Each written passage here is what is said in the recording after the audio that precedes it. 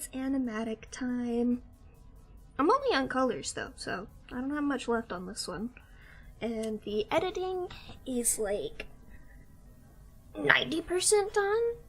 I have to retime a couple of things, and I have to fix a couple of the edits still because they're not correct just yet. I'm enjoying my new-ish editing style that I did on my last animatic a lot, but it does mean there's a lot more work in that portion, and there's a lot more work in making sure the associated frames live up to that. There's a lot more layering involved. Marjorie, for 5 seconds, could you not be a menace? Don't bite that. Don't bite that. You're gonna regret it. You're such a rat. Why are you such a little rat baby? Thank you. Anyways, I've been trying to, like, keep this animatic on the down low because it's not the one I'm supposed to be working on. I heard the song I'm doing it to, and in a fit of passion I decided I'm gonna work on this one now. Is the music too loud or too quiet? It looks very quiet compared to my voice, but my voice is very quiet, so who fucking knows? I also have no idea if chat's working, so I have Twitch chat open and YouTube as well, just in case. You never know. Sometimes things like to go a little fucky-wucky around these parts.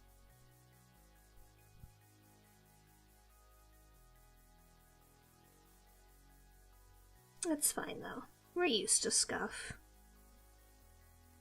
But yeah, I heard the song that I'm doing this one to, which will be revealed when the animatic itself is revealed and released. Hopefully before I go to the con that I'm going to in November. But I don't know, I really vibed with it. I literally dropped everything to make a sketch right then and there. I decided very specifically on only doing part of the song because I was like, I know myself. And I have a lot of projects going on at the same time. I need to, like, purposely force myself to chill. And, I really liked how Villain turned out, where I was able to focus more of the editing and the effort on it, on the portion of the song that I did do, even though I did also, for Villain, have an idea for the entire song. Not just the intro like I did for it. And then I ended up cutting a lot of things out of it and just doing what I did, and I was like, you know what, I'm a lot happier with the result because of that. So that's what I'm doing for this one as well. But with the caveat of the second half has somewhat of a magical girl transformation portion that I do want to do still. So I guess, like, if people are really, really interested in seeing it, then I will, like, find time to do it later, because I really like the song. In Villain's case, that won't happen because the story for Ambrosia, the main character of that one,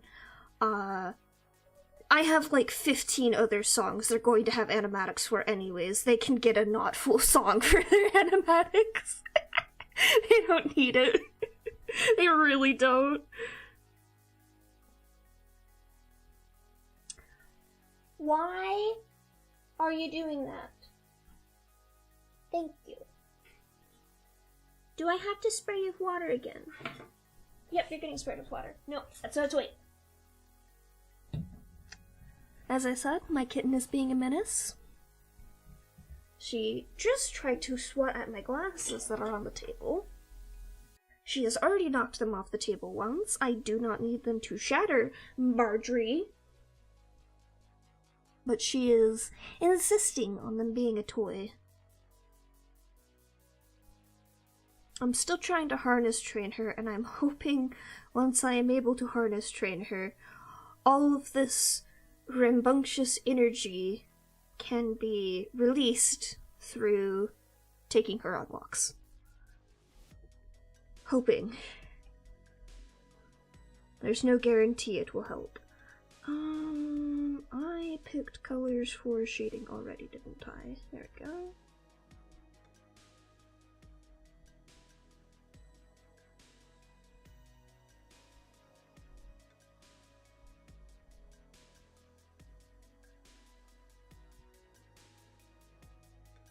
I'm a little hesitant to talk about the choices I made in this animatic.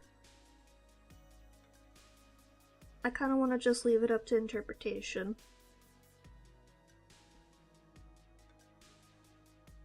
Because it's not based on any of my stories. Those ones I love to explain.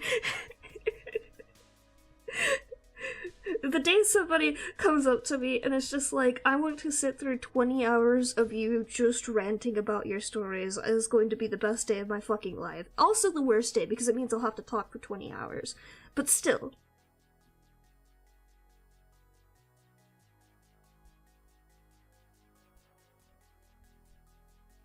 That's okay.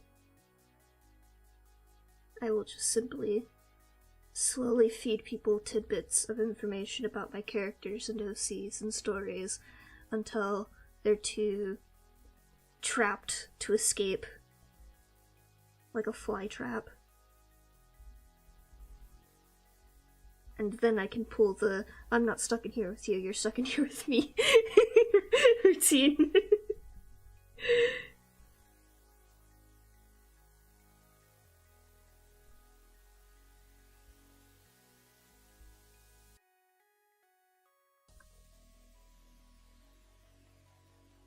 I feel like there's going to be a certain subset of people who are going to catch on to what I'm doing in the cinematic faster than others.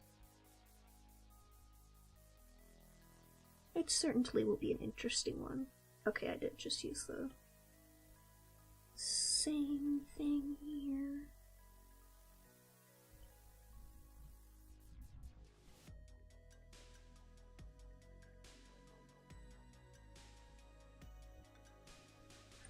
Normally, my art style does not involve a lot of line art in the end result, so whenever I'm doing an animatic and I am actually using the line art in the final result, it always feels a little strange and a little nerve-wracking because now it's just like, oh god, I actually have to make it look good.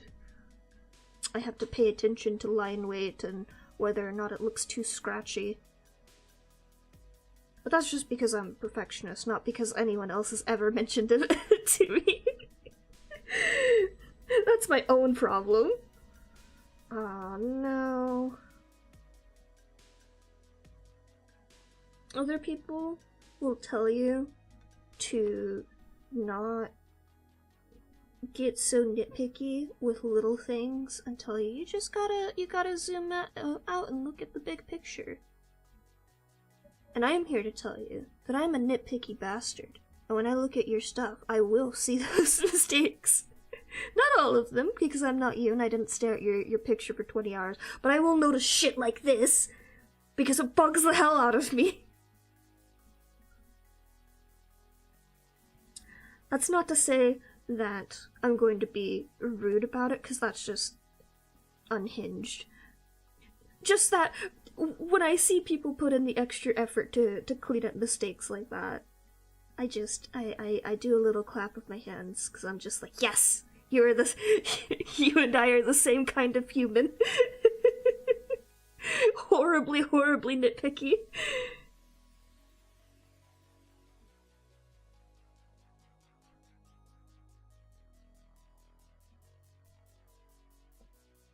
I used to not care as much, but then like I go back and I watch my own stuff all the time just to double check, like, did I make errors? Do I want to improve this or that?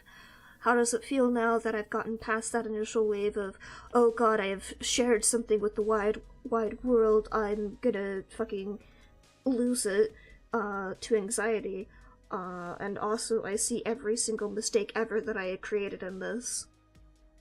And it's the worst.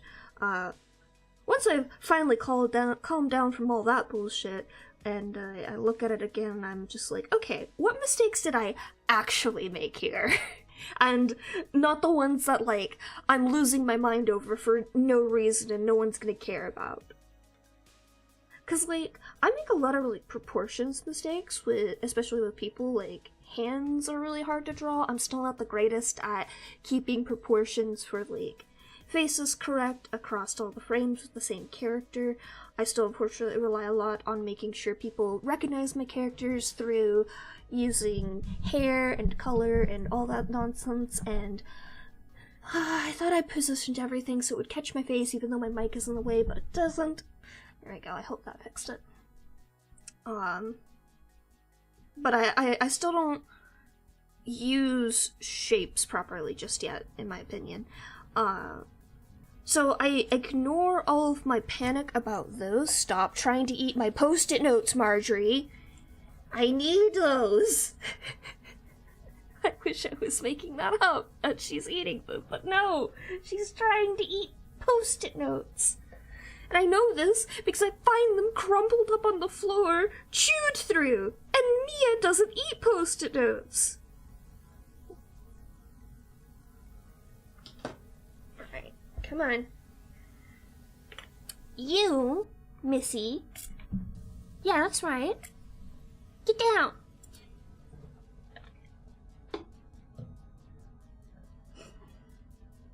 I feel like if I didn't have a fear of guns, if my dad ever took me to actually learn how to shoot one, like he has my sister, it would be pretty decent, because I've gotten really fucking good at aiming at the cats with the squirt bottle, even when they're sprinting away from me. Good lord, you little shits. I see you. You cannot escape me. I'll fight you. Even though you're just a little baby kitty. Oh my god, she was being so silly earlier. I'm trying to harness train Marjorie. And she's interested. I wouldn't take her out still if I thought she was way too nervous or afraid about it to actually want to do it. She is totally interested, though. It's just everything's really loud and scary to her because it's outside, and she's normally in a very quiet environment with only me and Mia. And the loudest thing that she encounters is me hissing at her, or me yelling at her for chewing paper again. So this poor thing, every time we go outside, she gets, like, super nervous and super shaky, and I'm just like, it's okay, Marjorie, I'm right here with you. I was like, okay, I'm gonna try something a little new that seemed to help a lot last time, which was the first time I took her out, I picked her up, and I carried her with me on just a very short walk, just down the block and back, and she was still nervous, but it gave her a chance to kind of, like, see everything around us and get an idea of things, while also, like, not freezing up and panicking, because she's been left on her own type of thing. I always give her a little bit of time to kind of, like, roam around to her own devices, but I also try to, like, nudge her to things that I think will help her calm down, because she likes them. Sorry, she was being a menace again. But I was like, okay, she's not taking to that today. Let's pick her up again and see if she just wants to take a walk with me. Also, I really need to get the mail. So let's just go to the mailbox and back and carry her on the way. And it was so cute. She's always really interested in everything around her, so she's like looking at everything, and she's super excited about it, but also like digging her claws into me because she's terrified that I'm gonna put her down again. I'm just like, it's fine, Marjorie, I'm not gonna put you down, you don't want to. And then I got over to the mailbox, and she does a little thing where she leans down a little bit to say, I want to be put down. So, she actually let me put her down while I was getting my mail and stuff for a little bit there. And then she's just like, okay, I'm done. Please bring me back inside, and I'm going to hide under the bed the moment you take the harness off of me. Because she's silly like that. probably shouldn't put this effort into thick line art on all of these frames, because it's gonna take ages, but also, it looks so good when I did it on the other ones. I think I'm gonna keep it. I haven't decided if I'm gonna do a backgrounds yet though on this, because oh my god, picking out the right patterns for backgrounds is so hard. I knew what I wanted for the villain animatic, because it's just like, it's a really easy, straightforward theme. But this one is not so straightforward and not so easy, and trying to find like ideas for kind of patterned backgrounds that are plainer and kind of fade into the actual background instead of being in your face is really hard to find. I have a bunch of different assets and resources saved up over the years, because I always grab free resources off a couple sites, one of them being like Creative Market and Unsplash and a few other ones I've discovered over the years. But like, most people on those sites go for like photorealistic stuff, so they want like actual textures and paper textures and fabric textures and stuff like that, and they're all too textured for what I'm trying to do, so it just, it's so annoying.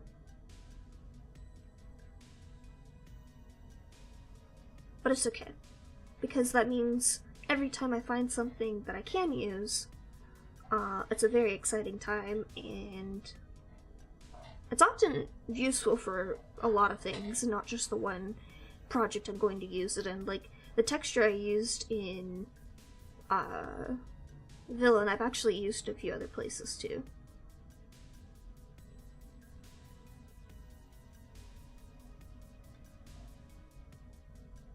But I'm still deciding what I wanted to do for this one. I have a few other textures from the same person I got that one from, the pattern. And I was playing around with those, and they worked, but I wasn't sure if that's what I wanted. I have to play with it in motion first, and then I'll know for sure if it's what I want. So I figured I'm gonna focus on getting all the characters colored, and I'm gonna finish the editing that I need to do, and then I'll take a look at that.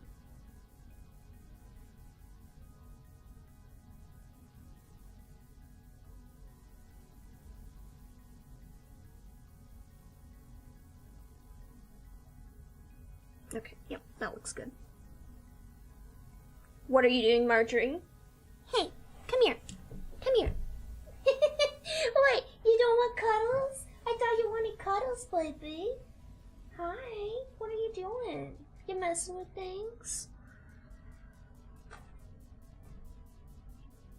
She's being silly. That's what she's doing.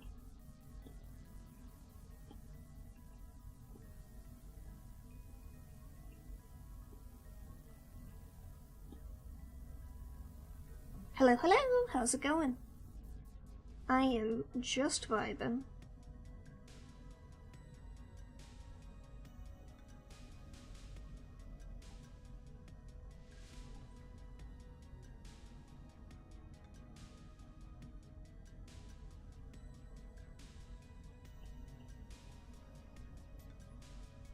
That's nice.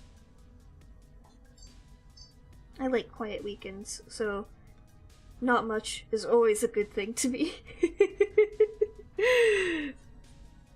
My next few weekends are going to be very chaotic, so yikes. But also very excited at the same time. I'm going to do the sewing for the shirt portion of my cosplay tomorrow, and I'm going to cross my fingers in hopes it goes well. And then if I finish that and everything goes well, I will start the ironing for the jacket portion, I think. I did the ironing for the shirt portion today. But I think the interfacing I have on the jacket portion isn't iron-on, and I might have to baste that. Which is going to be an experience. For sure. I'm not looking forward to that one. I'm not as terrified of my sewing machine anymore, but I'm still a little terrified of it. Because, like, sometimes it moves very quickly, and it sews very quickly, and I'm trying to do one thing, and then it's just like, did you consider doing this instead? And then it just eats my project, and I'm like, great, fantastic, I hate everything. I literally went out and bought, like, a more ergonomic seam ripper, because I kept having to rip seams so much. After sewing with it, I was just like, I can't use this tiny little piece of shit anymore. I have to get a, like, one that's not gonna break my wrist. And then I also got a needle felting kit at the same time, which I did try out, and I'm not sure how I feel about it.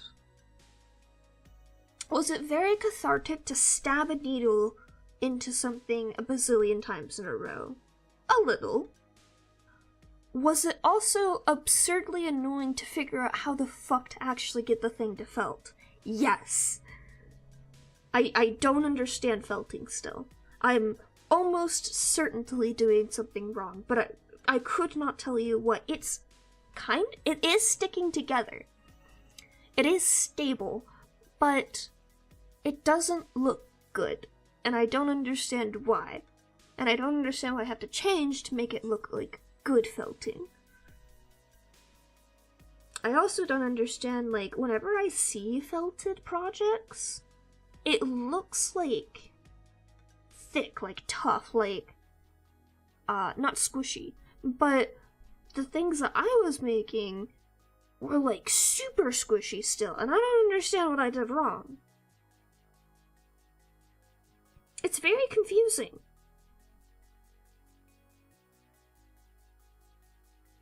They also give you, like, this foam brick for putting your project on while you stab it. And it's really annoying when you accidentally stab a little too hard and then you have to rip it out of that. It, like, clings to the needle for some reason.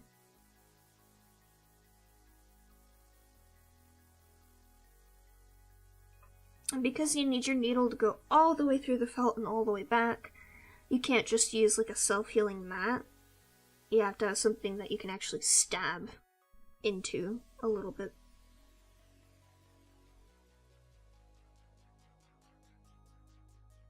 It's funky, to say the least. I should put this on top.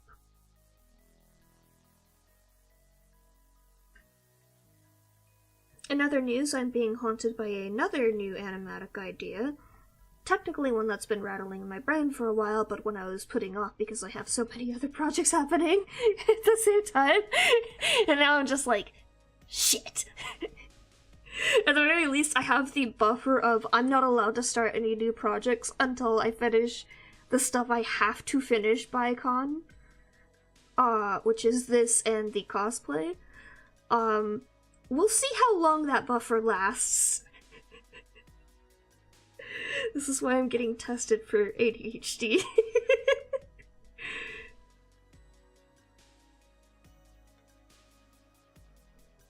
Hopefully, all will be well, and I'll finish everything I wanted to finish in time.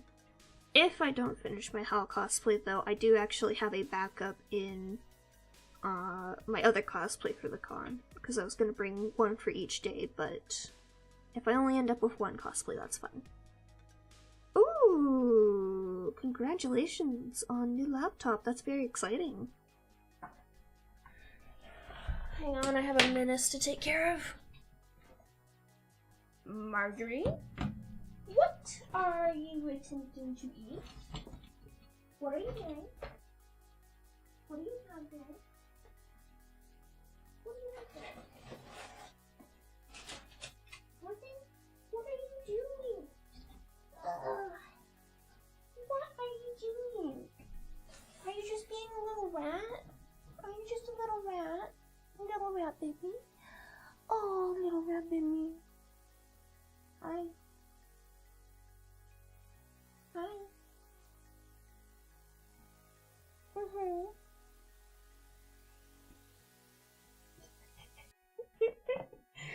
She's so weird. She wants attention, but she doesn't want petting attention. Until it's midnight, and I'm trying to sleep, and she comes up to me, and she starts kneading on my chest, and then she wants to be pet for like 3 hours. And I'm just like, what? Hello? But if I'm at my desk, she just wants to annoy me.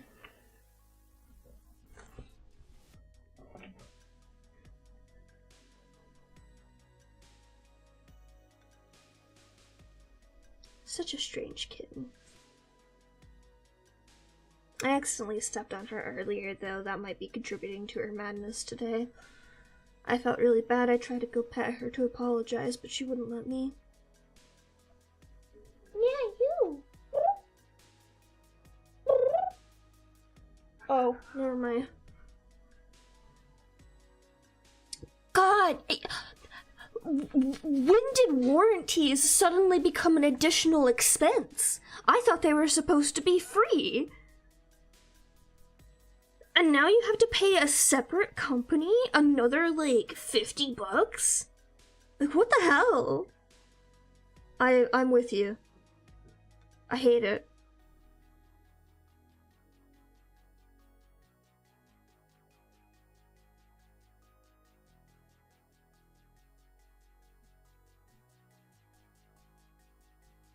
I was really worried when I realized my scooter wasn't working properly, because I have to send that back. I was really worried that when I was talking with their support person that they were gonna be like, "Well, them's the brakes," because of how fucked up warranties have gotten lately.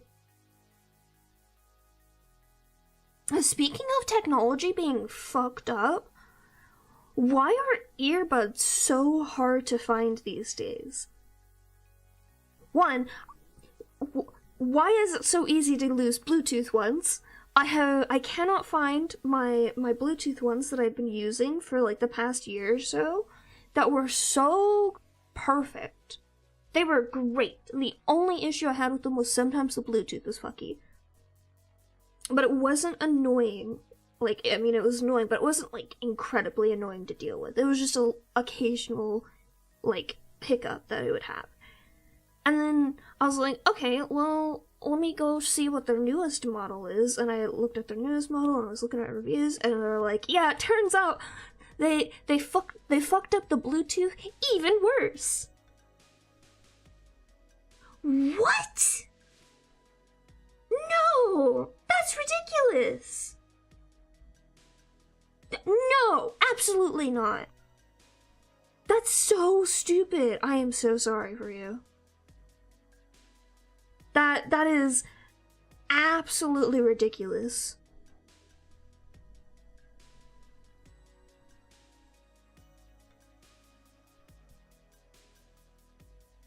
First off, if they have a factory problem or a shipping problem, that's on them. That should not be on the customer to have to pay extra for. Because that's either an issue with the creation of the thing or an issue with their packaging. Kill them. Kill them!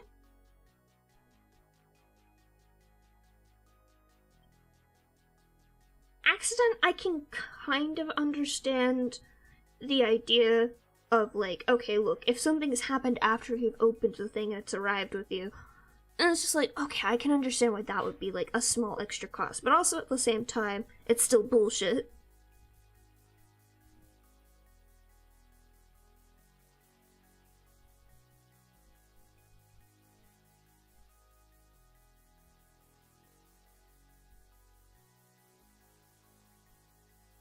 Ugh, companies. Seriously. A defect is the company's problem, it's not the customer's.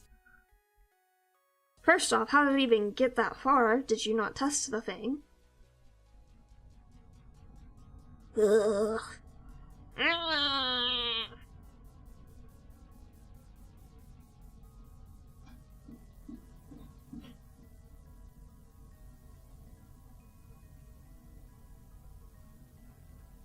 Like, the point of warranties is if we did a little fucky wucky and we didn't realize because it wasn't something we tested for, then we'll make sure you actually get a quality product. Because quality is like how you get faith from people in your company to continue purchasing your products.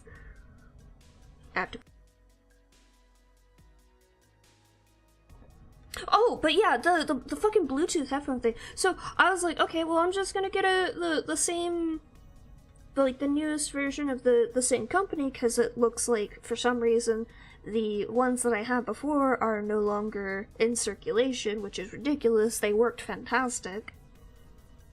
But everyone has to have the newest models these days. Speaking of, how the fuck has the, like, changing of the models of electronics changed just so much in the last span of years? But so I was like, I looked up reviews with it, and it was like, yeah, they took the Bluetooth that was fucky, and they made it worse. Everything else about them is fantastic. And I was just like, I don't think I could stand it if my earbuds had even worse Bluetooth problems than before. But there is no other company that I've found that has, like, the same kind of ear tip that you put in there. And then I was like, I was shopping around and I was trying to find, like, the same model of the earwing part that you stick in your ear so the earbuds don't fall out. And it turns out they've discontinued that for their newer models. And I'm just like, who did this?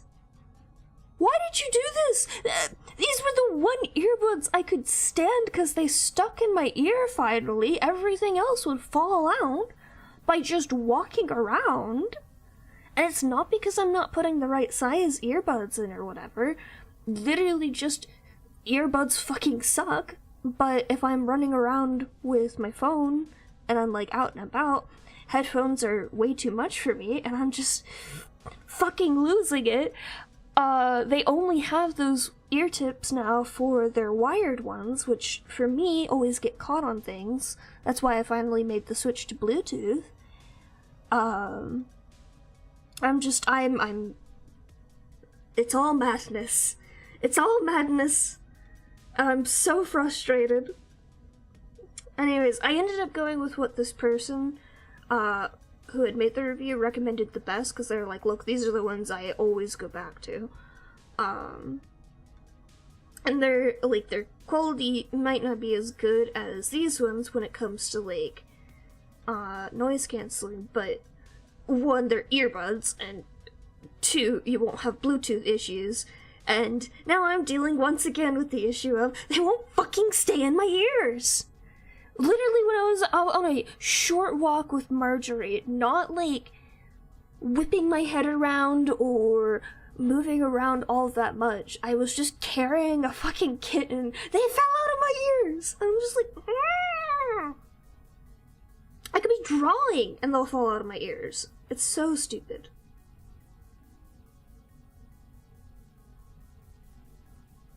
I really, really hate that they just straight up don't even provide the option to use that type. They have some new thing on that other brand, but, like, it looks even more uncomfortable. Because the like, wing design, it took a little getting used to, but, like, it held that shit in place. It was fantastic.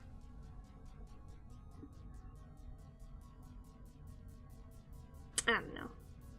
I'm just cranky because now I have objectively probably higher quality earbuds, but I'm not happy because the one quality I needed is gone. I have to go steel color for something else. There it is.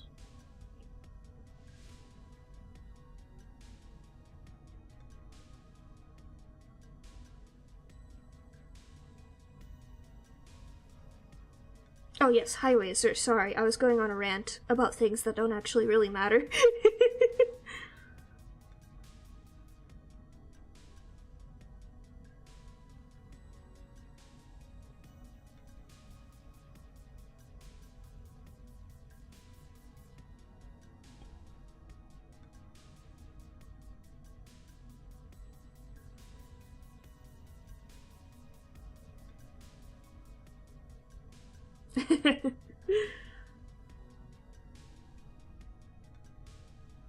I was debating on doing another picture from D&D, but then I was like, I should work on projects. And I was like, okay, but the only project I have really going on that I can work on is, on stream at least, is the animatic, but like I want to keep it secret because I've been working on it in secret because it was just a spur of the moment thing. But then I was just like, but what if I play Genshin again? And I was like, no, I don't want to get burnt out on it before Farina arrives because I want to make sure I get enough Primogems. I guess it's animatic time.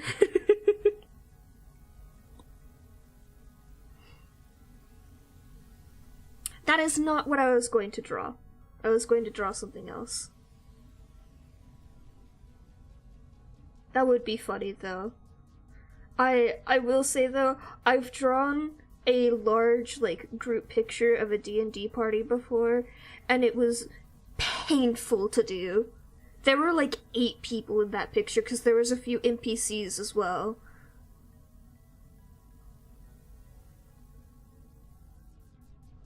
There's a reason the animatic is like portioned out in such a way that maybe 5 people appear at the same time. Drawing that many people and putting them all in the same picture is god awful. It would be a little bit easier because all of you people are like tiny, but when I had to do it for that group, it was all full-sized characters and then one bugbear in the party. I had to figure out how to fucking draw a bugbear, which is not what I would expect a bugbear to look like at all based on the name. Hey D&D, what on earth did you do?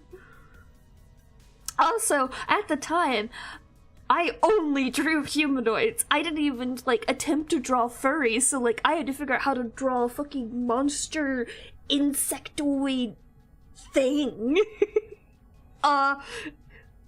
Weird as fuck. Here, I will look up D&D bugbear.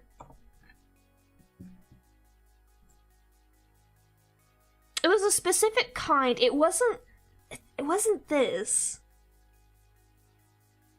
Maybe it wasn't a bugbear. Maybe it was something else. What the fuck was it? I know it was huge.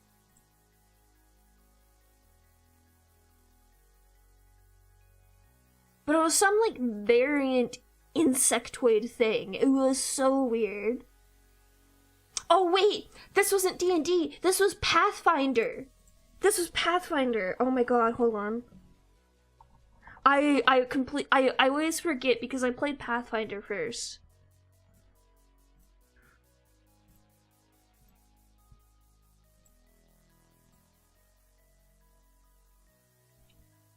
No, that's not it. What the fuck was this dude? I always remember them as a bugbear, but I think it was something else actually.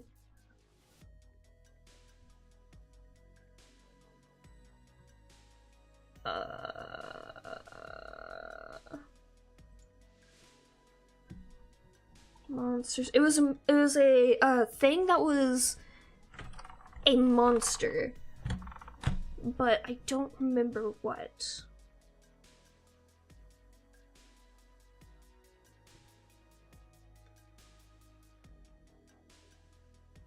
God damn it! What were you?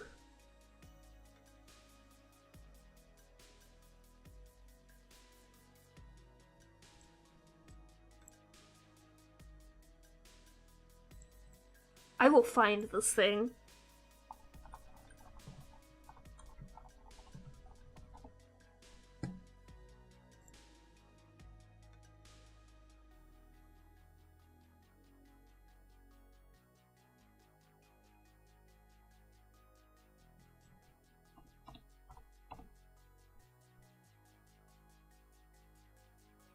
I will know it on site. as soon as I can fucking find it. It was weird. So this thing had like 6 limbs, but 2 of them were like, or no, not 6. It was just 4. It had like normal sized arms in relative to its body, and then it had like tiny like little like dinosaur arms. And this guy, I think, was a Pathfinder barbarian, and the way he fought was he would just go up to people and then grapple them with the tiny arms, and then actually kill them with the big arms. And I was just like a wizard off in the corner, like, hey, I can't actually fireball anything if you're right next to it. I am not finding it. Where is it?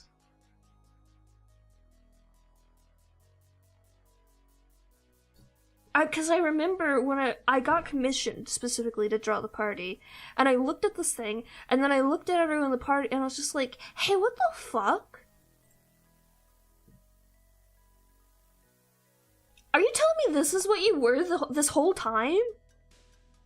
That is not what I imagined based off your descriptions.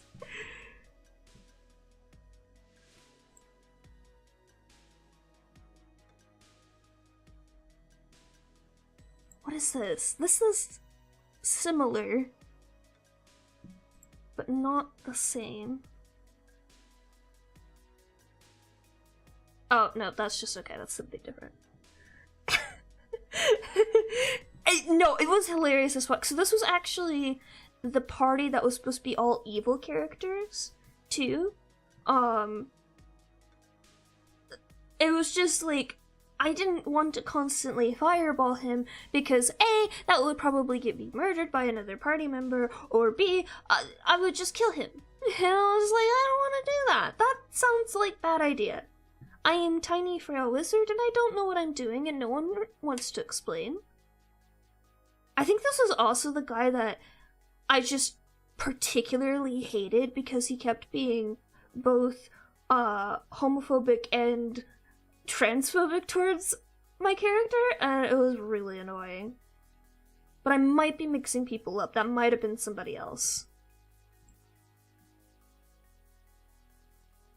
I know the person playing the orphan-killing druid in that party also made a comment, but he actually came back and apologized. He's like, I didn't realize, and I'm learning. Thank you for telling me that I did wrong, and I will learn from this experience. I was like, okay, your character's still, like, really fucked up and weird, but thank you, I appreciate that. I'm not finding it. Where is this thing? Do I have to look up creature instead?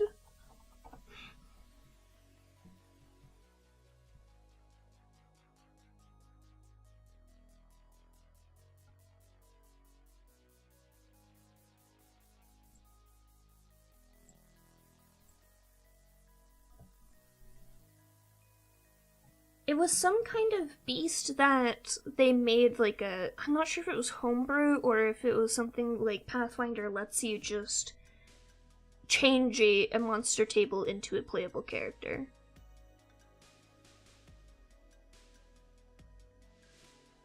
I just know that they did something funky because it was technically a monster.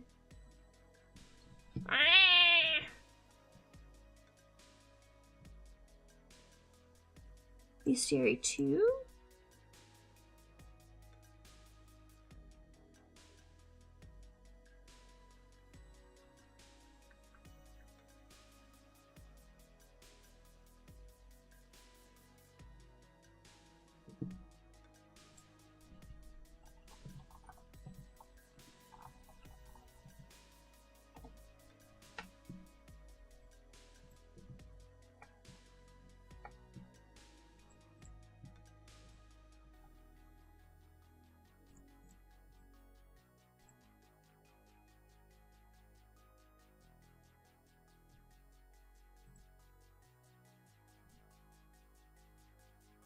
That is not it.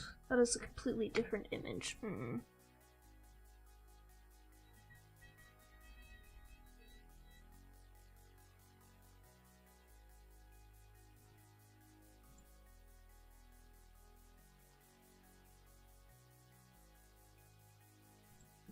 This is bothering me.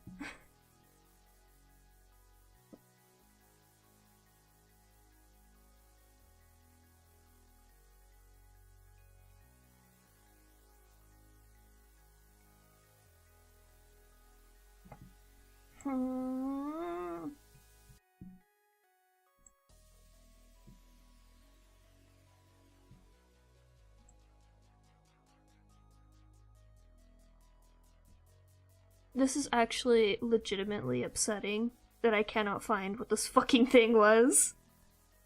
Am I gonna have to go find the drawing I did? It's a bad drawing. I cannot emphasize that enough. I hate it. It's got terrible composition. The lighting I remember not being bad, but it's also like the precursor art style to the one I have now, and it's very not refined. Alright, hang on. I'm going to hide that for a second because I believe it might still be on my iPad.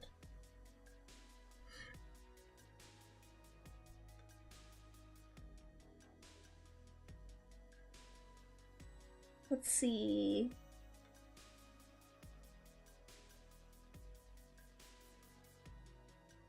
Oh, it is not on my iPad anymore. Because all of that is way too recent. I guess I did clean this up.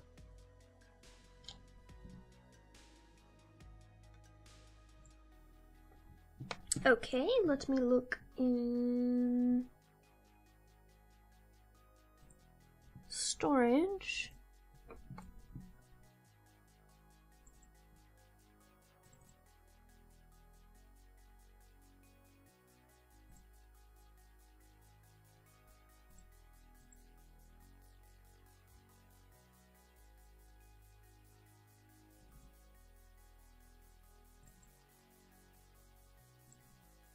There's that fucking thing.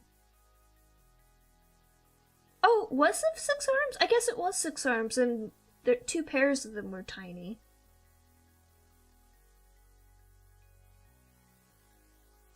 Oh god, I fucking forgot. One of the PCs had a fucking tinfoil hat. I think it was the druid. Wait. Yeah, that's the druid. I cannot emphasize enough. This art piece is trash. I do not want to show it because it is trash. Okay, well, 6 arms Pathfinder. I think part of the reason his combat style was like that was because they did not want to deal with multi-arm fighting.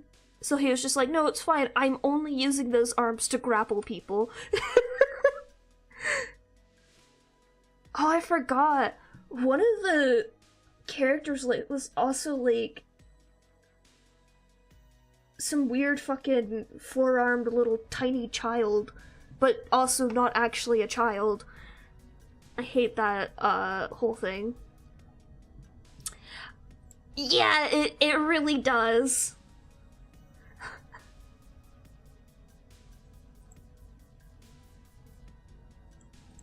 Is this it?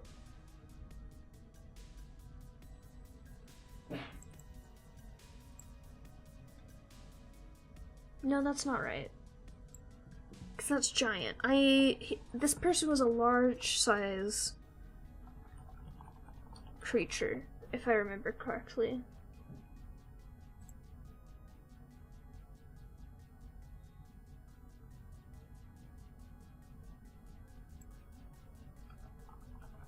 I remember it being a pain to work around, too. Because, like, that's the thing. If I'm trying to fireball something, this person's large size.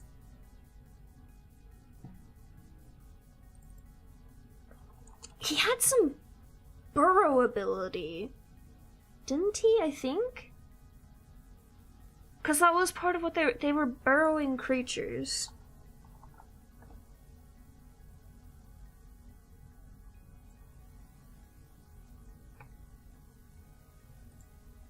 Maybe that'll help me.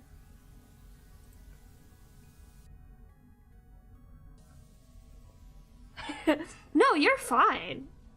You're easy to work around.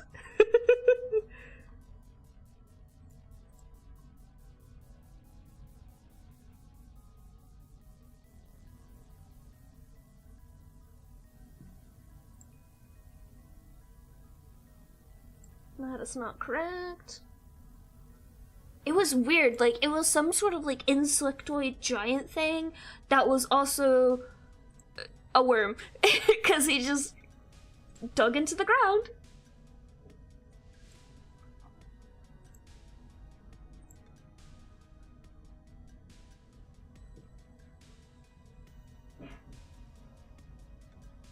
I remember it being a pain to draw. Because I had to figure out the large size and in comparison to everyone else, and then all these, like, tiny details. And the fucking 6 arms.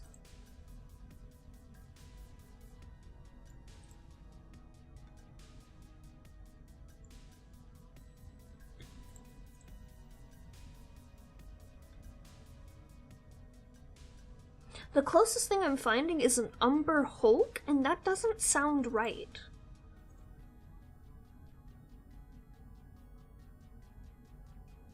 Because, yeah, it doesn't have 6 arms.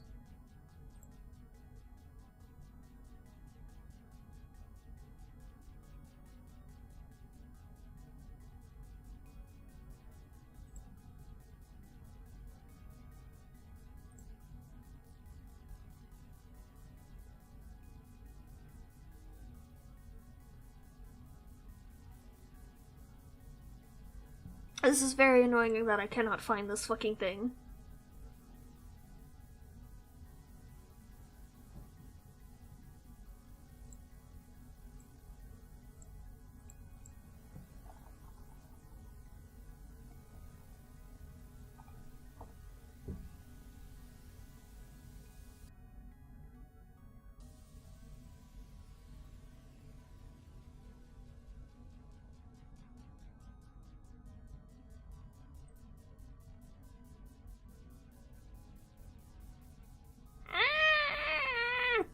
I can't find it. I'm sad. Well, if you know of a creature in Pathfinder that is evil and has 6 arms and burrows, that's what this thing fucking was. Maybe I can just crop to it. It wouldn't help because it's not a great picture. Oh god, I forgot the thing had fur. Ugh. Look, I've seen some really good monster designs before. This one I just didn't understand. I wish I could remember what it was called. I thought it was a bugbear, but I guess it wasn't. I think I just got it mixed up because, like, they just called it that or something.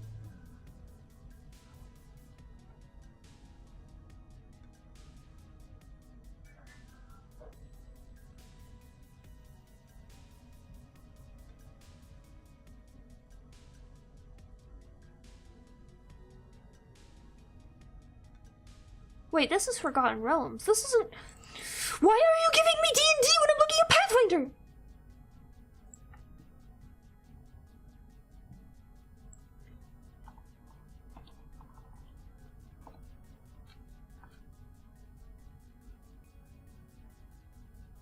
I wonder I'm not fucking finding it.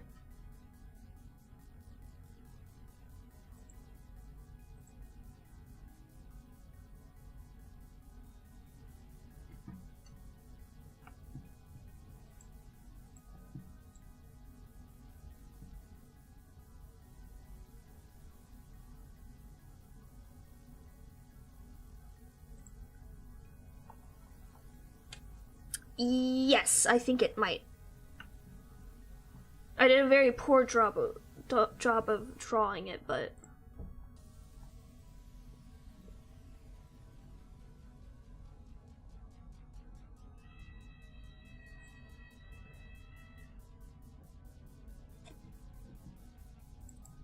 I looked at them and I don't think that's right.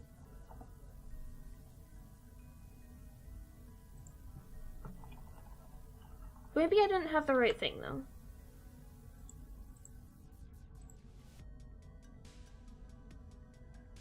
Because it wasn't blue. I remember it had an image on the Pathfinder site, and it was all tan colors. And the burrowing was a part of the creature.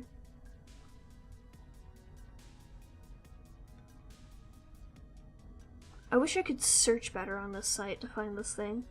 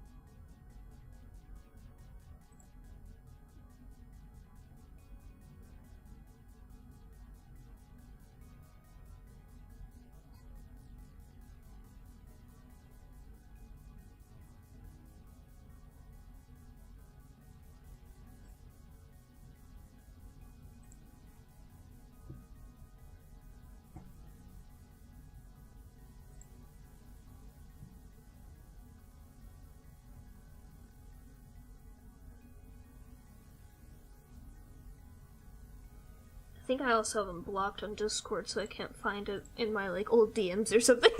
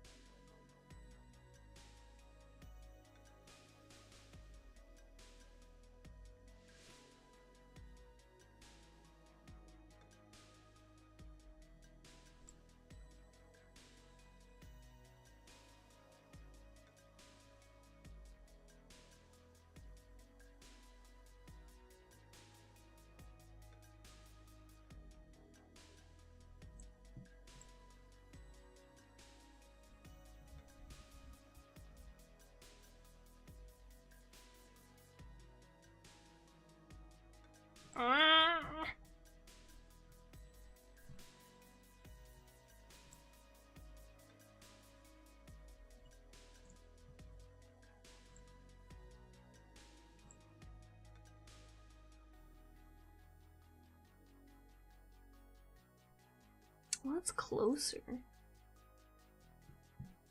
Still very incorrect.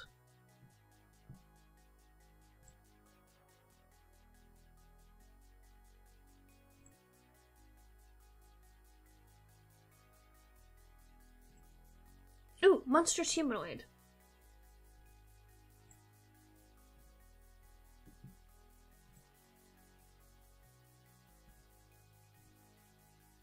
Okay, that is not correct.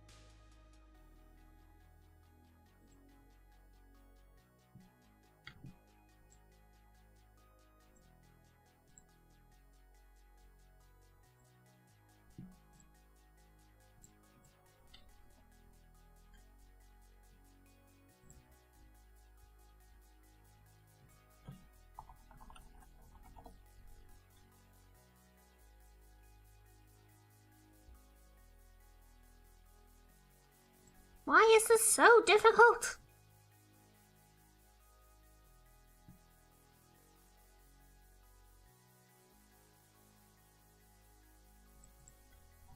Can I just look up images and just see images?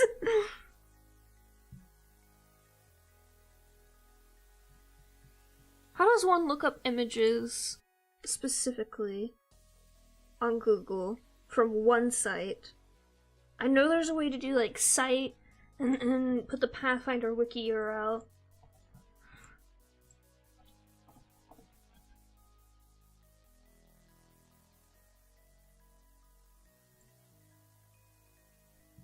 Because then maybe I could just like scroll through here and eventually find it. I should charge my pen while doing this.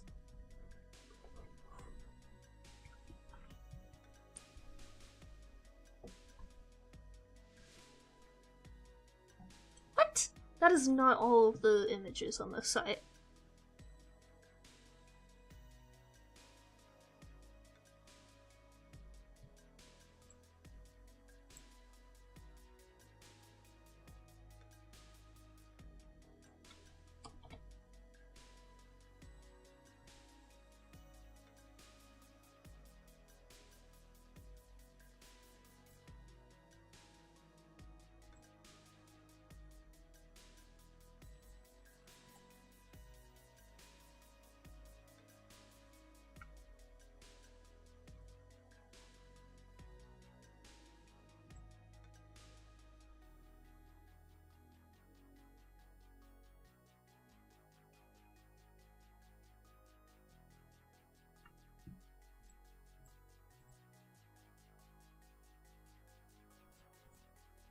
Where's the...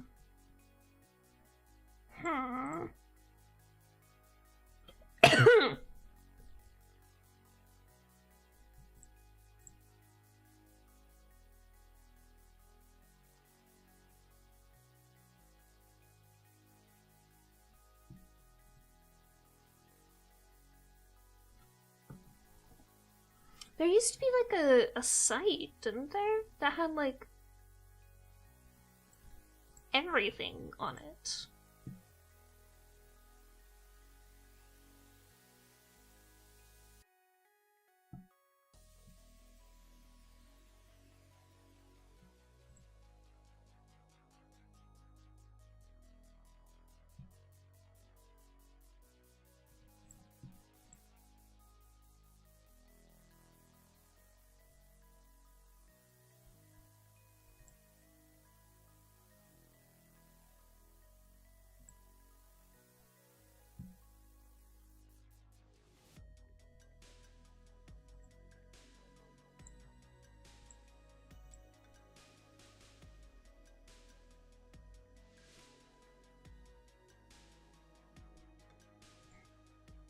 I'll have to stop myself before I get too much into this and for an hour straight only have me just staring at web pages off screen.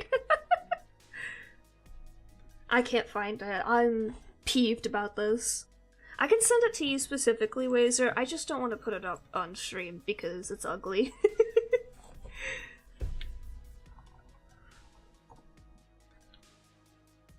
Same for you, Diego, if you want to see. Because this is from...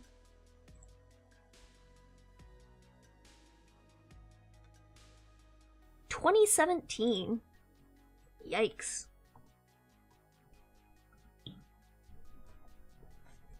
It is very obviously the third person from the left that I'm trying to find whatever this fucking thing is called. And I referenced this creature directly from the Pathfinder image.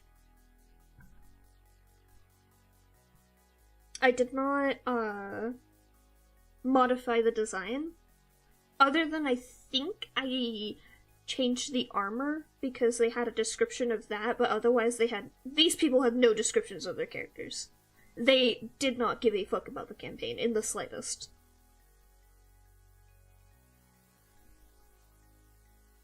At least two of them were just there to be menaces to the rest of the party.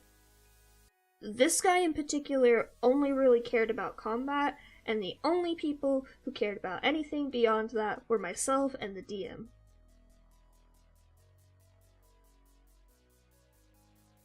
Yeah. It's very frustrating. It's all good if you don't.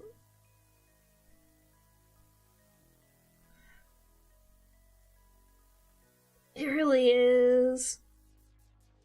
Like, it's one thing if they're willing to at least put just a little bit of effort into anything else, but they're mainly there for the combat. That's understandable. If you want a number crunchy game, that's fine. That's your thing. But it's called a tabletop role-playing game for a reason. Like, you're probably not playing the right game if your game is called role-playing and you're here for combat only. And it's not even like you're role-playing the combat, you're doing cool things with the combat, you're just number crunching.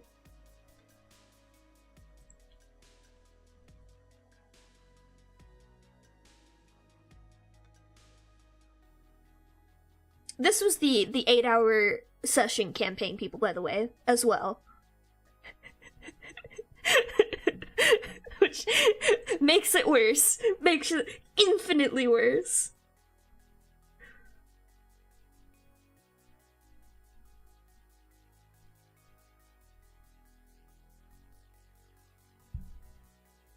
Never fucking again. I wouldn't mind 8-hour sessions with you guys, but I know they would burn out everyone, so no thank you. But also, like, we're an established party at this point, and like, we have things we want to do, and that's why an 8-hour session would be fun. I met these people for the first time joining their campaign. And they started out with, oh yeah, all of our characters are evil. Oh yeah, this guy is a druid that specifically kills orphans. I don't even know what the rest of their fucking backstories were, because they didn't write anything. I just knew this specific guy had a backstory, and that's what it was. He kills orphans because he was once an orphan, and he doesn't want anyone else to suffer like they did. It was just like... I know this is an evil campaign, but what the fuck? Hey, dude! What the fuck? This person was actually fun to play with, despite their very, very questionable character choices. Cause like that's the whole thing. Like, separate yourself from the character, of course. Something I find helpful for, like, preventing myself from metagaming and getting upset when something bad happens to my character is, I'm not the character, I am the character's writer. A good story is going to have bad things happen to you. That is why this is a game based on luck, and it's not a skill-based game. If it was a skill-based game, it would make more sense to get upset about my character doing something bad, because that's on me. Anyways, but, like, still, it's just like, how did you come up with this? Like, where did this come from? What part of your psyche decided, you know what would be really fun? Killing children.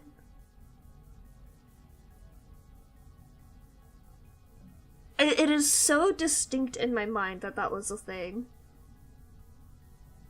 It was especially funny at one point, because, like, this guy used wild shape all the time to turn into random shit. To do whatever the fuck he wanted. And, like, half the time the party was just like, please do not let this guy see any small children without parents nearby. We literally have to, like, put a fucking child leash on him. Because he will just... His character would say, just go into a, like, furious rage and immediately, like, gun for the child. If he saw one. which I don't recall ever actually, like, derailing us too badly, but at the same time, it's just like, dude, I have 4 more hours in the session that I have to slog through. Can we not right now?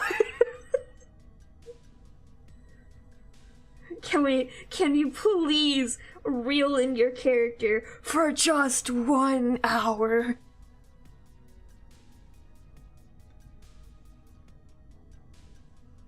It was a time.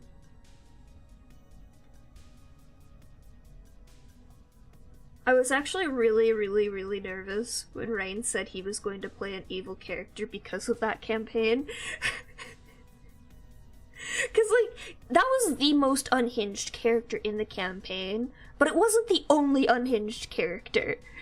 Because they were all playing evil characters, of course. They're all doing shit like that. It was just his was, like, the most prominent in the group. But, like, after that, I was just like, you know, I don't think I want to play with evil groups ever again. I don't think I could do that unless I knew all the people beforehand. And knew they wouldn't take it in a weird direction. Because it can be really interesting to play an evil character. Just like, you know, maybe do a session 0 and let people go like, hey, you know, that's a little bit too much for me personally, before just tossing us all into it. Oh.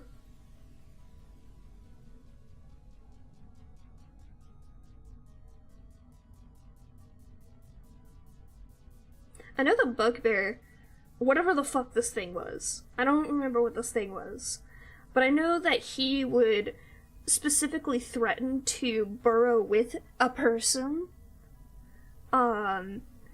to, I don't think torture them, but essentially, like, you would take damage from that, because you are not meant to go at, like, 30 miles per hour or whatever the fuck speed this guy had while burrowing. It was a stupid speed. I think it was actually faster for him to burrow than it was for him to run.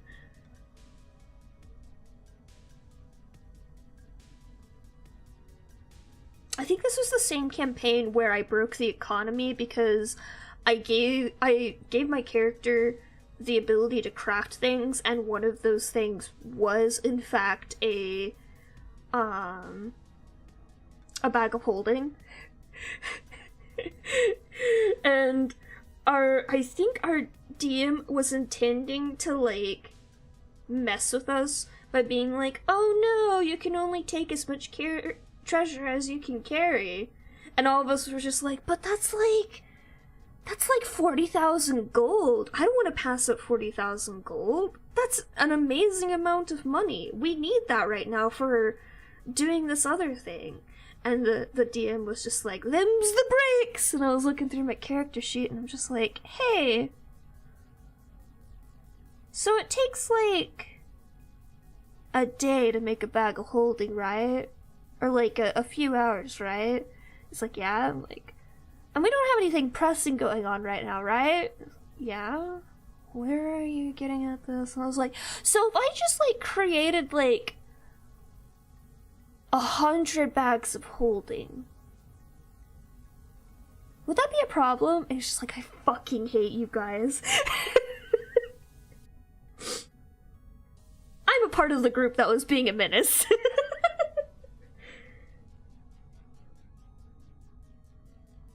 I think I also... No, I didn't have a flying carpet in that campaign. He had another character with a flying carpet that he commissioned me to draw.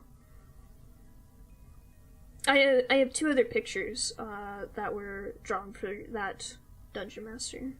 Or whatever the hell they called in Pathfinder, to be legally distinct from D&D.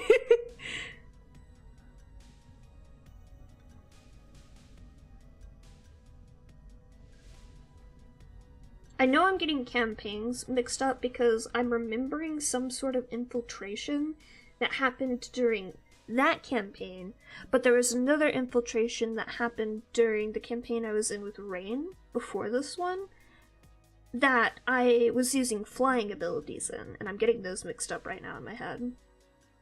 Because I didn't have wings. That was the first time I had a winged character, was with that party with Rain.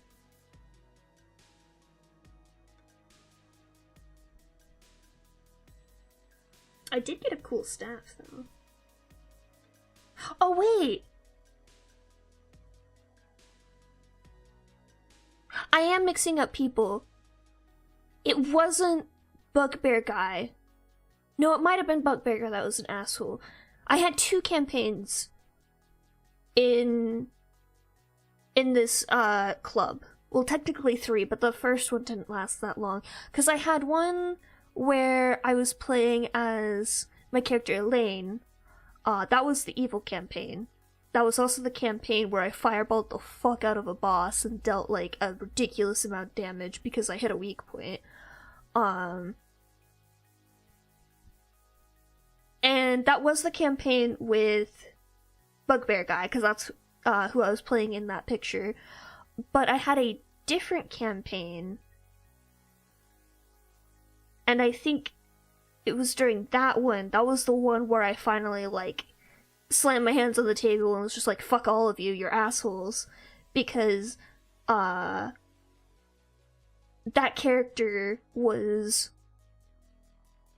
gay, and I mentioned that during one of the sessions, and the dude who's being a fucking a-hole to me was just like, oh, is that why they're so attached to my character? Because I'm a dude? And he's a dude and he's gay? And I'm just like, no? What the fuck? Literally, it's because, like, you're big and scary and you scare off people who are trying to harm me, who is a tiny, fragile bard. Like, fuck off. And this particular character was they, them, thus the transphobia. I think also actually mixed in with racism because the character was black.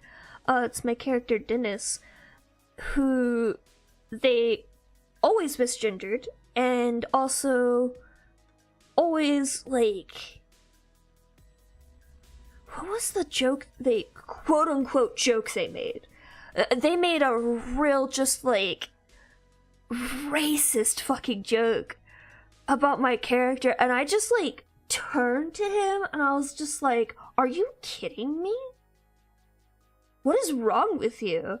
I said something to that effect during it, I think maybe a little bit more pointed, and definitely had curse words on it, and I was just like, I'm leaving. No, I'm leaving for the day. Possibly forever, because absolutely not. And then, the other person who made a shitty joke apologized to me after the fact. The DM tried to get me to apologize to racist dude, and I was just like, no!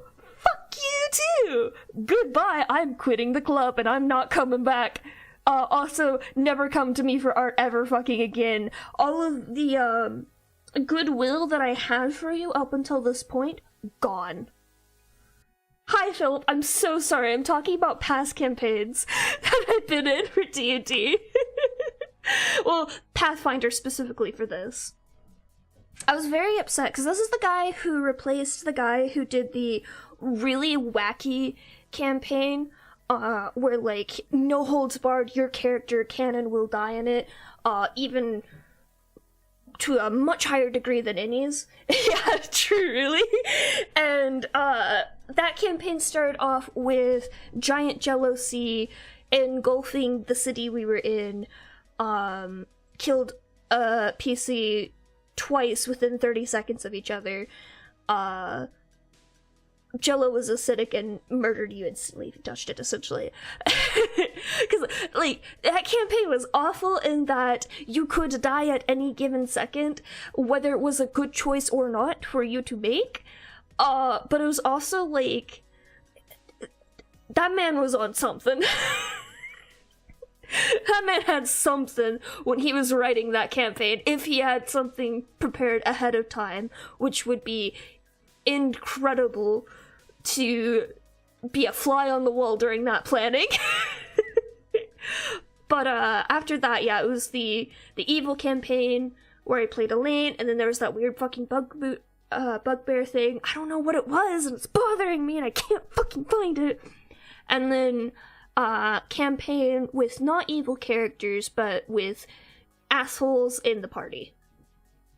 Which I think that dude was in both campaigns. I just can't remember if he was the guy who played the bugbear or if he was something different.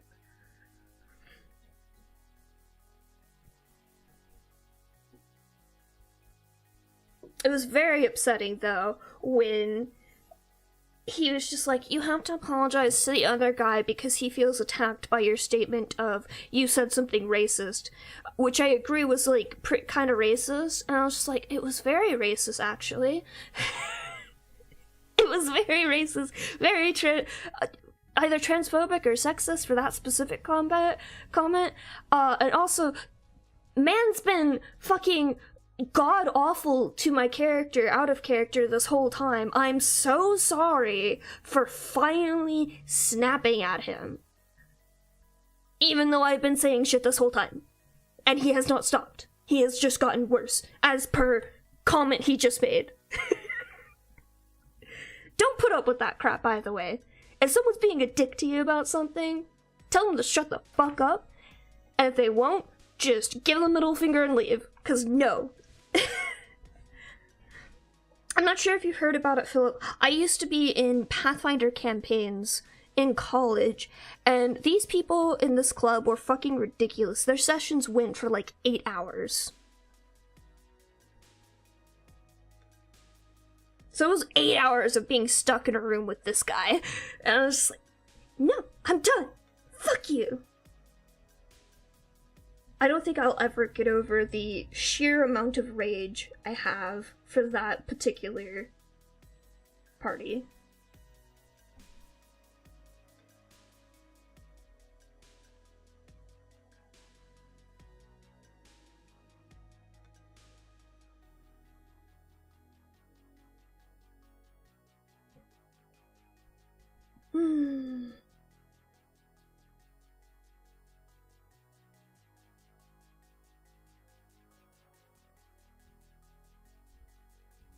I don't get too bothered with insults directly to myself, but I don't appreciate when people either insult my characters or insult people I know, friends, family, someone I just happen to be acquaintances with sometimes.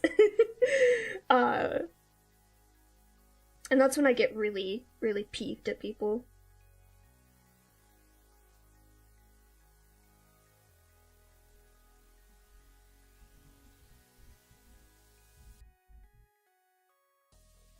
Because, like, I think it's because, like, if it's a comment at me, like something I did or said, it's just like, yeah, I can see why you would think that. I can't be a dick.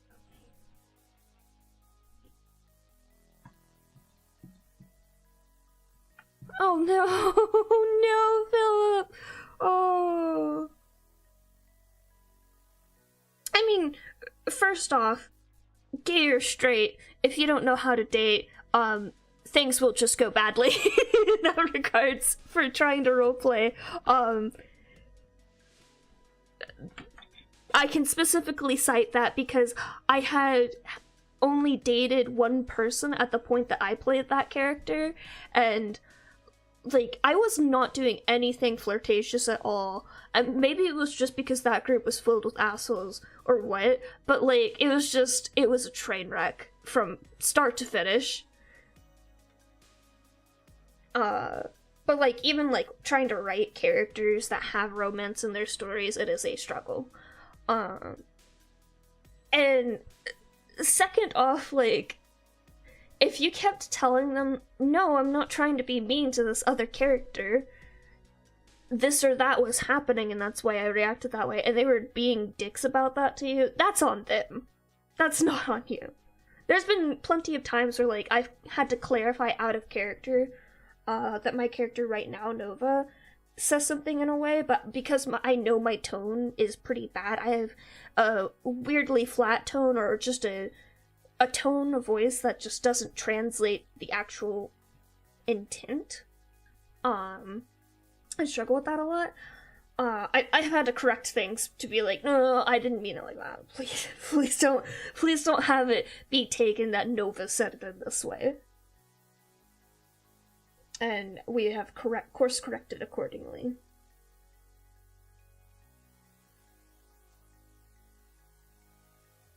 Did I do the highlights in the other one? I didn't. Okay, thank God. Thank you, past me.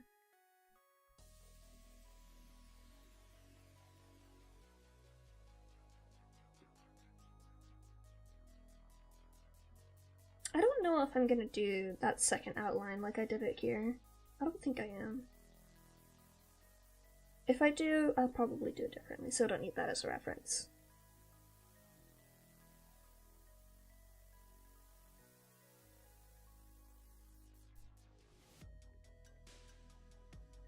I think the big thing I've learned is if you're going to join a campaign with people, don't join a campaign where you don't know anyone. Or if you've only met one person for the first time. Make sure you know at least one person.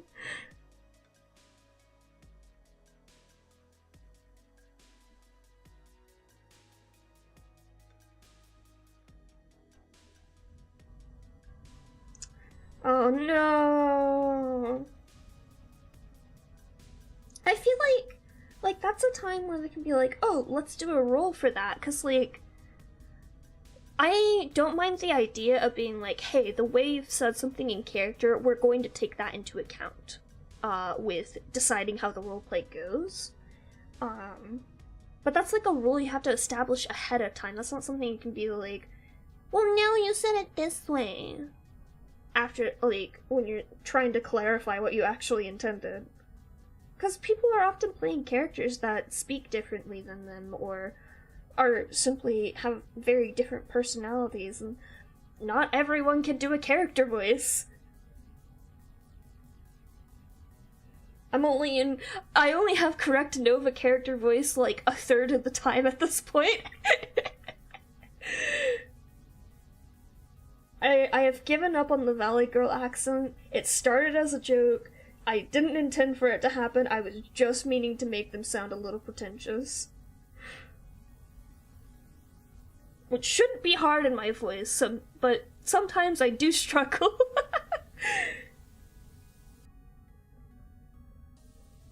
It was supposed to be more like just like generic Mean Girl, and then it came out Valley Girl instead. That's okay, it happens. Seriously! Seriously! Yes! I agree, Diego. Why is it not just included with the purchase? I'm already purchasing something for hundreds of dollars. It should just be with the purchase. Oh my god. We were talking about warranties earlier and how it's now like a separate added on purchase whenever you're buying something electronic. It's so stupid that they've changed that.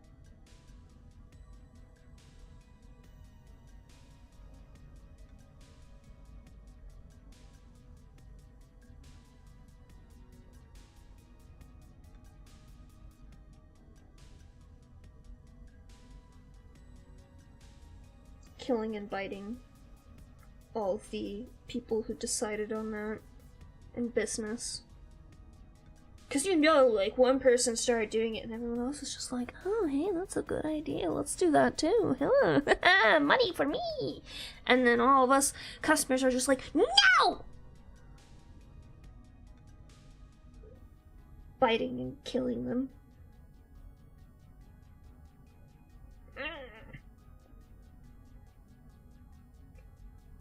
I wish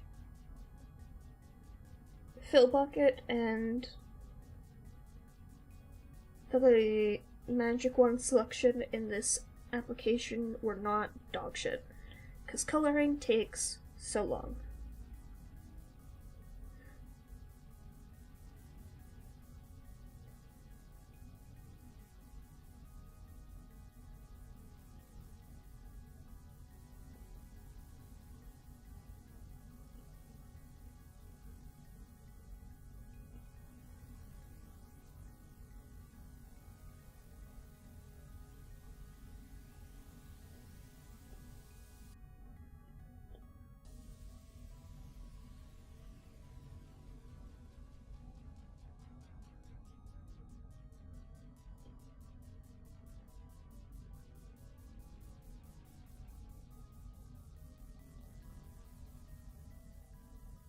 Oh, yeah.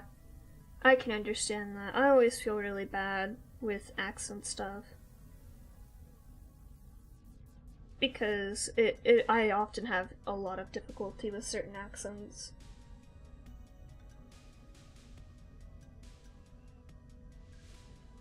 It happens a lot at my job, and I feel so bad because, like, some people will have a clear mic and I can hear them just fine. So I know it's just that they were given a shitty mic to deal with by whichever company they work for. And it's just like, I can't understand you because your mic is garbage.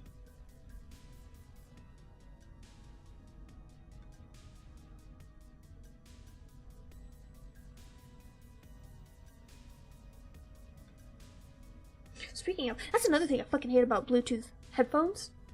Why do they all have microphones? They don't need it. They don't. I don't want a microphone in that. I will hold my phone if I am speaking to someone. They don't need a microphone in it, and if they have a microphone in it, I should be able to fucking disable it. Because the microphones that come with Bluetooth headphones are garbage. Legitimately just fucking garbage. They're so bad. Like, I mentioned listening to reviews on different earbuds because I was trying to find new ones because I lost my old ones, and the guy was just like, yeah, also on these headphones the mic quality is just absolute dog shit. And I was like, oh, I mean, surely it's not too bad. I mean, these are like $300-$400 earbuds. And he's just like, here, as a comparison, let me go through my backlog of like the last ones that I've reviewed in the past 6 months. And he starts saying the same sentence over and over again, and it's just like for every single fucking pair. I'm just like, we as a society just accept this? we just let this happen? What?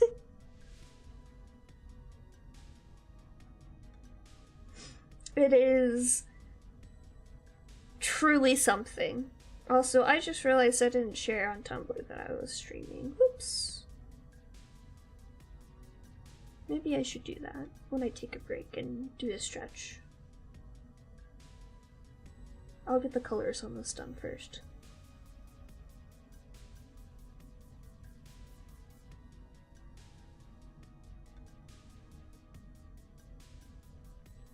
Also, I love this character design. I made them specifically for this video, and they're adorable, and I love them. The edge? What edge? From me being cranky? I'm sorry, it's my time of month. I've just realized this morning. I'm cranky about everything. I'm in pain. I have an excuse.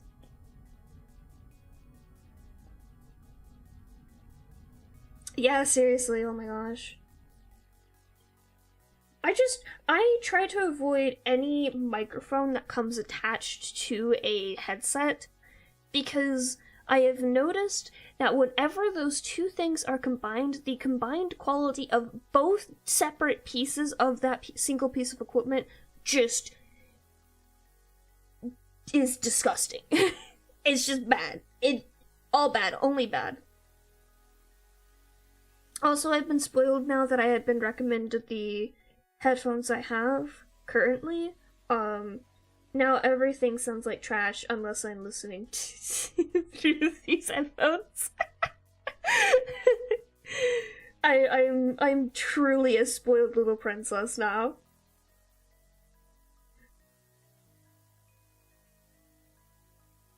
It was really funny though, so I'm getting tutoring for music lessons, and I mentioned to my instructor, I was like, yeah, in the past I've noticed that I can't hear bass very well. Whenever I listen to quote-unquote bass-boosted songs that my friends like complain about the bass being too heavy, and it just sounds a little louder to me. I don't hear any other difference.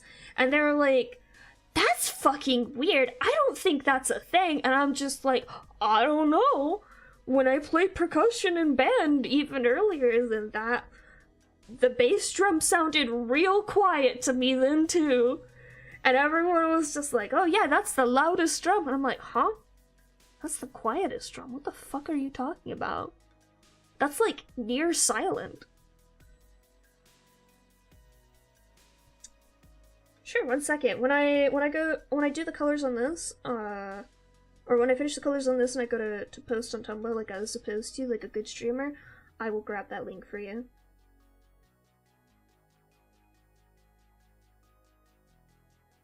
They are expensive, as a heads up. I was just like, yeah, I don't know, man.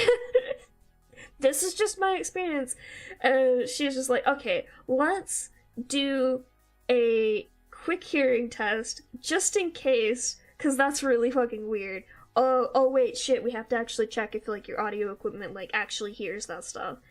And it turns out I have the same headset as she does, so I was just like, oh, cool, we're good then, on that front. As it turns out, I can hear all of that stuff properly. I guess my brain is just fucky when it comes to, like, I don't know, something with the way that it processes it.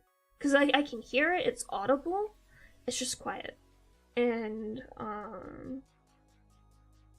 she thinks it's just an ear training thing, that if I just take the time to train for that sort of stuff, probably with her to hear things properly, then I will end up understanding question mark, but I don't fucking know.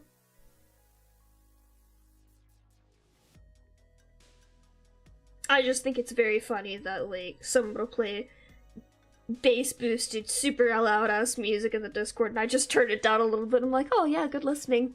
Same song. You cannot hurt me in a way that matters. Unless I have a migraine, in which case loud noises are a big no-no. Please don't play loud noises in my direction. I think I need to fix everyone's audio from D&D last session. Because my computer is usually at a pretty low volume. Like, I'm at 50% overall, and then on Spotify where I'm listening to music, I'm at, like, less than a fourth, so less than 25%. And that's consistent across different audio devices, unless I'm playing it through, like, a speaker system. Like, my monitors have speakers in them, so I can play through that. Unless I'm playing through that, it's always pretty quiet, relatively speaking.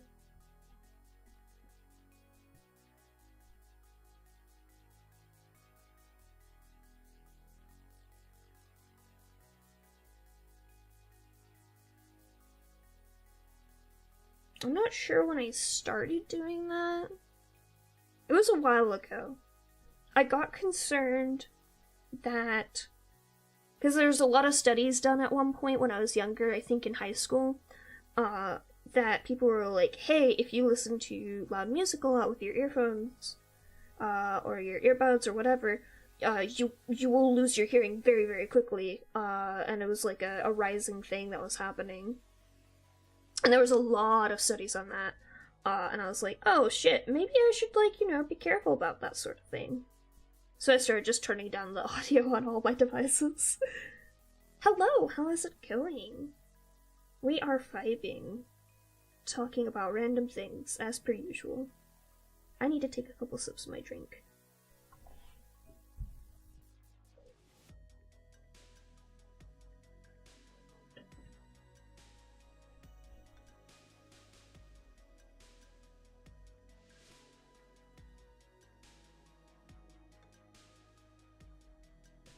Oh, are any of you people dressing up for Halloween? Like, even something small?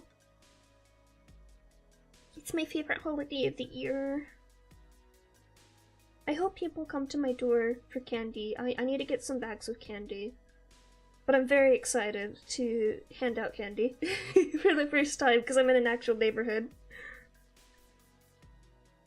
People didn't come to my door for Halloween when I was living in an apartment, even though it was like the whole stupid, oh yeah, COVID's totally over at that point. But I think because I'm in an actual neighborhood, kids might come. Because I have seen some kids around the neighborhood as well, so. I'm hoping. I just want to hand out candy. Yeah. Well, it's one of those things where, like, there's a lot of science things where we can say, yeah, no shit, of course, that's common knowledge. But, this was way back at a time where, like, while headphones and that sort of thing were becoming more common, and like it was one of those things where your parents would always tell you, hey, turn down the music, it's not good for you, etc., etc. Now then, you have actual tangible proof to put in front of someone and say, no, this is a thing. You have to consider this. It's like all the studies that people are doing on like gender and sexuality and stuff like that, where it's just like, yes, actually, you know, providing for your child in a safe environment and allowing them to express themselves is really good for their mental health. These things are important, not just for proving people wrong, but also going back to lawmakers and stuff and saying, hey, actually, it is kind of technically torturing your child if you don't allow them to express themselves properly. Yeah, it also is very good for disproving things that are just made up things to just control people at the same time. That people just say to get you to do things that they want you to do.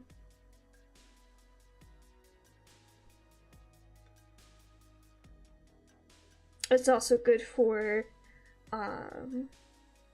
saying when something is very dangerous, like, sorry TikTok, I fucking hate you. You are a danger to society for so many reasons.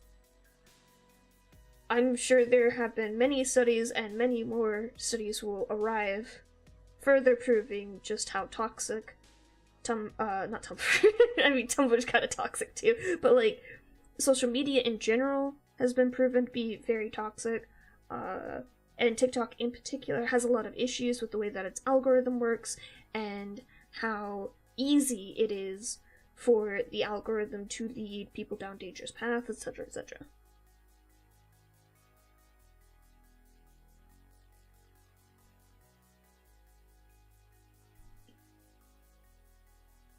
The internet is a very wide, scary place. And a lot of us were let onto it at a time where it was still scary, it was still bad, we still had to follow rules to keep ourselves safe. But I think it has objectively gotten more dangerous at the point it is now, especially with the more popular push of actually putting your name and face and location in digitally public for everyone to know. That is terrifying to me, as someone who's kind of technically been more on the old web than the newfangled whatever the fuck we're doing in the 2020s.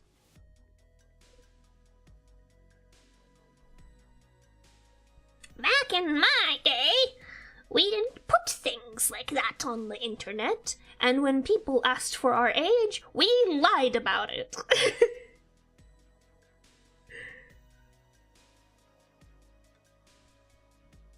I literally made people play a fucking guessing game about my age when I was playing Minecraft. Because I was just like, no, I'm not allowed to tell you that. And I was right for it.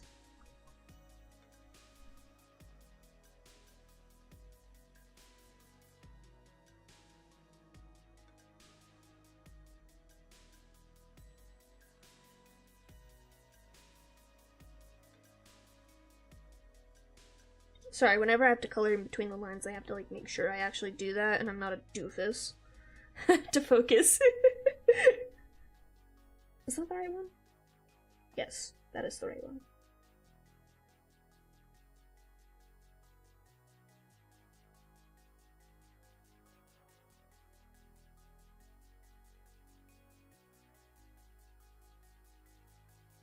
something fun about this character's design was designing her hair buns in a way that made sense and also would not be hell on earth to color and draw every time, since I was going to be drawing them like 20 times. Probably closer to 30.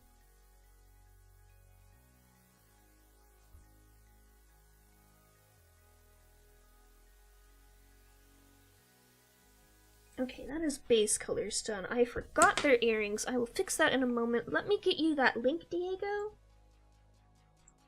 I didn't know if you wanted the Pathfinder picture too, but I can grab you that as well if you want to look up whatever the fuck that monster humanoid was.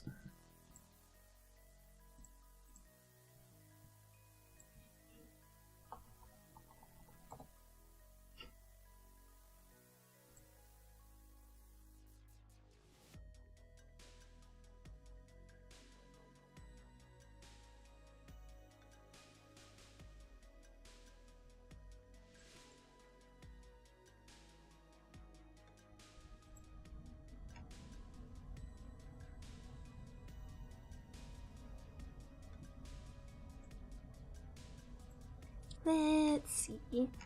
Diego. I know you're in here somewhere.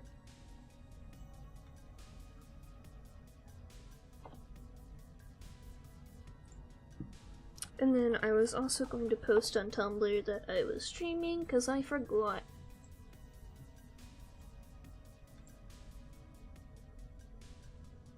Oh god, I need to close all these Pathfinder tabs. I had like 5 of them open still.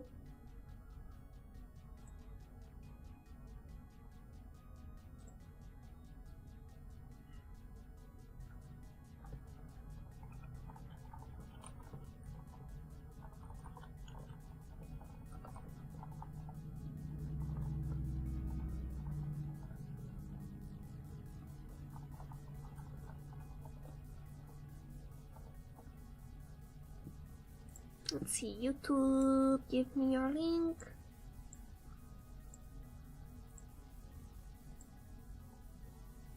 There we go. Good enough. I don't think those even hyperlinked.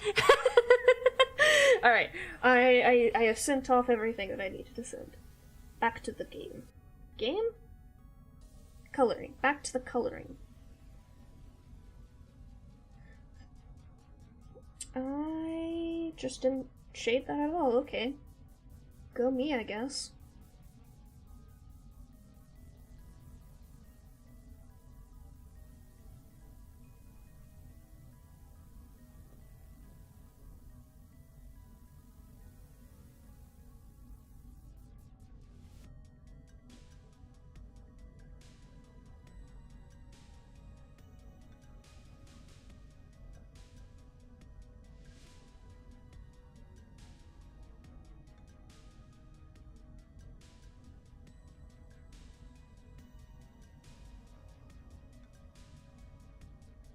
That looks terrible. Holy shit. Oh my gosh, hi! Hi! Yeah. Hi, what's the matter? Here. This is an invitation, baby.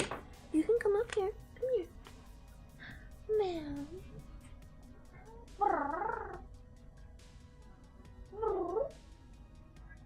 Yeah, you have so much to say. Mia. No, come here, I want to pet you. You're so cute. You won't let me pet you. Oh, I guess my cat wants to show me something. What's the matter? What?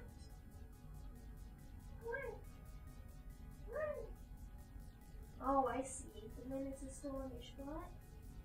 Don't worry, baby. Oh, you can do one better than her. I got you. I got you. You want to see something amazing? Boop. Hi. Wow. I was giving you permission to be on the desk. cats.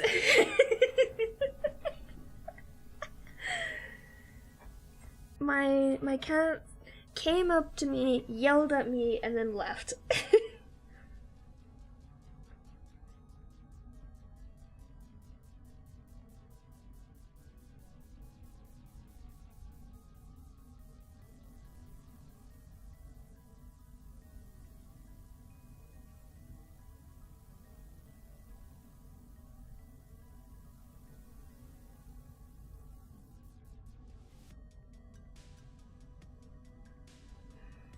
Does anybody have any shows they're watching lately?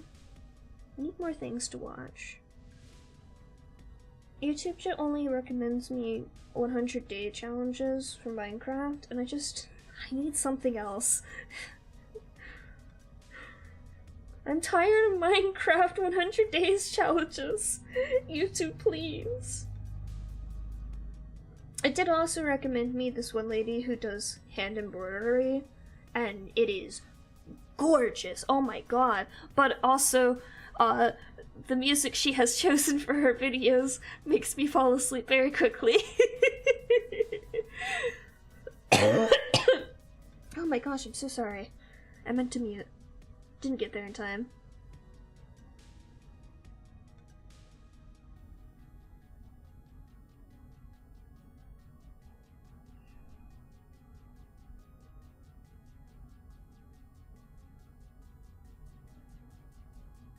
Permission? Is chat delayed? I think chat might be delayed a little bit. Or you might be a little bit behind. I am lost.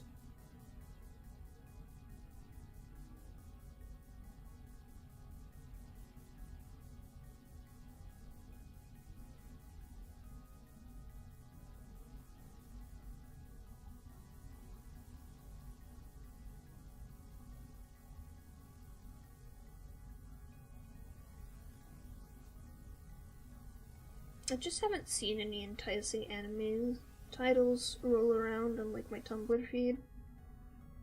That's the only way I learn about new things. Somebody I follow is just like, hey, look at this cool new thing. Yeah, occasionally I've had to set the stream to 2x speed to catch up to whatever the latest thing is. Because sometimes you won't notice it with YouTube like you do Twitch. It will slowly get more and more delayed over time from the tiniest little hiccups that it kind of just brushes over without you noticing it. So you have to hit it the 2x speed and then it'll fix itself. Because it'll go 2x speed up until it catches up. You can also double tap the like skip keys to do the same thing, but I think the 2x method is usually a little bit kinder.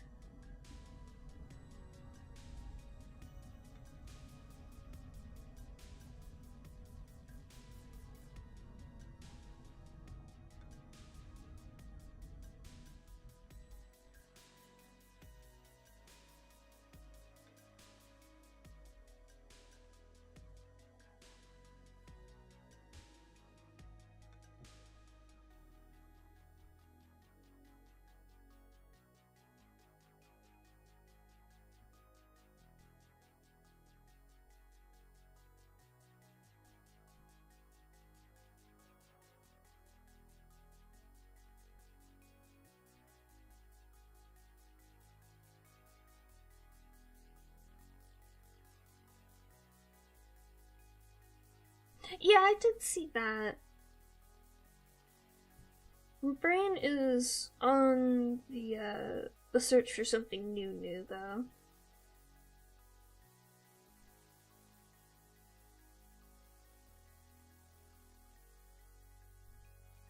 It's looking for something with a story to it, really.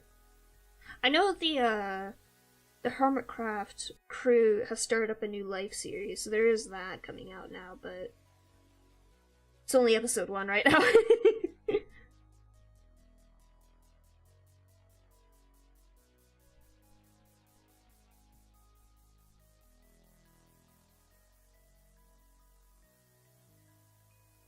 Although I did see there are some betrayals right off the bat. And I could probably look at Gemini Tay's perspective now, since she's a new player this time.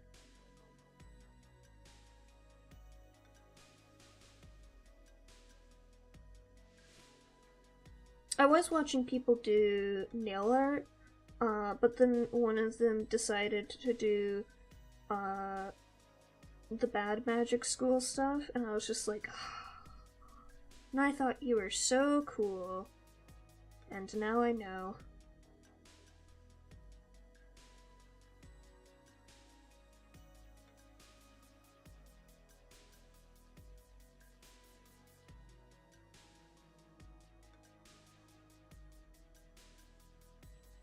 But also, like, if there's another game that's come out anytime in the past, like, year or so, I'm very out of date when it comes to games.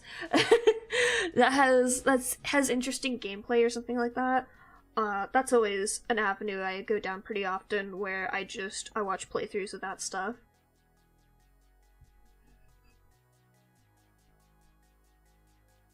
I've been on the hunt for somebody who has an interesting modded Skyrim series. Cause I've started watching a few people's Skyrim series, but I get lost very quickly in them, cause I'm looking for a little chaos, you know? I gotta have that little smidge of chaos with my Skyrim.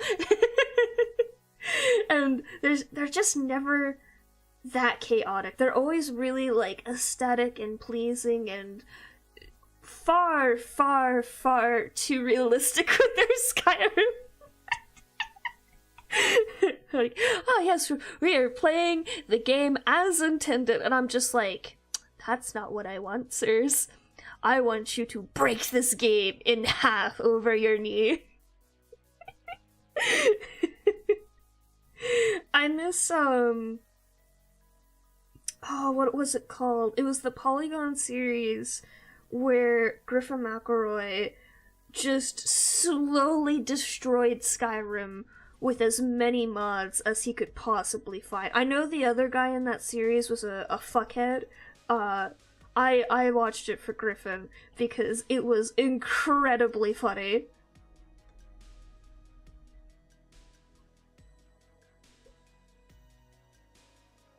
Ooh, what's Ace Combat? I know Kerbal Space Program. I've never played nor seen gameplay of Kerbal Space Program. I have only heard of it, so that would be an interesting watch.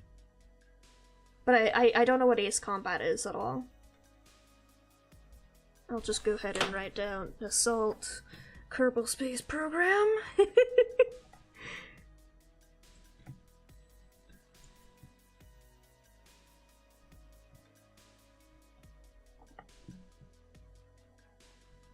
Doug. I'll look that up. Yeah, I want silly Skyrim. I want fun Skyrim where they actually do complete, like, the game and stuff, and they do quests, and maybe not 100% the game, but, like, they go for a decent amount of the game to be completed, but there's just not enough chaos out there. And I would do a playthrough myself, but I think I've broken my game again with mods. Every time I try to load it, it crashes after about 30 minutes. I might have to refresh my mods list again. I wish I could set up... I've been trying to figure out a way in Vortex to, like, set up mod profiles where, like, certain mods are active depending on which profile I have, because that would be interesting to have different playthroughs with different mods that's active, but I have not figured out how to do that. I might just be stupid, though. Distinct possibility. It has happened before.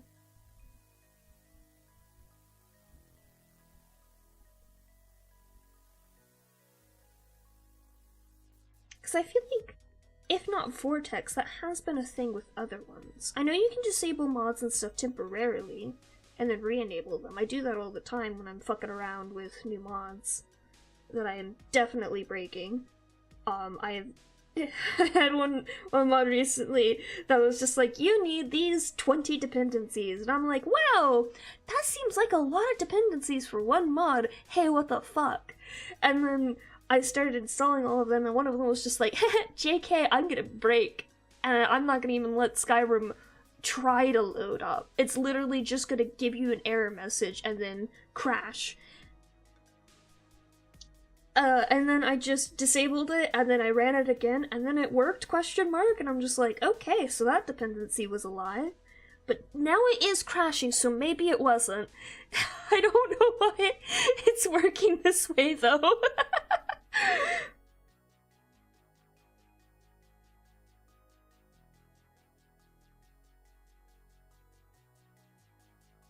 Oh, I love that dude's playthroughs of Skyrim. See, this is why I am missing the chaos of Skyrim, is because I have watched that guy's Skyrim videos. I've once again been spoiled by someone who just does incredible things with Skyrim, so now I can't watch normal Skyrim playthroughs. I especially loved when he did the bow only run, and he edited it to be the Persona 5 gun instead.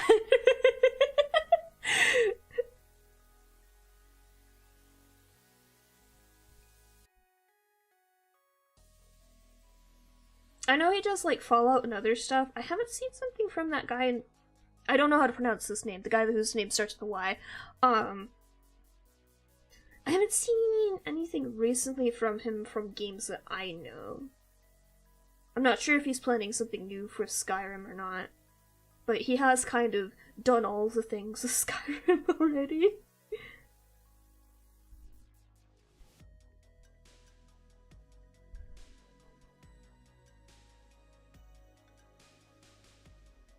I think the other problem is I also watch RT Game, and his way of playing video games is,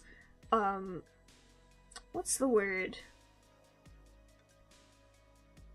He plays them incorrectly, and then when people complain about it, he plays them more incorrectly somehow. Which I didn't think was a possible thing to do until I watched him do it with my own eyes.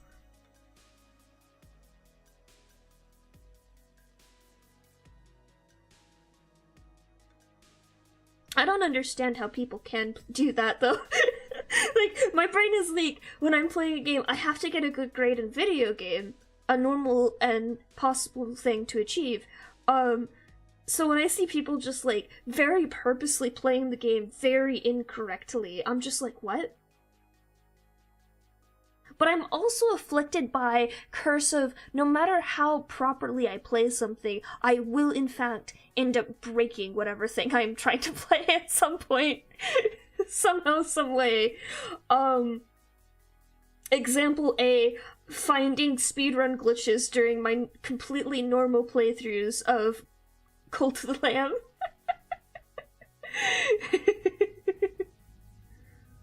Let's game it out. I think I've heard of this person.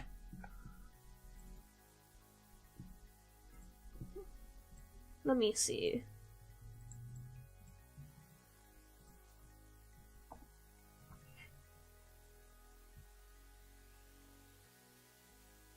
Oh, I think you recommended this person before. Excuse me. And I think Jesus Christ, that's loud. I think I started looking at their things, but sometimes it takes me a bit to dig into people's archives. Yeah. I do look up everything I'm recommended, because I am interested, even if I don't end up watching it.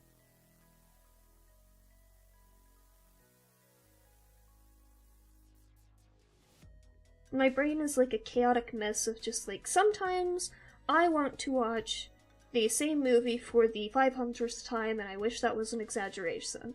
And sometimes it's, if you don't feed me a new, specifically story-based thing, I will kill you, and sometimes it's just, I want to listen to whale noises for 5 hours straight.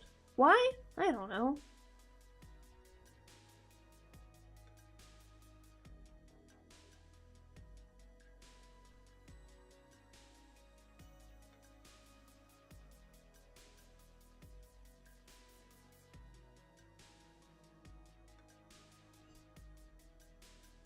Although it's not usually whale noise, it's actually typically thunderstorms.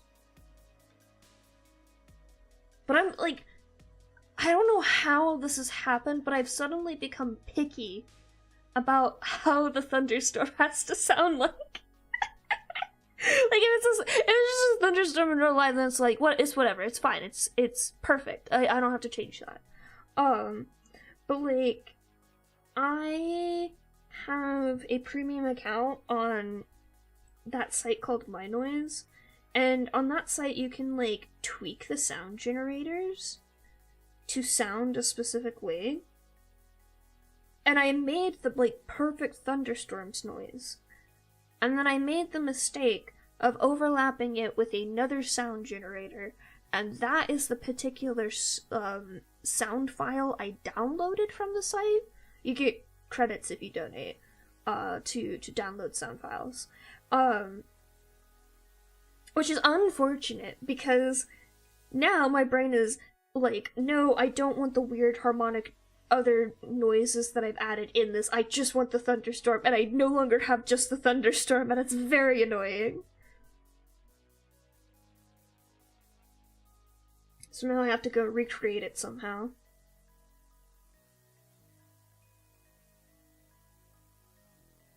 I'm actually kind of surprised Innie hasn't tried to use My Noise. It's very good for ambiance, and it's very light.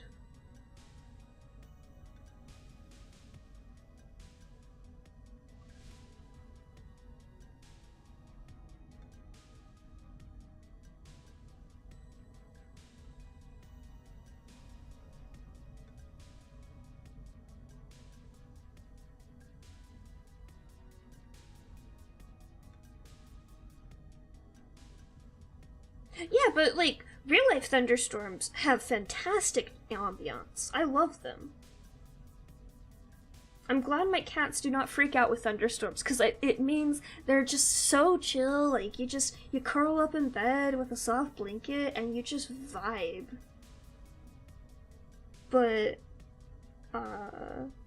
trying to find, like, good quality, I guess it's technically ASMR. Trying to find good quality, like, just relaxing noises is very difficult.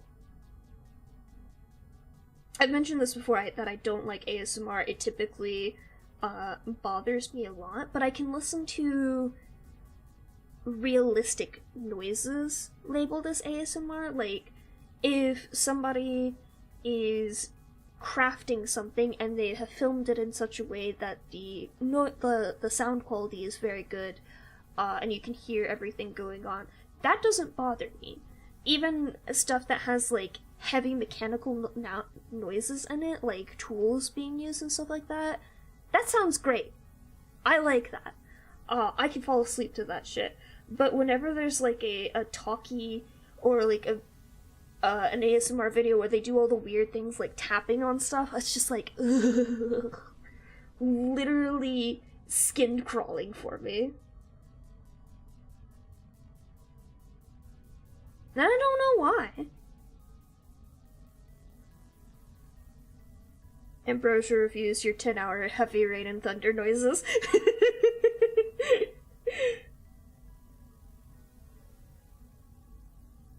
No, I don't listen to that stuff on YouTube. I go to my sound generators, because I can craft the perfect noise for them.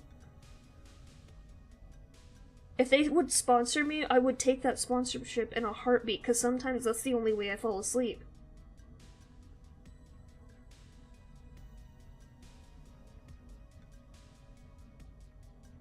Oh, but like, one of my old friends, like, really wanted me to listen to this person who does ASMR storytelling, and I tried so hard, because, like, it wasn't, yeah, like, sometimes it's really creepy voices or whatever, but, like, this person was legitimately an incredible storyteller. Her set pieces for it were gorgeous.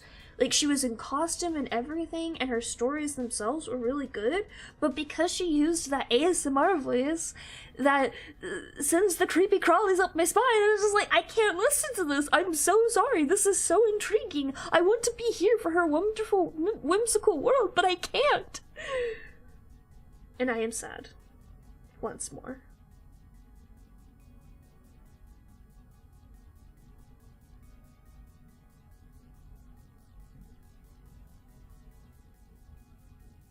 I do feel bad for people who do, like, very good ASMR like that, who, like, very clearly put a lot of thought into the quality of it and what it actually entails to be ASMR, only for other people to do just, like, not necessarily, like, amateur level, just, like, it's clearly somebody new who's learning how to do it, versus someone who's just bullshitting around slapping ASMR on their video for views.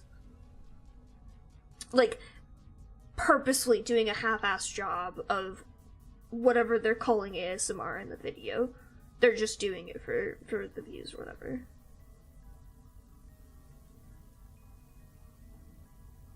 Like, there's a difference between just doing something as a part of social media. Like, if you're someone on social media, you're obviously here for attention. I'm not going to lie and say I'm not streaming for attention. Yes, I want you to look at me and the things I'm doing. But there's a difference between that and then just, like, clout chasing, essentially. If that makes any sense whatsoever.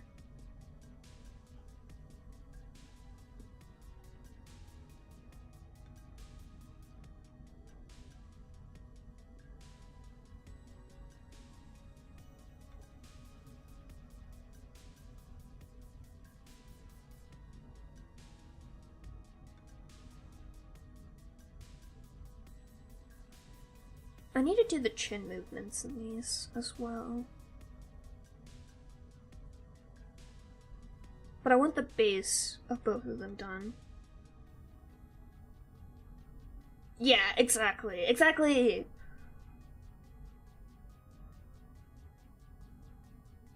I was thinking about it recently because I watch a lot of people who do animatics on YouTube. That's how I got into the idea of it, what has inspired me to do the ones that I've done and the ones I'll do in the future. And there's one animatic I have loved in particular, and the original video has been taken down now, and I don't know the full reasons why, but I can suspect one of the reasons why, because it is a very common reason that artists eventually stop posting, which is A, someone has reposted their content as is, / B, someone has been inspired by their content and they have done something on their own, but it is essentially frame by frame the exact same thing. Usually, typically, just with fandom characters. On one hand, I think these kinds of videos are very fun. If somebody did that with one of my animatics, and they either, at the very least, credited me for the original, or hopefully my preference would be asking me for permission to do so first, that's one thing. It is another if they just do it and then they give no credit, no asking of permission, essentially by omission claiming it to be their own original idea. And for that particular animatic, because it was so popular, there are a lot of copycats of it. And not all of them have done those things, for sure. And it's like, imitation is flattery to an extent. But it is more flattering if you actually ask if you could do it first. Because then it shows you actually care.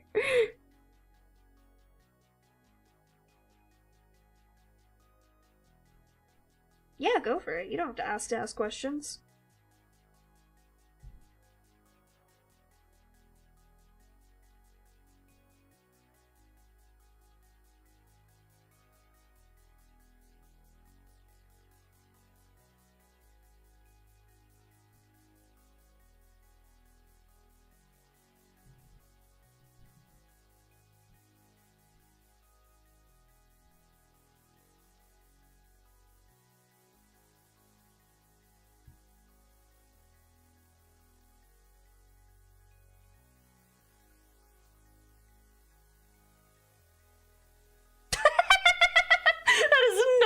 expect it at all.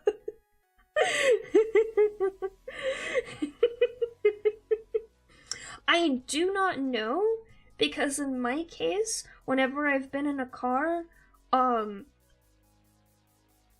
everyone has only ever gone for the front seat, unless both parents were in the car, in which case it really was just you take whatever side you prefer. And 9 times out of 10, we just picked one side and stuck with it, and it was usually the one that was diagonal to the parent we didn't think would, like, look over their shoulder the most, and I personally didn't give a fuck about that.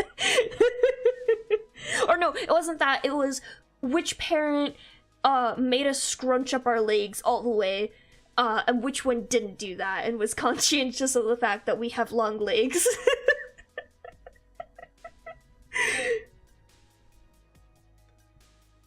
Otherwise, I'm only put in the front seat when I'm playing Navigator. And I am only one person's first choice for Navigator if I'm the other person in the car with her, and that's my sister. And sometimes I doubt even then, because I'm not always the best navigator.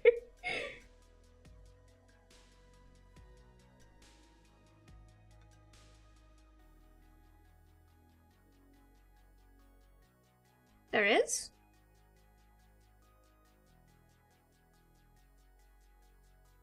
I mean, I get the idea of being in the back to be the sniper, because you would want more distance between yourself and your target. That is the point of a sniper, but I don't understand their pun otherwise. Also, you can't ask joking questions to the person who takes the question literally.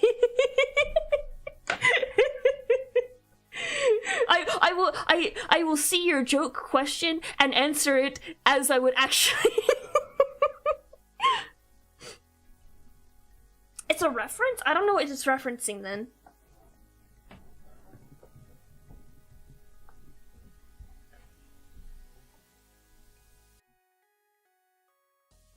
It's the back row of the bus.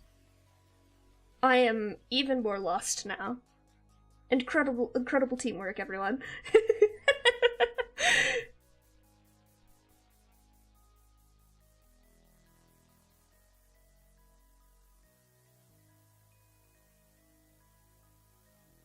I wonder if I can find a bunch of chaos mods for Skyrim again, now that that anniversary edition is, like, better modded at this point. Now that they're not updating it every fucking 5 seconds.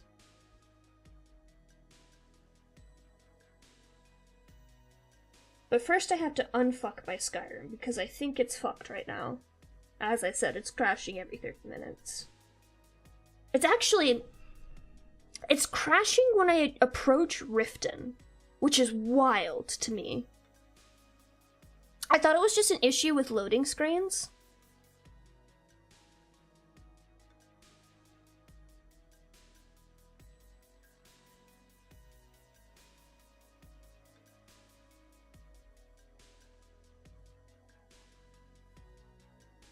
I don't understand.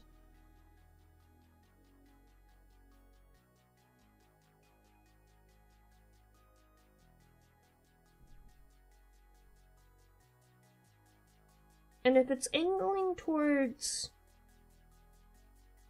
my guess, I don't understand the joke of it.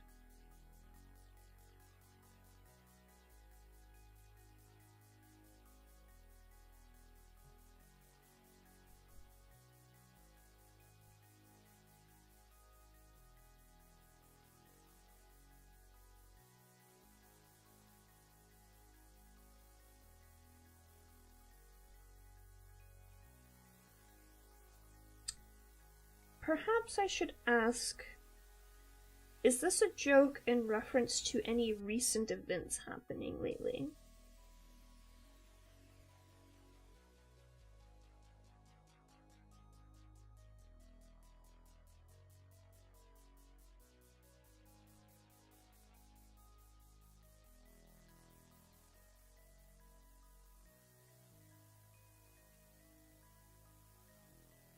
Okay, well, this isn't really a place for what people call often dark jokes. And I'll let you off with a warning, but in the future, don't.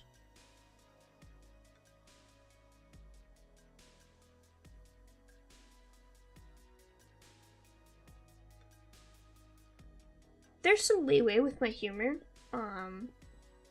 and allowing jokes that I may not personally find humorous. But there's also some things where I'm just like, don't joke about, not here. No, I'm not down.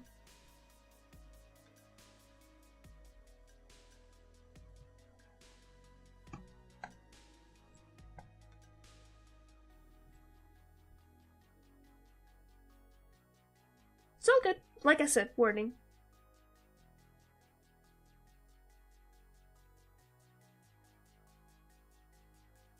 You didn't come in here guns blazing, which there have been people who have. I go off a fairly lenient 3-strike policy that mainly depends on vibes, but most people will get 3 strikes before anything drastic happens.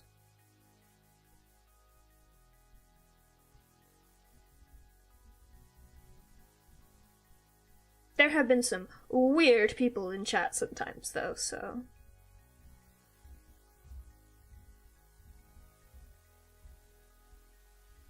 Oh, I didn't put your earrings on here either. Hello! It's nice to see you again, and it is so funny you should ask that. Yes, actually, my wings were somewhat inspired by the Empress of Light wings from Terraria because I fucking love her design. Gorgeous, gorgeous fairy design. I wanted something that felt similar but still felt unique on its own, but I did take a lot of inspiration from that.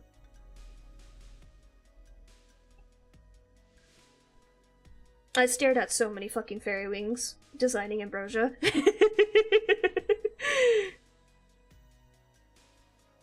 Every time I make Ambrosia in Terraria, I have to get her wings because they're just simply the most accurate. Also, they're just the best. I like going zoomies. But also, she beats the crap out of me. I'm not good at Terraria, but I should play hardcore Terraria again because it is fun.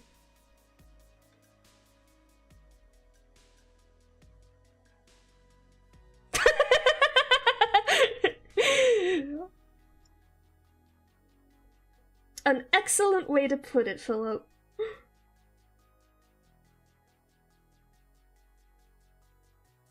I don't like what that's implying, Lucas. Unfortunately, I can only imagine, because I don't talk to many people who play Terraria. Why do people have to be sus about her? I guess she does have I'll step on you energy, which is unfortunate. She will in fact crush you beneath her heel.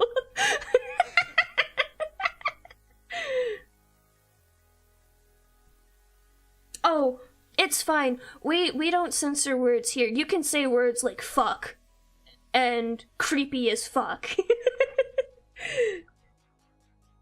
Just no slurs. No slurs and don't be mean to other people. That's basically the rules here.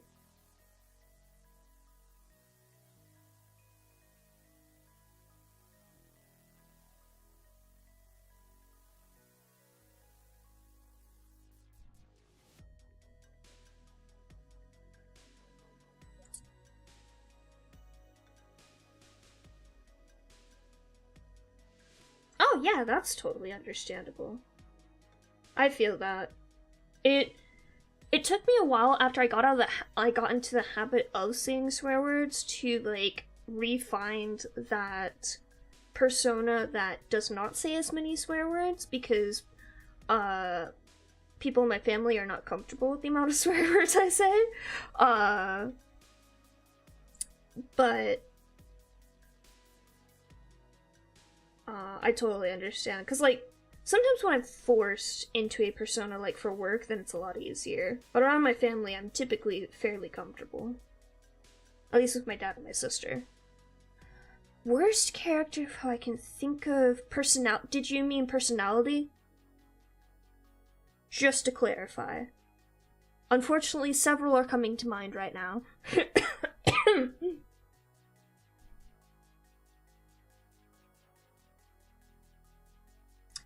I would probably have to say, at least from recent media I have seen, Desuhiku Thunderbolt from Master Detective's Raincode. I'm sorry if your character has to say, to clarify their stance on things, I stop before it becomes criminal. There's something deeply wrong with your character. Just horribly wrong with your character.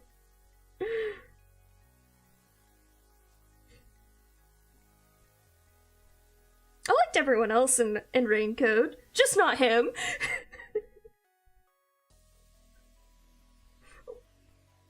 Hisoka. Hisoka from what? I don't recognize that name. Wait, is that a JoJo? There's a JoJo character named Hisoka.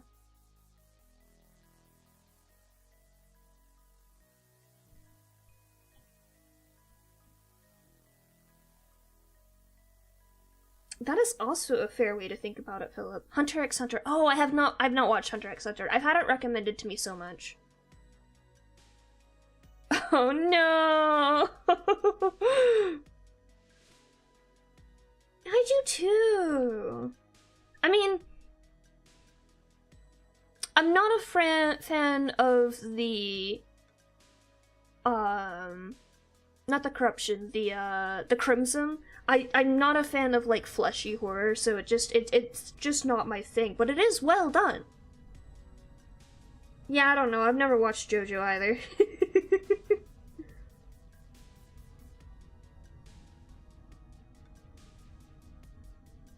All I know is the to be continued meme and what's the other JoJo meme?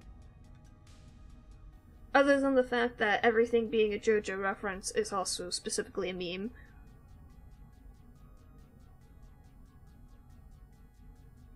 Watchlist? Oh god! Oh no! I mean, same for Desuhiku. That man should be on a watch list. What the fuck is wrong with him? But Jesus. Sawara though! Oh no, that's a third? Wait, that's a JoJo reference? I didn't know that was a JoJo reference. I just know it from Snap Q's Phantom.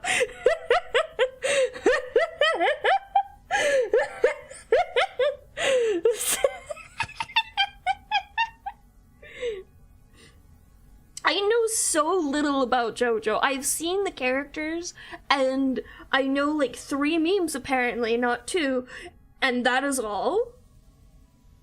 I'm trying to think, what is the other one? The teleports behind you, something, nani, and then it kills you. That one. Breathing is a JoJo reference.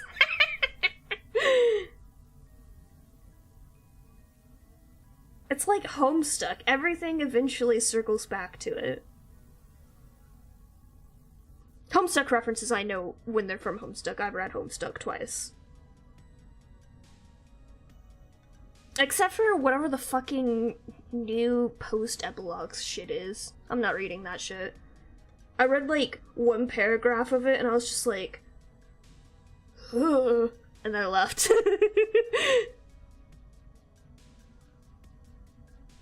It's not a JoJo reference? I'm so confused.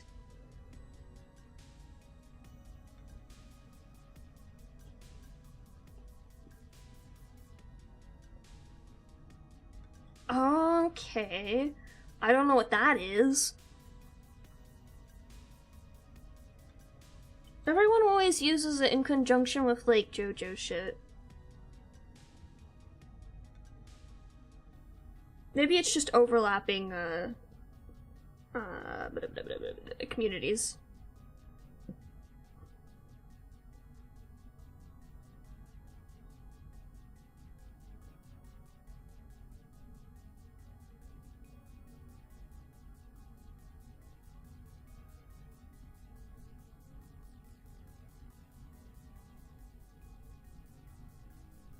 How did I shade the other one?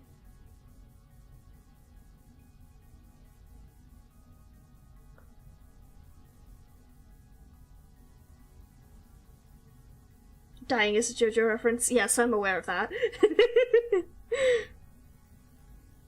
Can't fucking make it through the day without making one.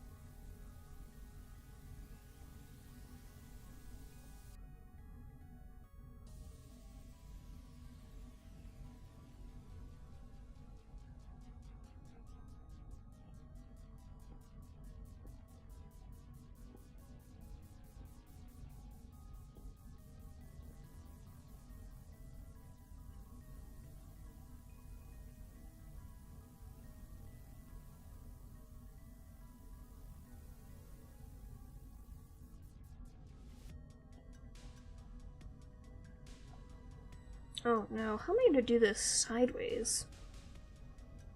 Also, why did I draw the glasses like this? What possessed me? I'm not gonna question it. My brain does strange things with perspective.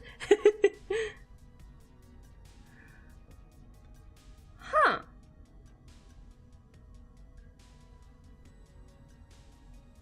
That sure is an interesting fact.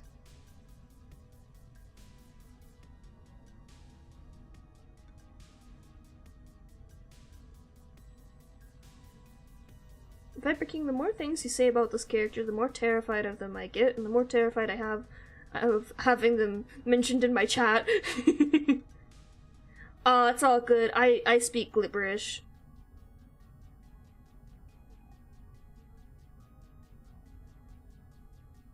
But also, I mean, I know it's Saturday, but don't forget to rest.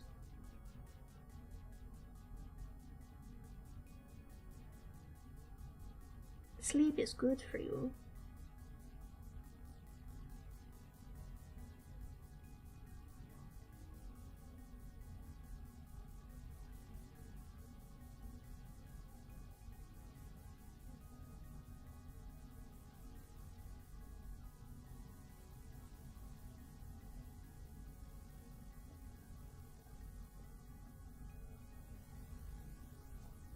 Wait, is that the clown-looking fucker? I think he's a ginger. Hold on a second.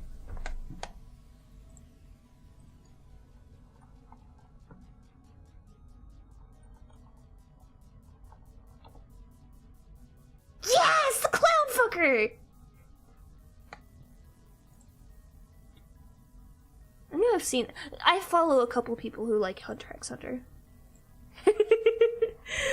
The person Viper King has been talking about, Hisoko.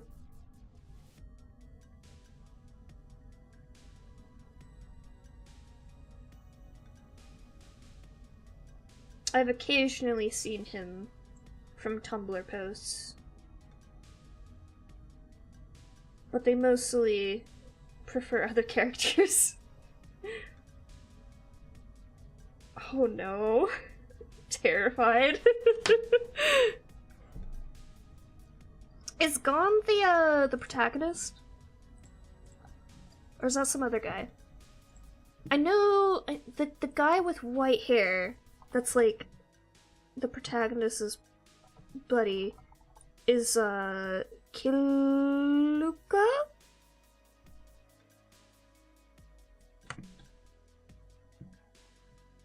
Alright, let's look at this.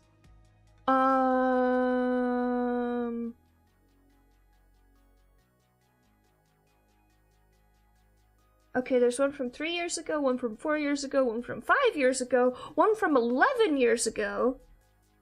And I have no idea which one of these is the one I need to be watching. I'm gonna guess this first one that's 6 minutes long.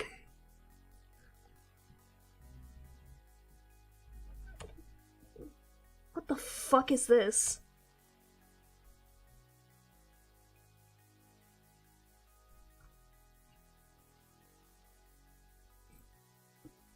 This is not Honkai or Genshin, this is Hunter x Hunter. It is another anime, like JoJo. Yes, I knew Killua was the deuter antagonist? It starts with a D, it's the side protagonist. The second deuter one.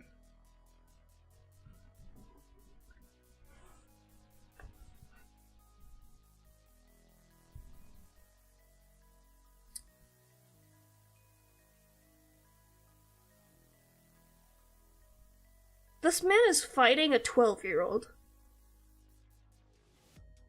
Oh, I see, yeah. No worries.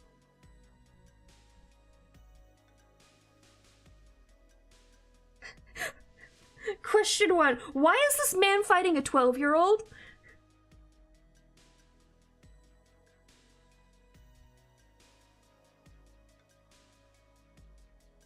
I know this is just like a thing with animes in this genre, but why is this man fighting a 12-year-old?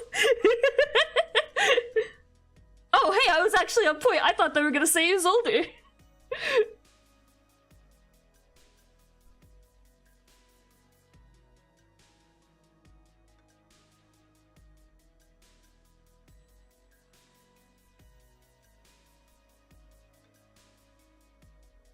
I have it on my other monitor, that's why I keep looking to the side. And I moved you guys to the monitor in front of me.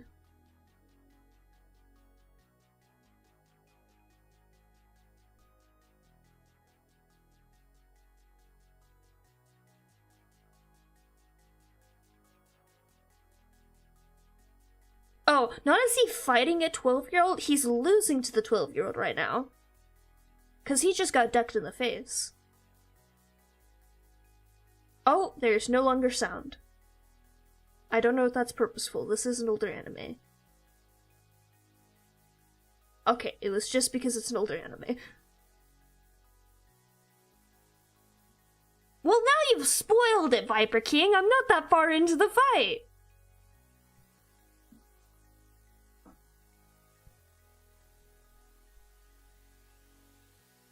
Also, that is sus, but it's not the most sus thing I've seen in a show and anime.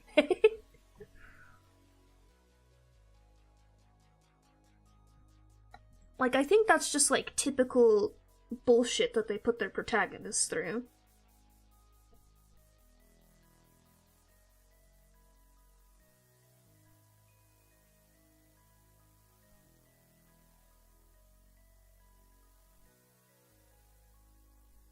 I don't know, really. I stopped watching Shonen a while back. I mostly watch, other things. Oh, okay. That was precursor anime information needed to understand the fight. What the fuck? Why are you doing fucking magic tricks?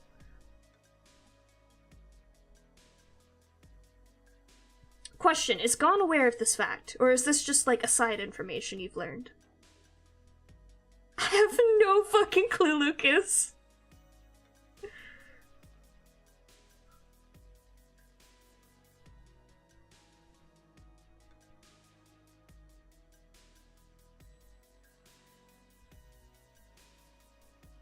He is not moaned in this video. He is still fighting the 12-year-old, but he is not losing anymore. Oh, okay, I figured, yeah. Protagonist usually does not know.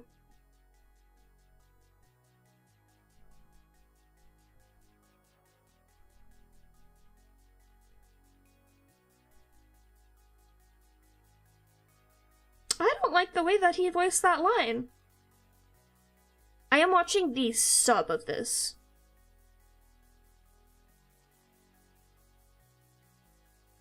Hey...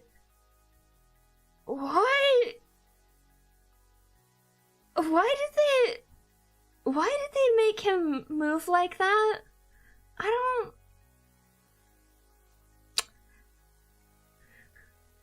they animate him like this? What? Why? It's not that sus. It is not the most sus thing I have seen in an anime. Fan service is just terrifying these days. But also, hey, what the fuck? I don't think I want to hear this, what you're trying to get me to hear. I don't think I want to. I'm gonna just put this video away and not finish watching it. I'm not interested. I'm no longer interested. I'm just concerned. People like this guy?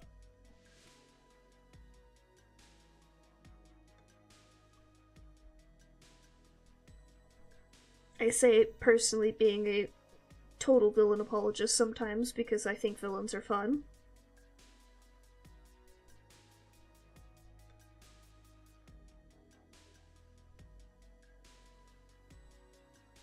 Okay, yeah, but also, they're 12. And or slightly older. I think I've heard Killua is slightly older. Also, secondary question, apparently there's another character that's the same age or something as Killua, but he's like twice his fucking height?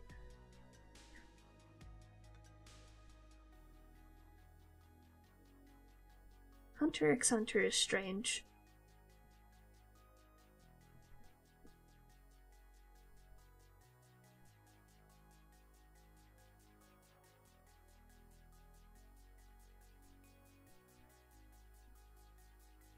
Yeah, I'm sorry, I don't really know all the characters in this. I've just seen a lot of fan art.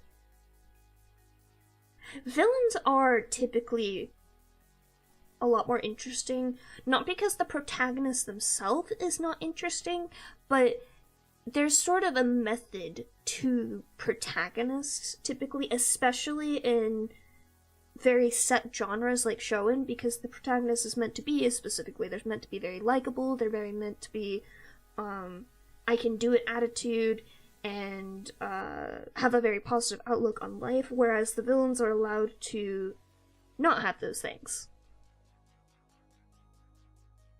And that's what makes villains so interesting and intriguing, and they often reveal a lot more about the state of affairs in the world that you're experiencing in whatever media that you're watching or playing or reading because of that. I think a good example of that is, I don't know what the fuck happened later, but early scenes with Dabi from Boku no Hero were incredibly intriguing as soon as people started putting the pieces together that he was one of the Todorokis.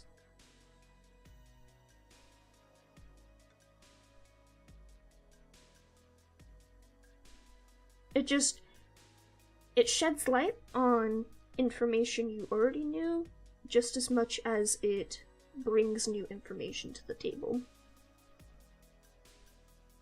Yes, I have heard of him being a very fun villain. They also just have such personality sometimes. That's what's also very fun. That's why I wrote Ambrosia to be a villain, actually. Ambrosia, the character, is technically an antagonist for a good portion of their story. Well, I guess, technically with story terms, they are still the protagonists of their story, but they are also technically a villain in their story. They are not the good guy. At best, they are in a gray area for most of their story. Yeah, that man hit a growth spurt. Or something.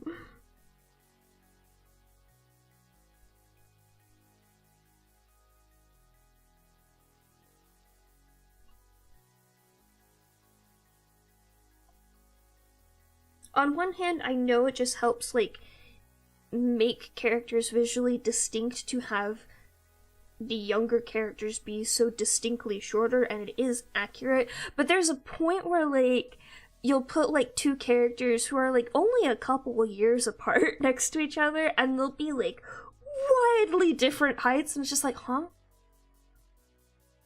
But I know one of them is a child and one of them is a teen, but that's not how that works!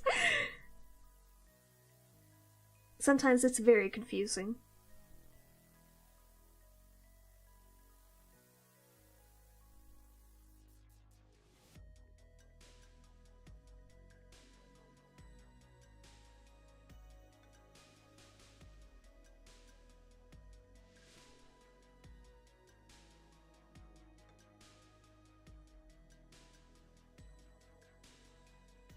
This is making me think of my magical girl story. I should continue writing it, but I'm not allowed to start projects right now, or continue other in-progress projects other than the ones that need to be done by my deadline. That I have 19 days.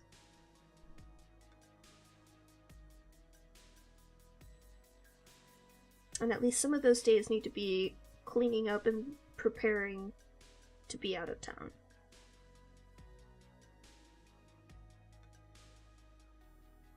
Okay, Viper King, that is going to be another warning of, hey!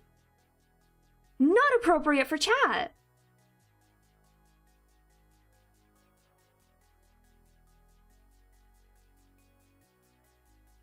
I apologize for not being more clear earlier when I said, I don't think this is really something I want to be talking about in my chat, and I mildly encouraged you, but also, I think I made it very clear where my line is on that sort of thing.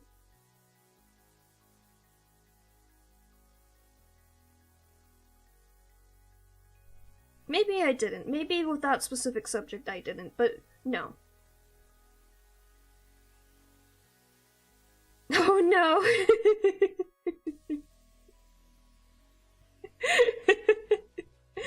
Yeah, that's why I don't do in character VTubing. It would not work out. It would very much not work out. Ambrosia started as a character that was just meant to represent me, and then I went, whoopsie, story time. But as similar as their personality is to mine, there are just things that I would not be able to do personally.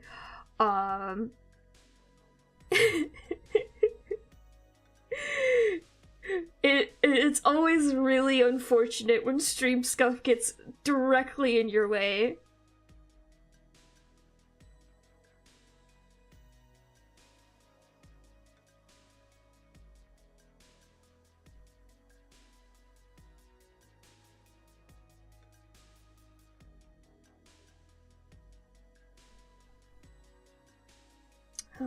This is giving me war flashbacks to when I tried to do a storytime stream and just everything went wrong for 30 minutes. And then I panically, nervously actually read through the story. It just, oh, what a nightmare.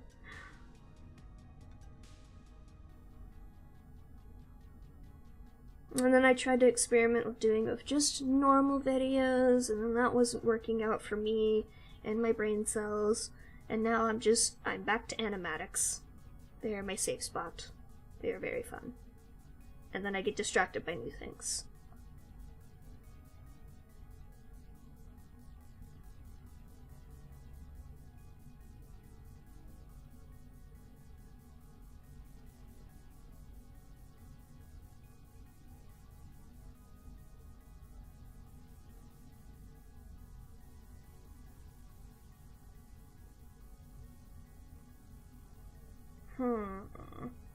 I'm thinking about the colors for the background for this again. Unfortunately, my palette for this character is pretty wide. I have both warm tones and cool tones in it, so it makes it a little bit difficult.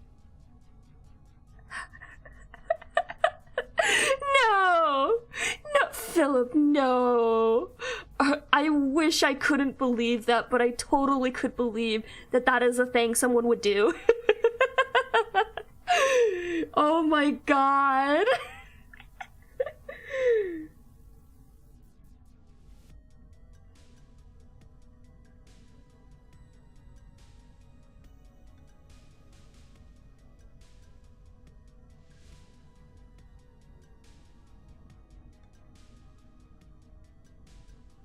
I'm good. I don't really watch VTubers that often.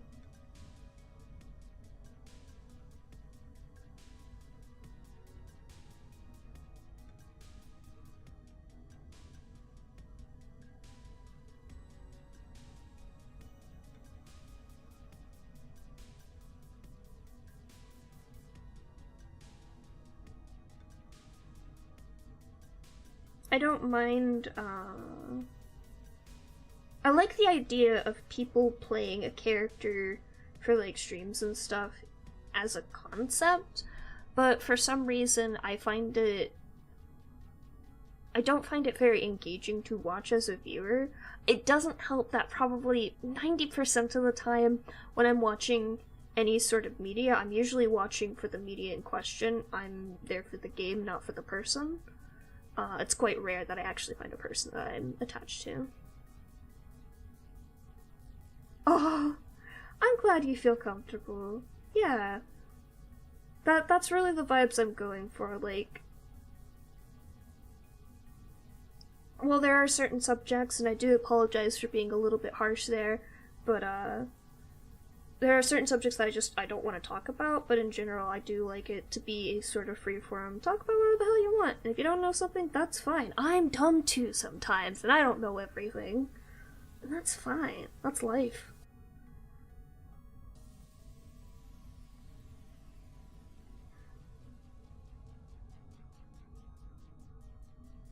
It's meant to be chill, even when I am not chill sometimes. But, like... It's hard to put this in the right words. I'm the kind of person who enjoys the idea of an argument to just argue with someone, but not as in, like, a cruel way or in a negative way. Like, a better way to put it is, I enjoy debating with people. I enjoy hearing other people's ideas and sides of the story, because, like, often I have a very narrow perspective on a certain subject, and it's very interesting and intriguing to me to hear someone else's entirely different subject.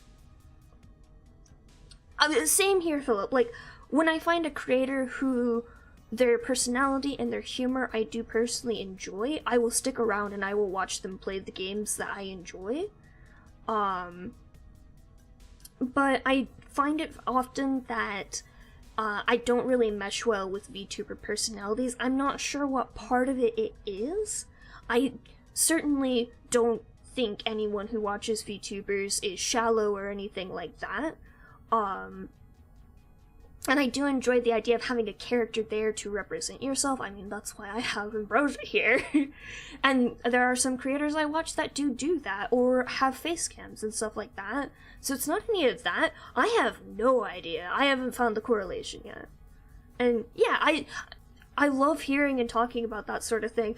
There are often subjects where I'm just like, hey, I know this is a touchy subject for people. I would love to talk to you more about it because I know you have information on it, but I'm not going to get into that debate with you unless I know you well enough to know that I'm not going to insult you and I'm not going to ask a stupid question.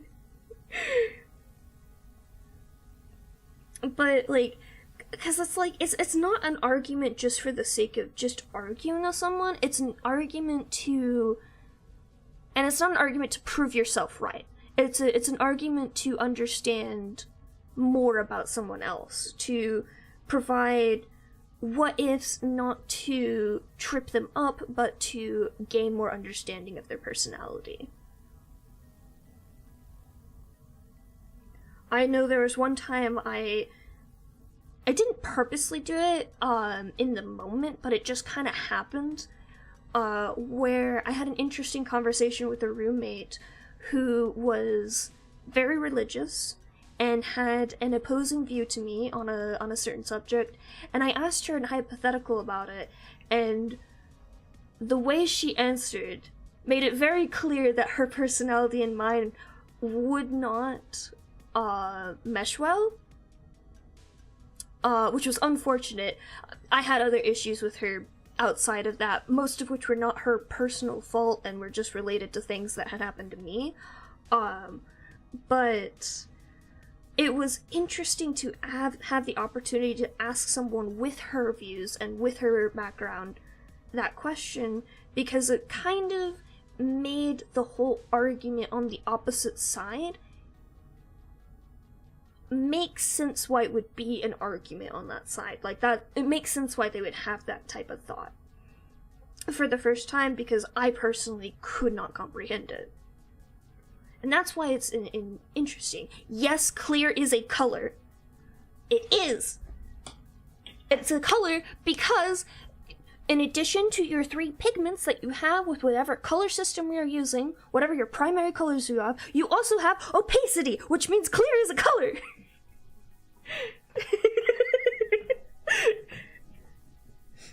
Do you know how fucking frustrating it is when you're working with an art program and it doesn't consider opacity as a part of your colors? I hate it. It's the first thing I look for in an art program now, because I'm so used to being able to swap any brush from an opaque color to a transparent color, as I've just done. If you didn't notice, it's the thingy right here shows which color I'm using right now, and that's the transparent color.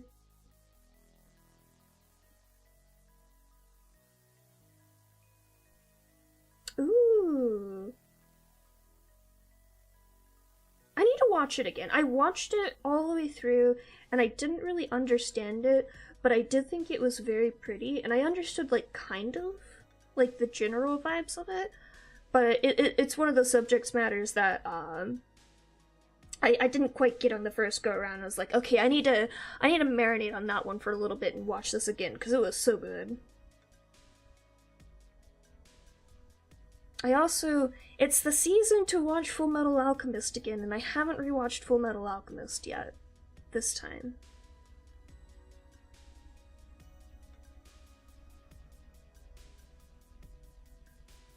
I don't rewatch the whole Full Metal anime, I just watch the episodes I like.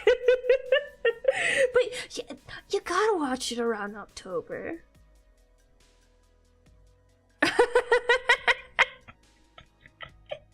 Okay, but here's the important thing, Lucas. When you're wrong, are you accepting of that fact? Because it's okay to like being right. It's always a good feeling to know that you understood something correctly. But you also can't be a sore loser when you realize, oh yeah, I did do a little fucky wucky there. Also, yes, the Ace Attorney games. Chef's kiss.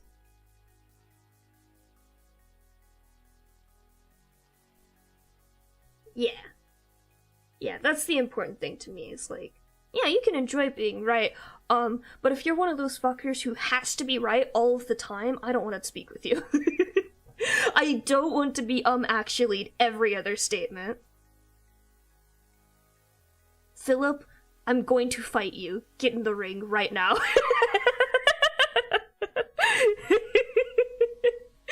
No, you're okay. You're okay.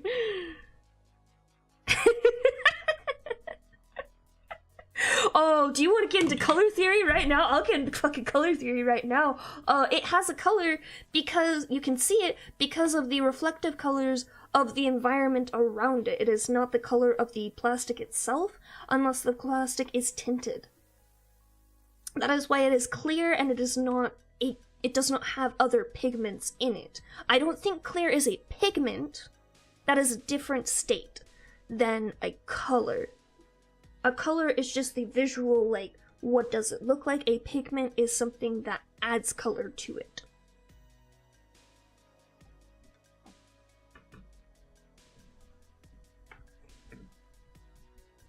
That is a funny gotcha, though.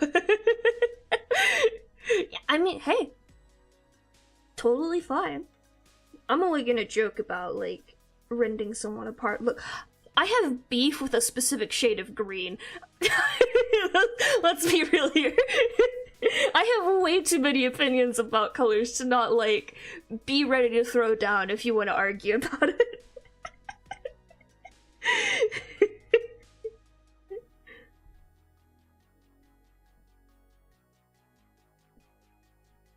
I actually have beef with several shades of green around the same area. There is a shade of green that I do not like, I do not enjoy. I think it is terrible for attempting to make color palettes with, unless your color palette is literally filled with shades of green, and it is simply a arbitrary color you use for lighting in some way, shape, or form.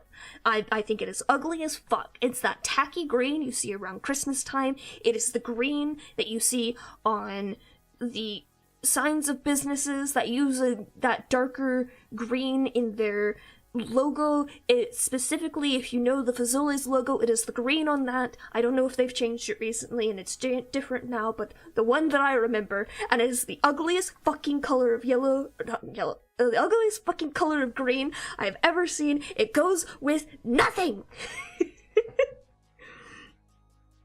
All the other colors of green are fine though. Those are beautiful colors. I love green. I love drawing nature scenes, so by that definition I must love green.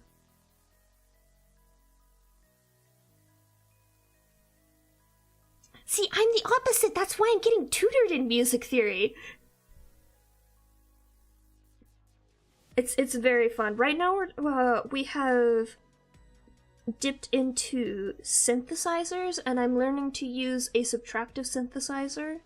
Or they're teaching me subtractive synthesis, and through the synthesizer serum, which is not just a subtractive synthesizer apparently.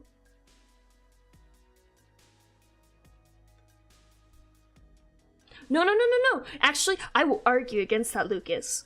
I will argue against that. The color that you are seeing reflected off of it is not the color clear. It is different colors being reflected on it. The color clear is the transparent portion that does not have color itself. The colors that you see reflected off of it are bounce light that you see from the environment. That is a different color pigmenting on top of the color clear. You're all good though. I didn't even notice the typos.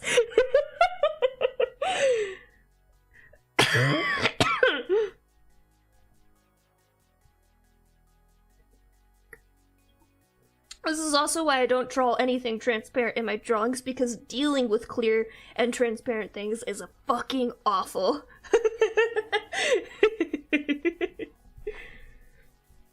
No, that's fine. I think it's accurate to say, to me personally, that clear specifically is a color, but when applied to other colors, it is simply the state of being transparent or opaque.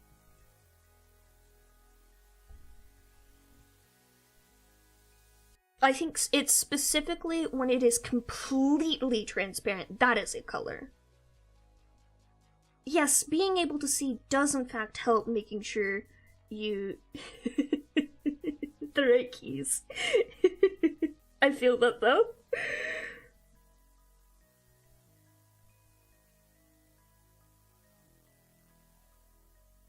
I am about to do something very illegal with the way that I do these different mouth variants. Look away.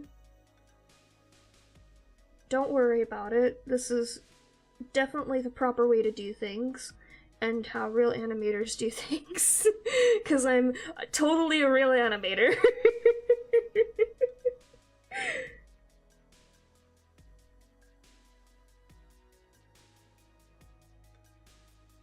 Yes, it's a color layered on top.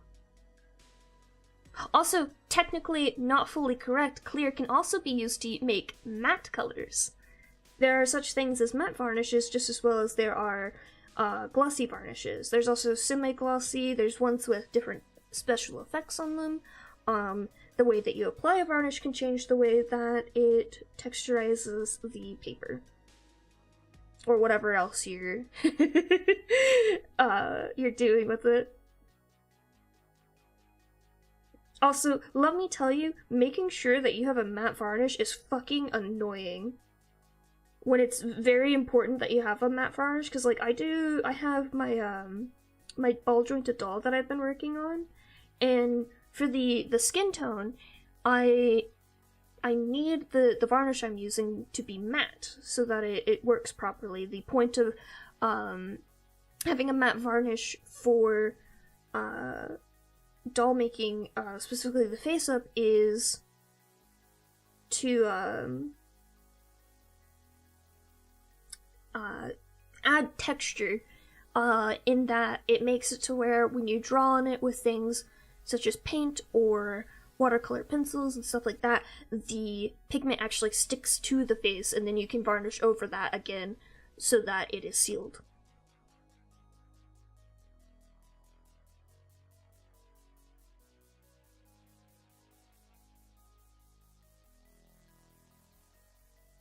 No, it's different types. Those are different types. You have to get different varnishes to get either a matte or a glossy effect.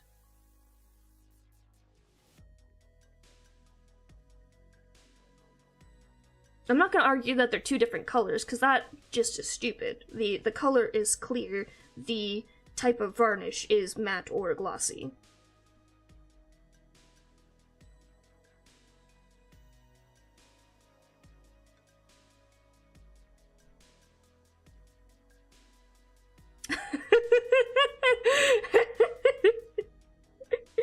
Air is a mixture.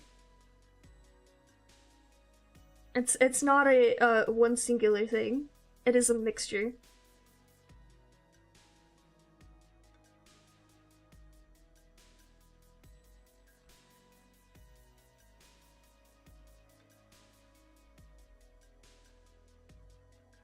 Oh dear. What? Is that a bedtime thing? If so, carry on, my guy. Go for it. I believe in you. And I fully understand. Okay, I need to do the illegal thing, which is lower the chin. So carbon oxide. Question: if humans aren't breathing oxygen and we're not breathing carbon dioxide, then who was phone?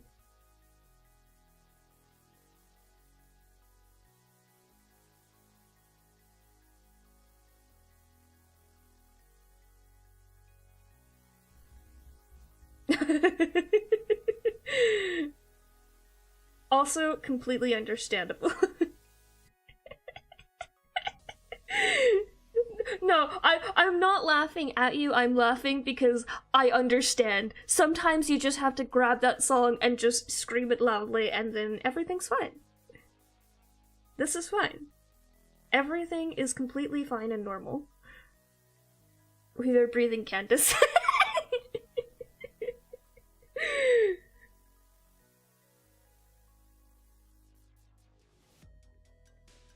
I didn't learn about the Nhua's phone until a couple of years ago, and my friends only kept just making the reference at me, but never actually showed me what they were referencing, and I only just found out what they were referencing just the other day. And I kind of lost it a little bit.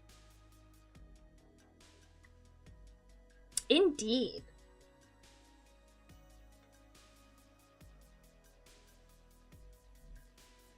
I love when people are like, oh yeah, too much of a good thing will kill you, because then you can drop yeah, actually too much oxygen can in fact kill you. Yeah. I fully understand, Lucas. I'm too nervous to scream in public too often, so I normally just do it internally and just blast my music really loud in my earbuds, which probably isn't good for my ears, but that's why I listen to it quietly the rest of the time. That's why my volume is always at 33%. I have the sniffle. Let me get a tissue. Oh, Miss Marjorie has finally stopped being a menace, and now she's just being a cutie. Hi.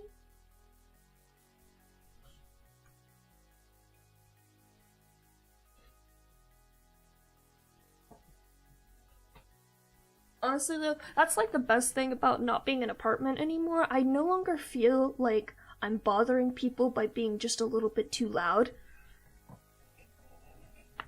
And also, I don't have people fucking stomping on my roof all the time. Oh my god!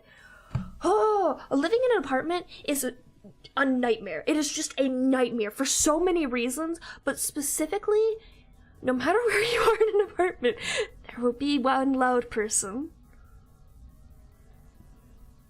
Oh yeah, no, we're just fucking around.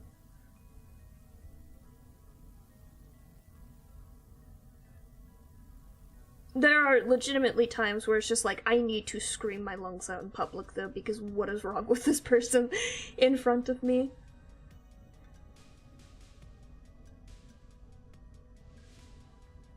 I haven't gone out in public that often anymore though, because, COVID, among other things, but occasionally I'll be like, in an Uber going somewhere, and some random idiot will do something stupid on the road, and I'll hear the driver swear, and I'll be like, uh-oh, we got another one, boys!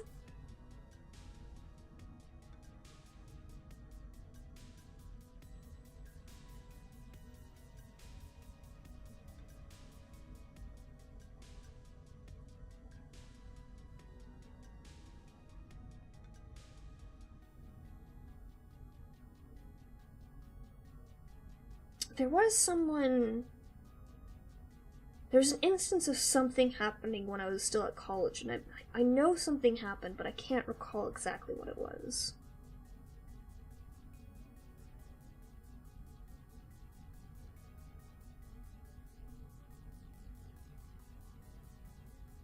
Oh, dude, it's not even road rage. Legitimately, like, just some people on the road here are insane. They're just I don't know what makes them think they can just do whatever they want on the road, but then they do that, and I'm just like, what? Why? No, don't do that. I don't know how to drive, and I know that you're not supposed to do that.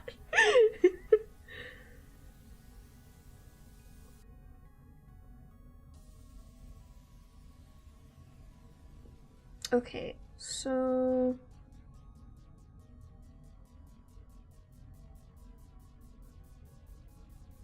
I need to change the jaw slightly.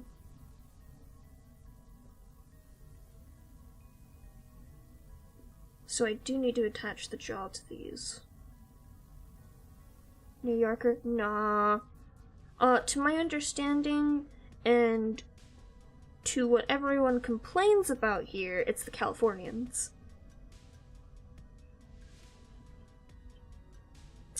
But also, to my understanding, it's just the native Texans.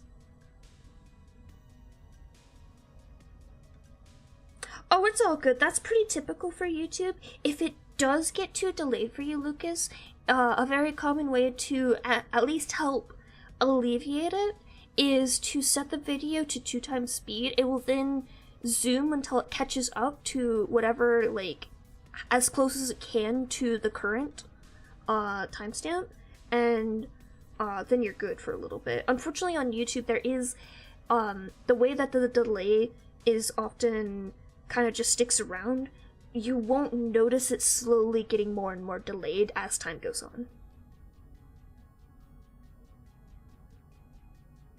It's really weird.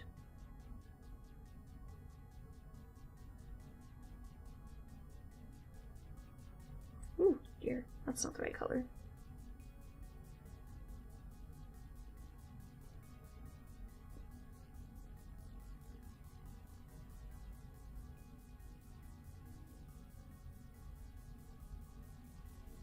I think if I just alternate between those two, that is good enough. So let me just split that again.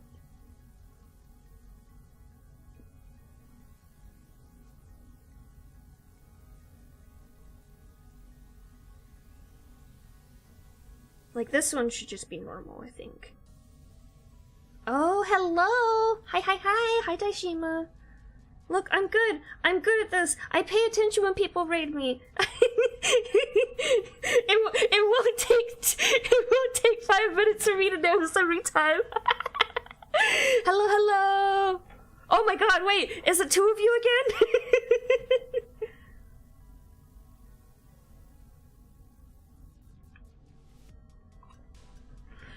Hello again. Today we're drawing. I'm working on that animatic that I totally should be working on. Doubt. Hey, I'm not playing a game today, and I'm actually paying attention to chat. This is fine. This is fine. Hello again.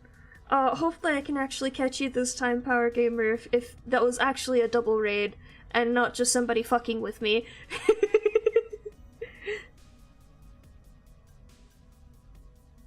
Ooh! Oh, I see. How was Scribbleo? And how was your game, Power?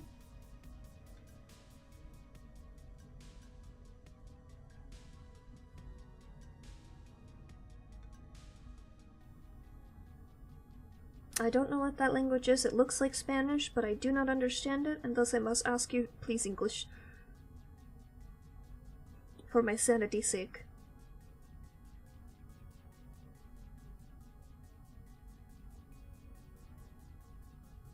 And also my ability to moderate. I'm on my lonesome here. Only for now, though. That's not the right color. Why are you doing that? Oh. He Uno reverse carded you. Ooh, scary games. What scary games?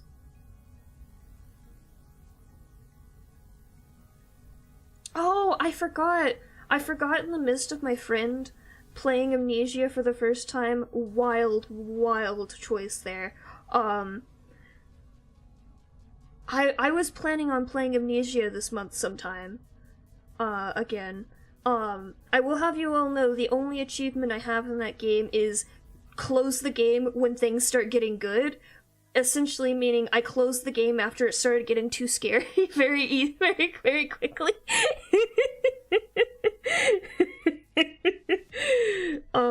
I can vouch for Mississippi and Kentucky having shit drivers, by the way. Very accurate. I only went to Kentucky once, and that's all I needed to do. I've not been to the other three, so I cannot confirm nor deny them.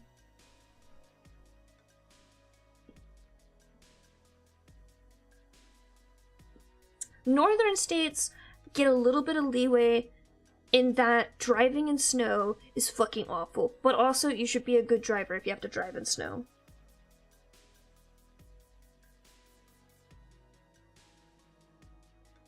And this is in the wrong order again. Ooh. I vaguely recognize the name Their Eyes, but I don't know of the other ones. I'm not a big horror game person. I've only really played a couple, very light-hearted horror games. I usually watch other people play them because I'm a scaredy cat. But I do enjoy horror. I think it can be very fun. Oh, but I should probably introduce what I'm working on. I'm working on my current animatic that I'm trying to finish up before I vanish for a whole weekend to go to a con. I'm on the color stage of it. Most of the editing is done, so I should be finishing it out pretty quickly. Hopefully. That's the goal here. Honestly, that tracks. But maybe my fishing vacation might be tainted by the fact that it was a family reunion, and that was when I did play Amnesia with my sister at midnight in a creepy as fuck cabin. Yeah, that sounds accurate. Let's see. I've got the first one, Donut Hole. I don't remember what I called the second one. It was just the name of the song again. And then I did the very short one in my full painted style to test that out. I have Villain, and then I have A Crow's Trial, which was my last one. So that's 6. And this is 7. The one I'm working on for Ambrosia, I guess, will be 8, unless I get distracted again. Hopefully not. And in addition to the 6 that I have completed, I have like 5 other in progress ones in my work in progresses.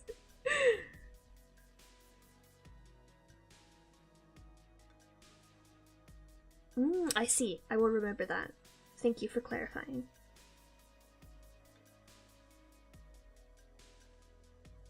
Ambrosia the Dark Descent. Oh. No, Ambrosia is the opposite of that. It wouldn't work. That's an oxymoron. Actually, wait. Hold up. April Fool's Amnesia.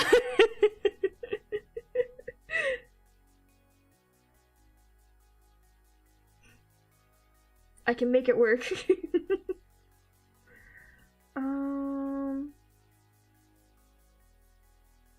I feel like I should put another stage of the chin.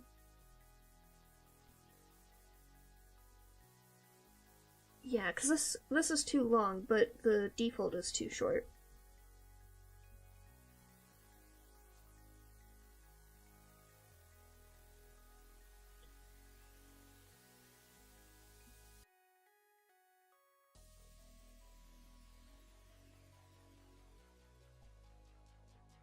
Oh, but speaking of Amnesia, I'm gonna make fun of my friend for this forever.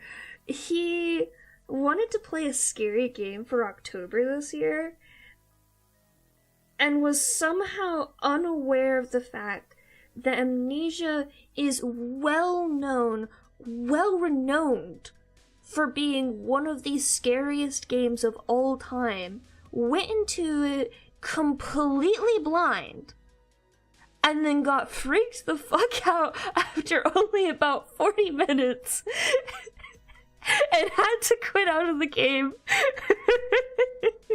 And I'm like, on one hand, I totally understand. Amnesia is a very scary game. I think my sister and I only lasted an hour, and that was only because we got stuck at an earlier point in the game than what he had gotten to. But on the other hand, how the fuck do you not know that Amnesia is well known as the scariest game of all time? Accurate. Accurate. I guess he knew of it. He knew it was a very scary game and did not realize, like, it is, like, crowned the king of scary games. We all were like, we thought you were forced into playing this by, like, a vote or something. We didn't realize you did this by choice. Which I know is very ironic, because I am also choosing to play it by choice, sometime during this month. But also, like, I know it's scary. I know how scary it is to actually experience.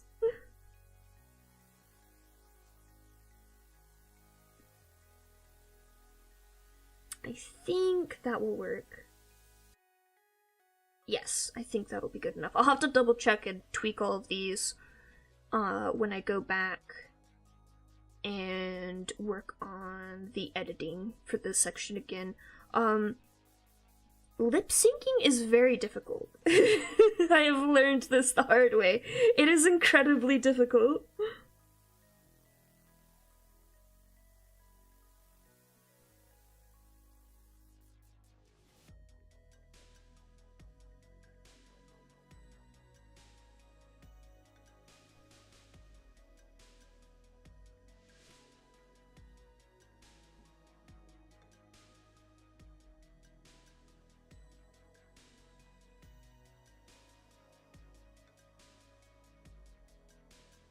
I think you're really delayed, by the way.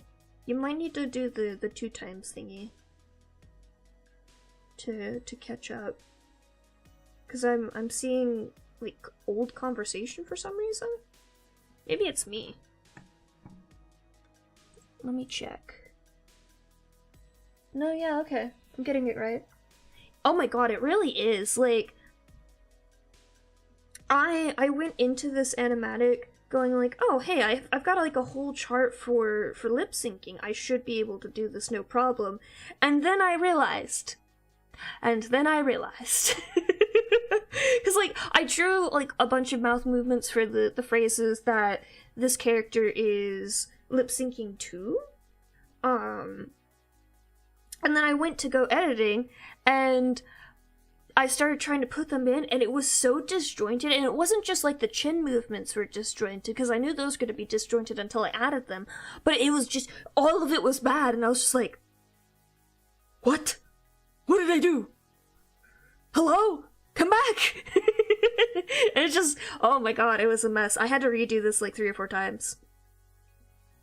But I finally landed on a more slideshowy lip syncing, because it fits more with the animatic overall. And I think it works out. But I might be biased. That is a possibility. Just do it Japan doesn't do it. Oh my god.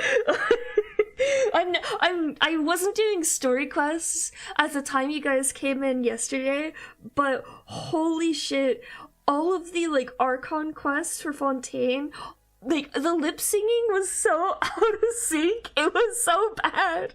I think it was because I didn't reload my game after changing from the Chinese dub to the English dub for streaming. But it's just lip syncing is so bad. Like people would start talking and then their lips would stop talking, but they would just keep going. It was really weird.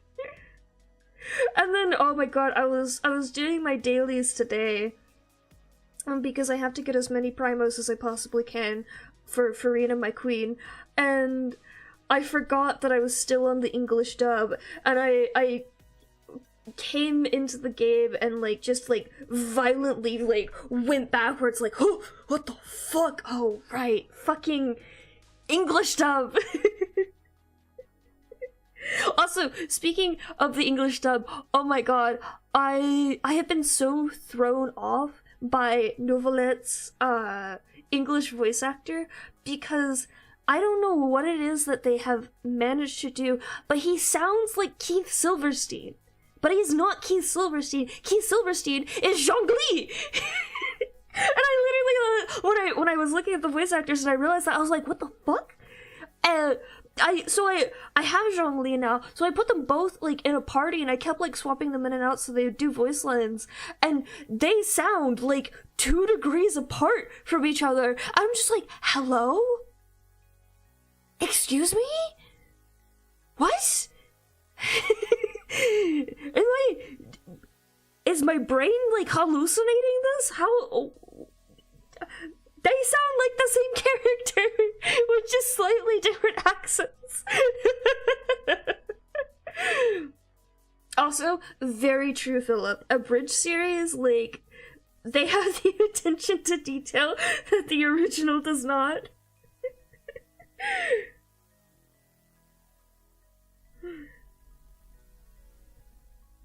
It's fine though. Nouvelette destroys my enemies, and I am pleased. It was really funny. So I did end up unlocking reputation stuff today, so now I can do Fontaine quests. And the 3 bounties I got in a row were Geo team based, then my Nouvelette team, then my Geo team again, and I was just like, huh, that worked out great. Yeah, pretty much. I sat there for like half the stream yesterday trying to figure out who the fuck Nouvelette's voice actor was without looking it up, because I knew he couldn't be Keith Silverstein because he was somebody else. But like, Keith Silverstein has such a distinctive voice. I originally remember hearing him in Persona 5 as Masusia Shido, the main antagonist. And then I realized he was also Hawkmoth in the English dub of Miraculous Ladybug. Which took me a while to realize because I usually watch the original dub, the French dub of Miraculous Ladybug when I watch that. But it's like, it's such a distinctive villain voice that you don't expect it from characters that are not supposed to be villains.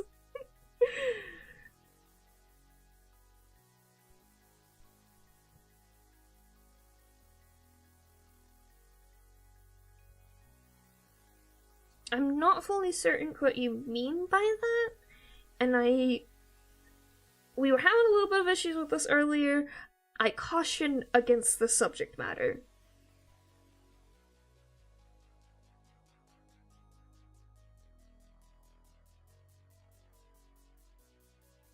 Also, I have no clue. I think they're just basically no holds bar over there. Like, if they think it could make money, they're fine with it.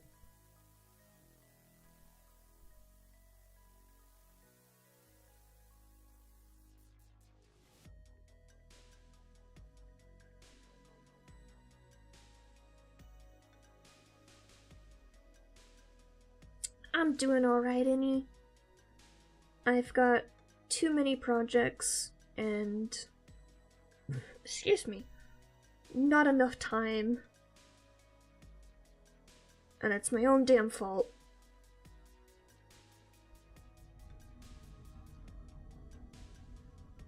I made progress on my cosplay! So, at least, like, I'm making progress on all of my projects at the same time. I did the ironing, I attached the interfacing.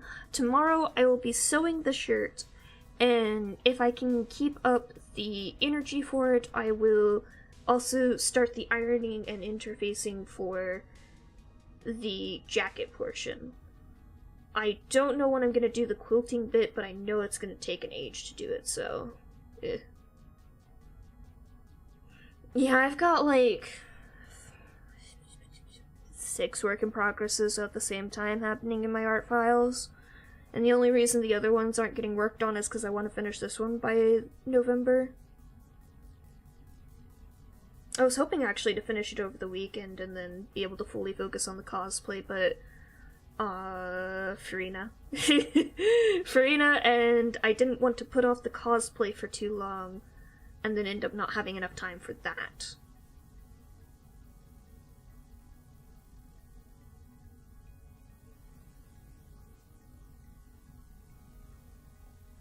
I do not have the capability to raid.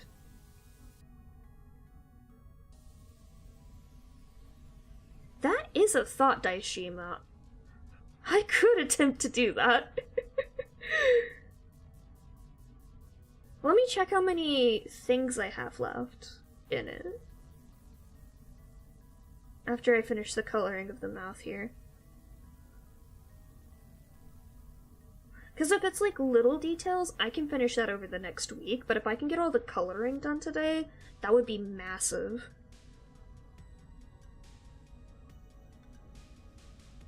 Yeah, it's unfortunate. I'm getting closer to, YouTube partnership / monetization / whatever is required to be able to raid.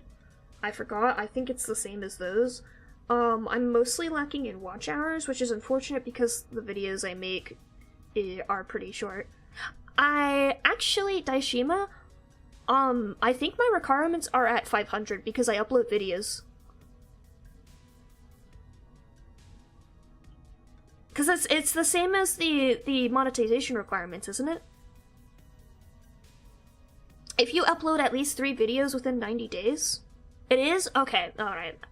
Well, that fucking sucks. Don't worry. This song that this animatic is to recently came out. I'll get the clout subs.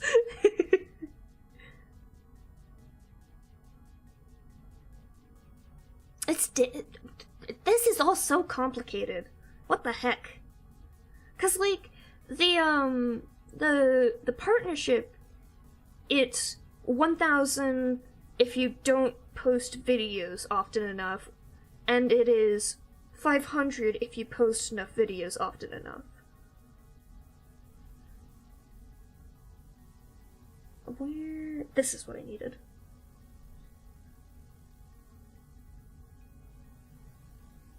I need to fix that one as well.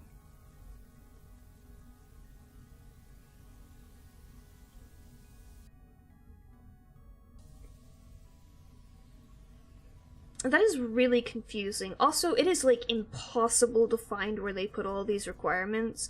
That might just be a personal problem of, capabilities, but still. I am also going to steal this real quick. Oh, I didn't mean to. Just these.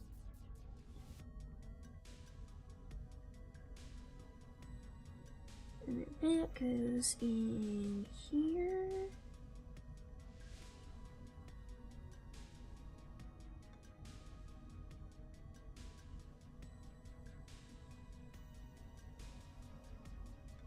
Oh no, Lucas! Oh, that's the worst. It is 10:40.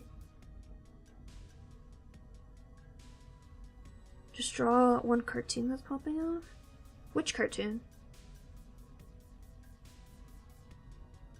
There's like a bazillion every moment of every day.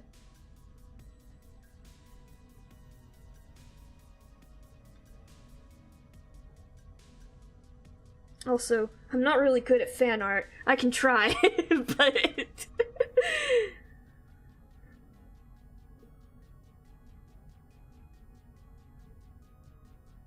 Oh, same time zone as me.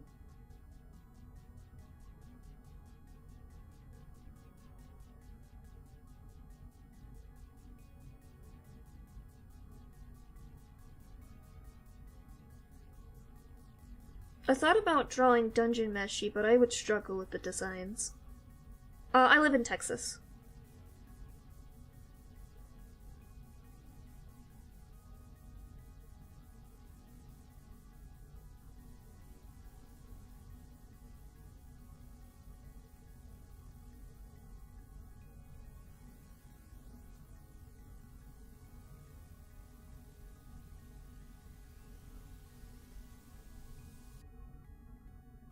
Alrighty, see you in a bit. Also, goddamn, Philip. How do you manage to show up every time?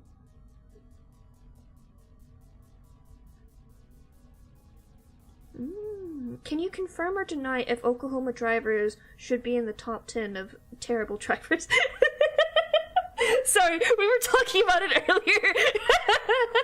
And Oklahoma, Mississippi, and Kentucky are the three that I remember. There was one other one that was like top horrible drivers in the United States. According to some site.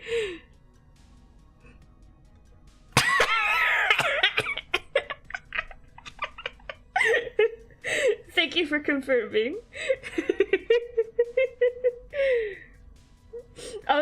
My only opinion was Kentucky and Mississippi are 100% correct. Also add Texas. Texas is awful.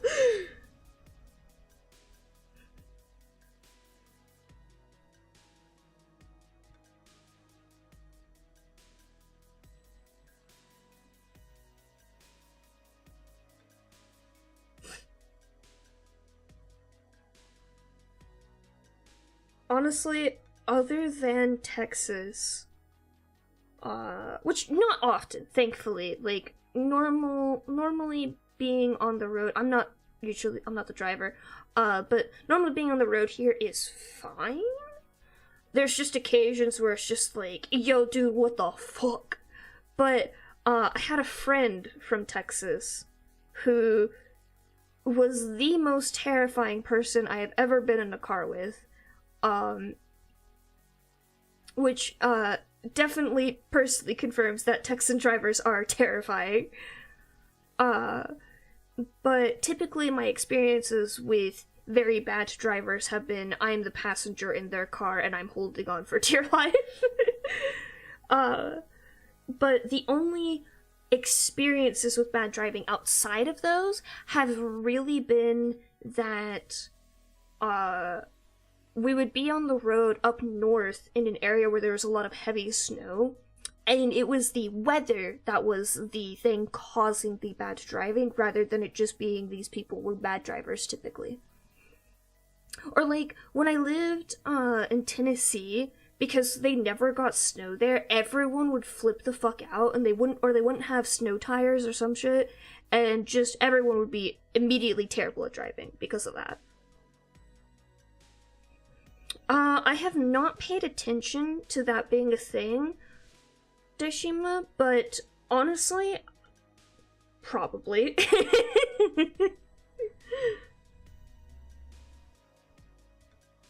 It would not surprise me.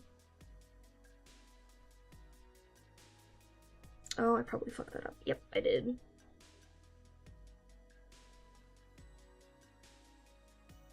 My only personal experiences with driving, I have been in the driver's seat a couple of times, attempting to learn. I struggled very greatly, not because it's difficult to figure out how to drive, but because of my personal fears with it.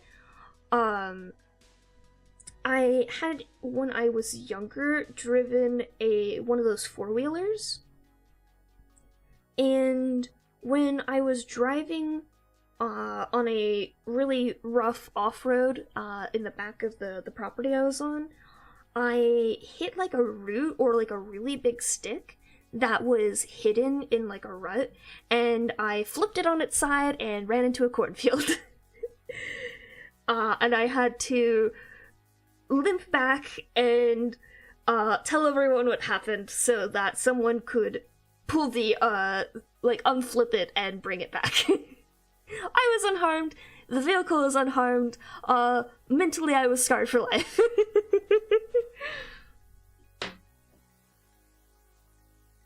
Hang on a second, I have...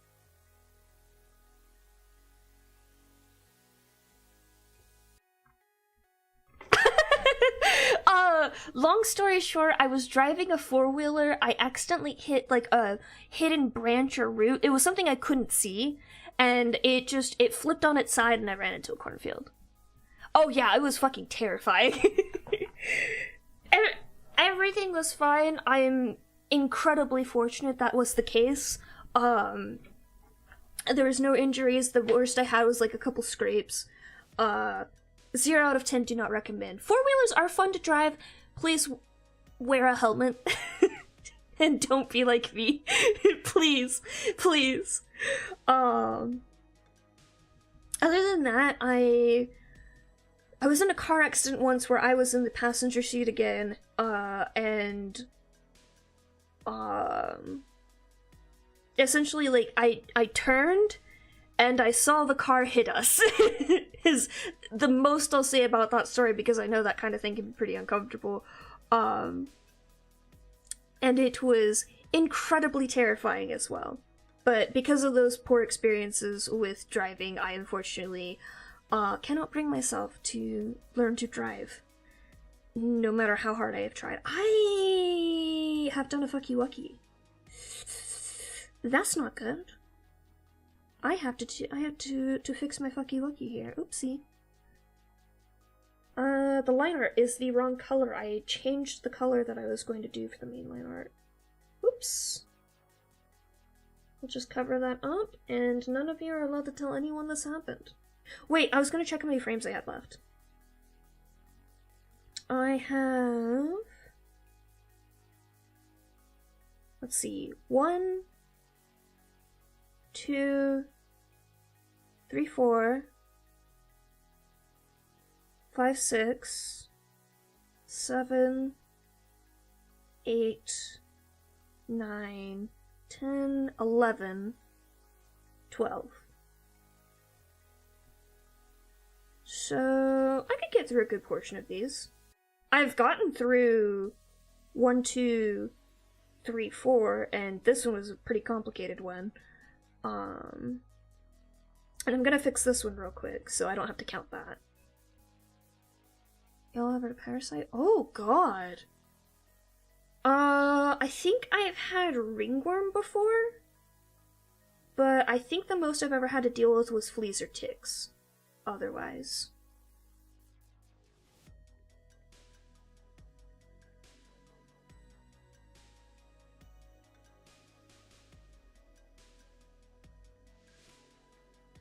I used to live in an area that was like in the woods, essentially, so fleas and ticks were, especially ticks were very common. Fleas because we had outdoor cats at the time. My current kitties are going to be very safe from those horrible little bloodsuckers.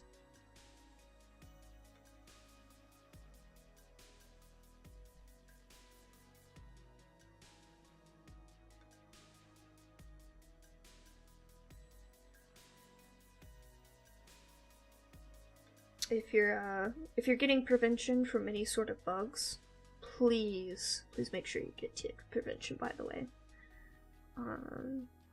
They're very easy to miss.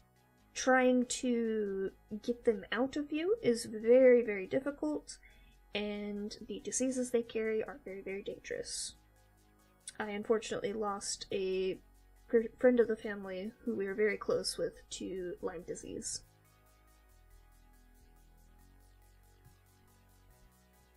I did read. I chuckled in my head, but then I got distracted because I unfortunately have had experiences with other similar parasites.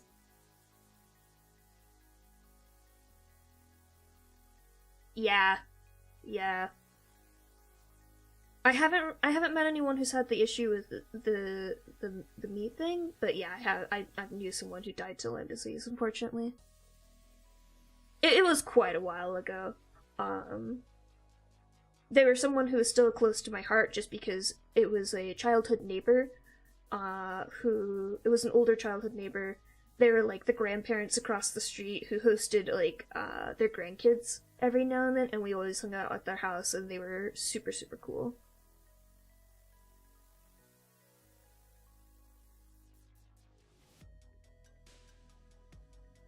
They were also the cool grandparents who let us ride on their four-wheelers. Different four-wheeler and different property than the one I crashed on. Completely not relevant to that story. They didn't have a cornfield, they just had woods.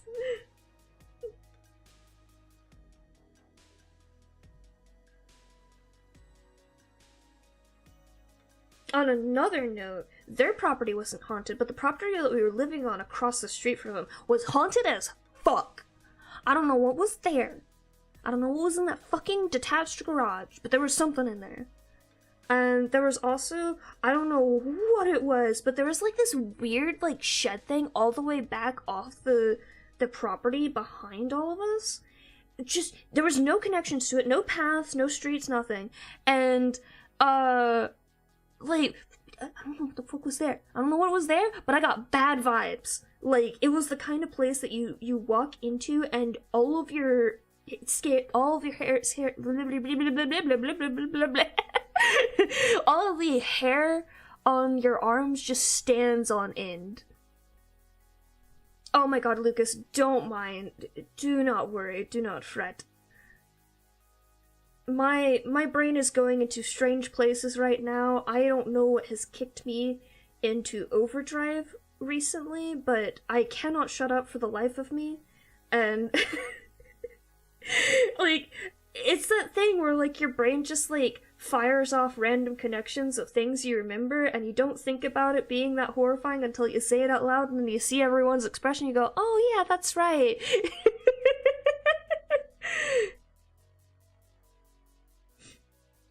But also, yeah, so that garage haunted as shit. Oh my god. We kept having things happen there. Like, first off, this is Missouri.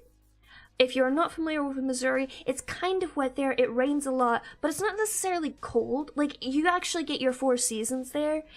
In the dead middle of summer, you walked into that garage, and it was cold.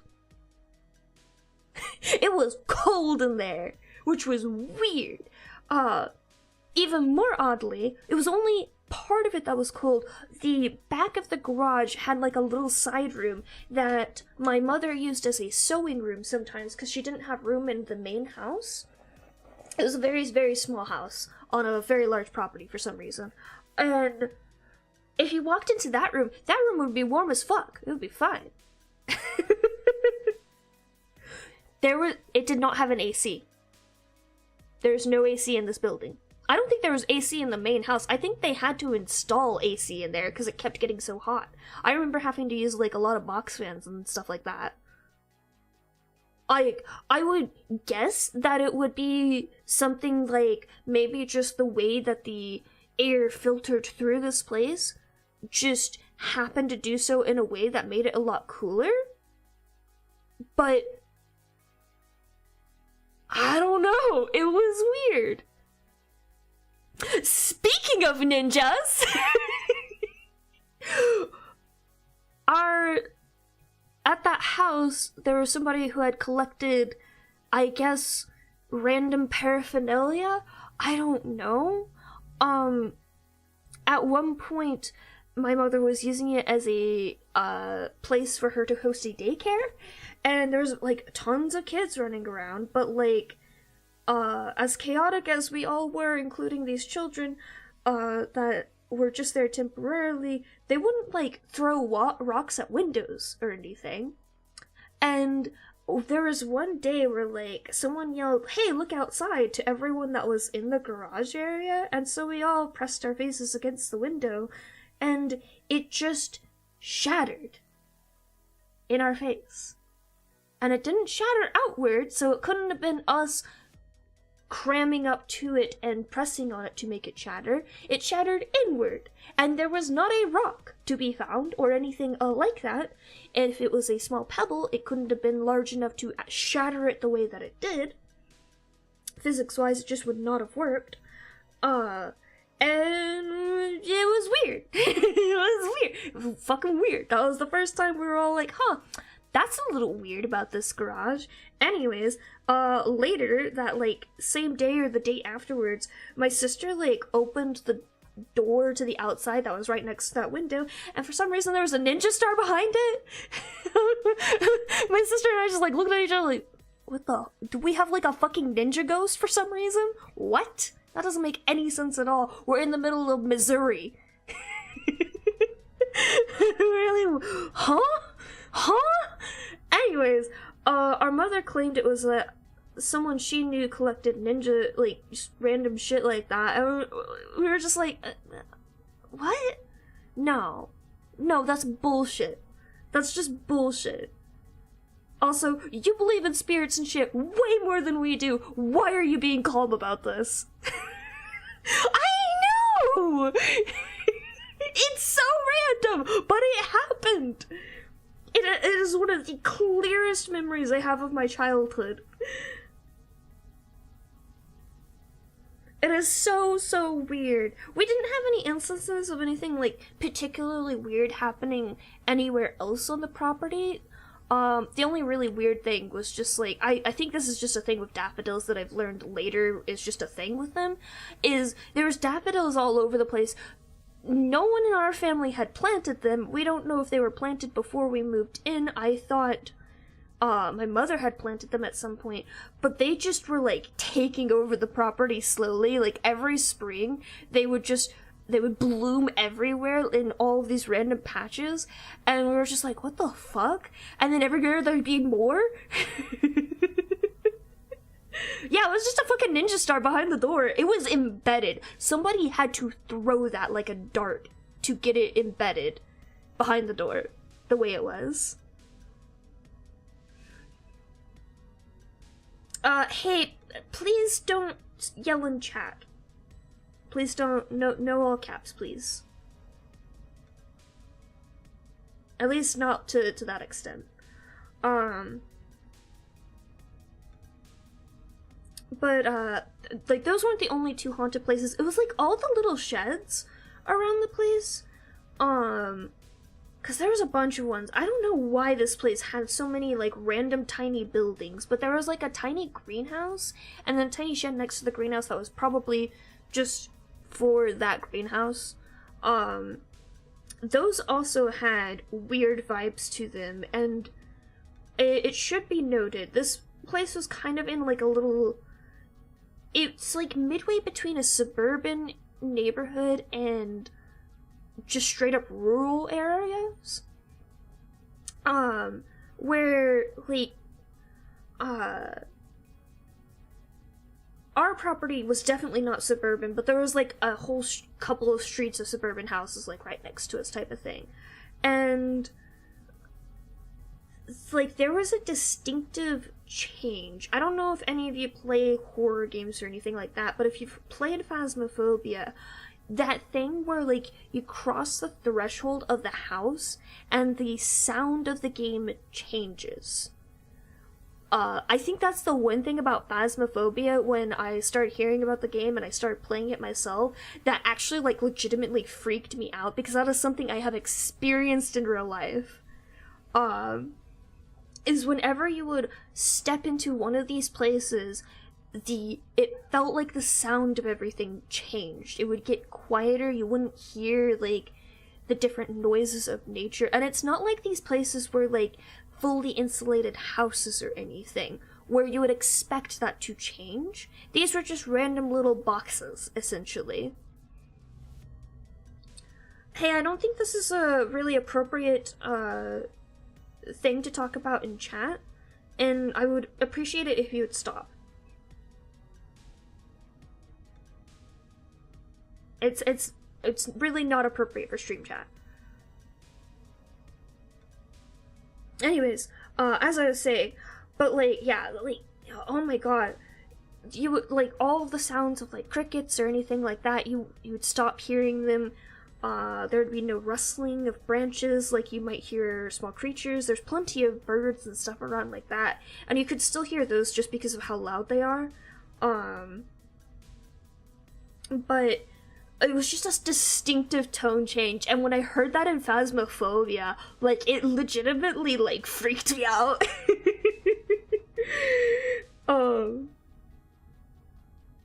Like, possibly the scariest thing about Phasmophobia to me was just like, oh, that's too realistic, don't do that. And that's such a distinctive thing for me, because that all has, like, that's over a decade ago for me, since I've even been anywhere near that property. But I had a friend more recently when I was in middle school, getting into high school. She was specifically my sister's friend, and I'd been over to her house a couple of times. And I did not tell her this until much later, but her house there had the most atrocious vibes. You looked around, it was a completely normal suburban house. Like, it's the kind of house you would see in a fucking television show. It was that just absurdly normal. But it sent shivers down my spine. I never wanted to walk anywhere past the kitchen because of how just terrified I would get and how anxious I would get in her house, which is not something I experience in anyone's house, like any other friends who I just had visited for the day or anything like that. I'd only ever gone upstairs in that place once, and it got, like, 5 times as bad up there. I start streaming at 7 p.m. Central Time. But I never told her about that, because I was just like, oh, that's, like, the most insulting thing you could tell somebody. Your house is totally normal. Never invite me here again. Like, your house has terrible vibes, despite it being entirely normal. But after we had moved out, we had come back to visit for family in the area, and we were helping her move just a few things, because we had a car and other family members were busy for her that particular moment. And so we're sitting in her new room with her after we had just dropped off some things with her, and she goes, yeah, so that place is haunted, right? And I'm just like, what? She starts talking with my sister, and they're like, oh yeah, this, and this, and this is weird, and I saw shit, and I couldn't sleep there. Like, I'd get the most horrible nightmares ever since we moved there.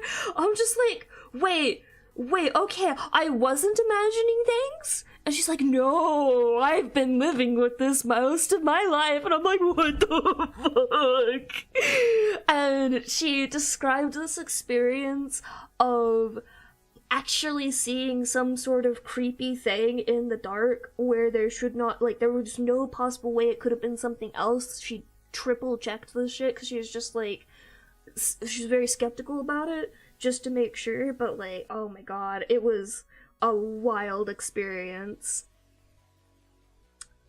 Ooh.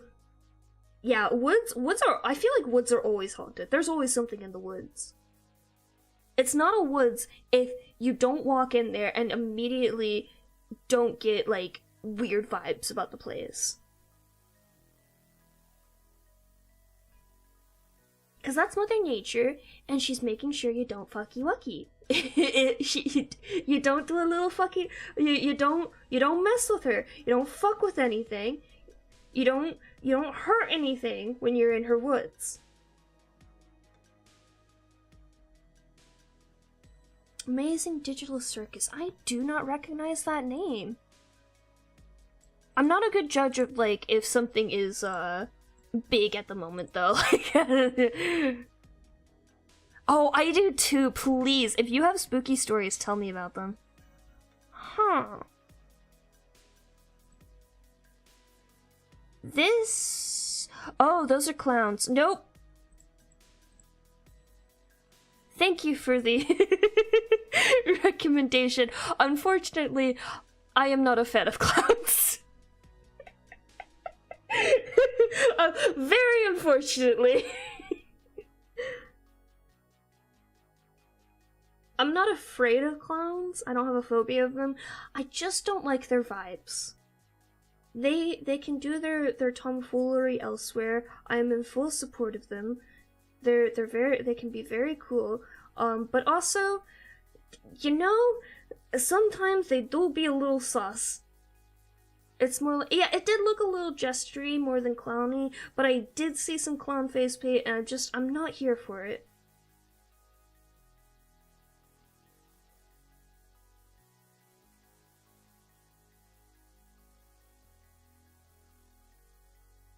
Circuses are a little bit of hit or miss for me, unfortunately. I have seen a circus in person once.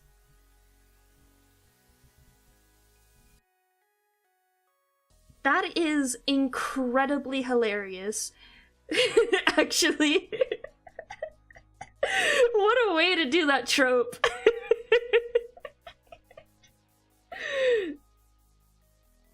I am reading, by the way, Mega Man X, for everything you type. Even if I don't respond, I'm just letting you get to your punchline. No, that's your punchline.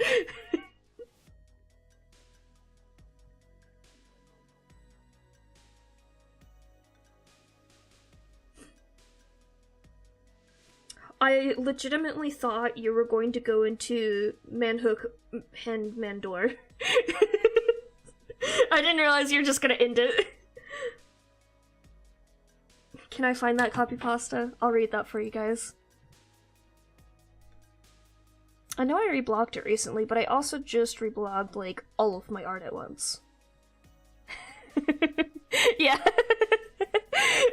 I really thought that's where this is going. Let's see. Art.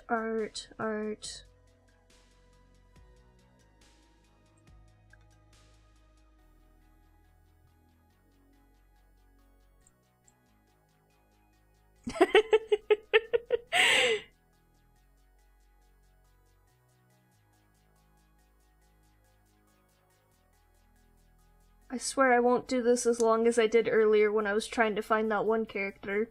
Oh, speaking of, I have more people now trapped in my maze. Do any of you play Pathfinder? Dude is fine. My pronouns are they, them. I prefer dude over dudette. Have a good night, Lucas. But yes, do any of you play Pathfinder? I have an incredibly important question. I cannot find what species this one character is playing in one of these campaigns. It's the fucking weirdest species. But I don't play Pathfinder, I only play 5e really now, so I don't remember.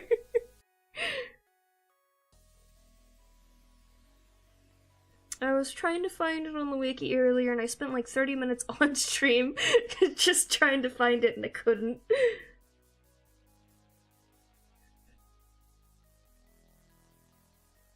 It was very upsetting. I'm probably going to search for it. Yeah.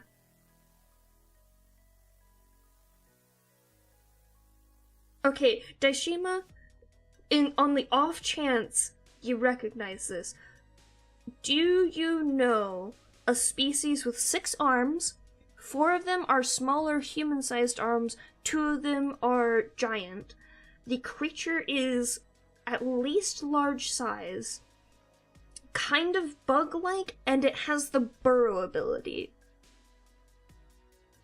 Because a character in one of the campaigns I played in Pathfinder was this, and I cannot remember what it was called.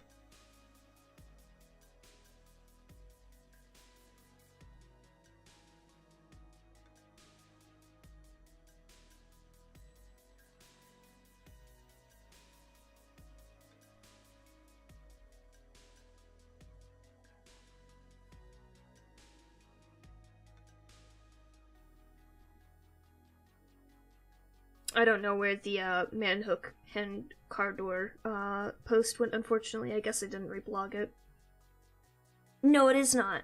It is not that. We have double checked that. No, this was a specific Pathfinder creature. It had art. I don't know if it was homebrew, but I have not found it just by searching up those things. And I don't really know where to find Pathfinder homebrew things. I remember at the time it was on the wiki that we were using. I think it was some kind of Paizo labeled site, but it wasn't like an official site. It was like a sister site to that. But I have not been able to find it. How bad is this compared to the other line art? It's kind of distinctively different still. But no, it was not a blue creature like those are. It was, something different. And unfortunately, the only picture I can show you is of my own art. Yeah, you can say fuck. The only words that are straight up banned are slurs. And there are some subject matters that are kind of banned, but, 3 strike warning with those.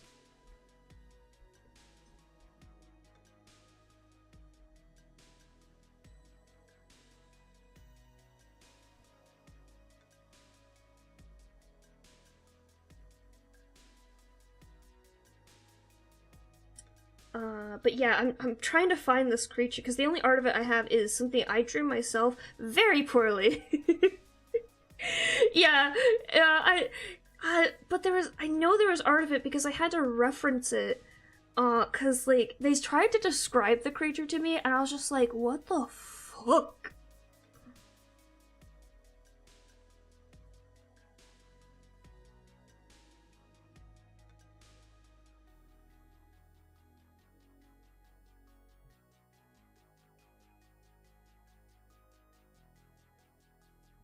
And then they showed it to me, and I was just like, this is what you've been the whole time? Dude, that's terrifying. Because there's nothing more terrifying than the party member with the large size saying, I'm gonna burrow over to that guy and then grapple him with my tiny arms, and then punch him with my large arms. All in the same turn, because he had multi-attack.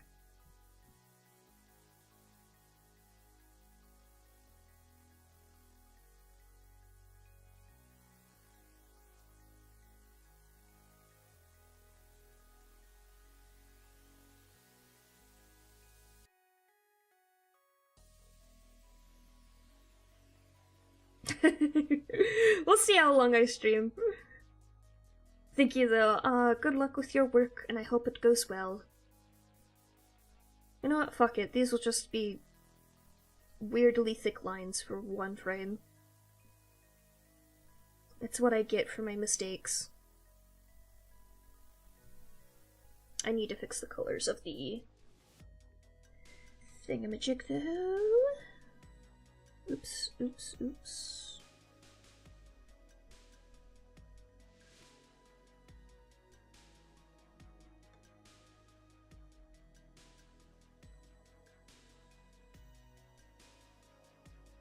I have no idea. I don't look at chat numbers.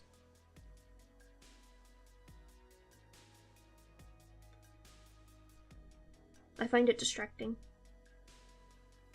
That is not an invitation to tell me before anyone attempts to.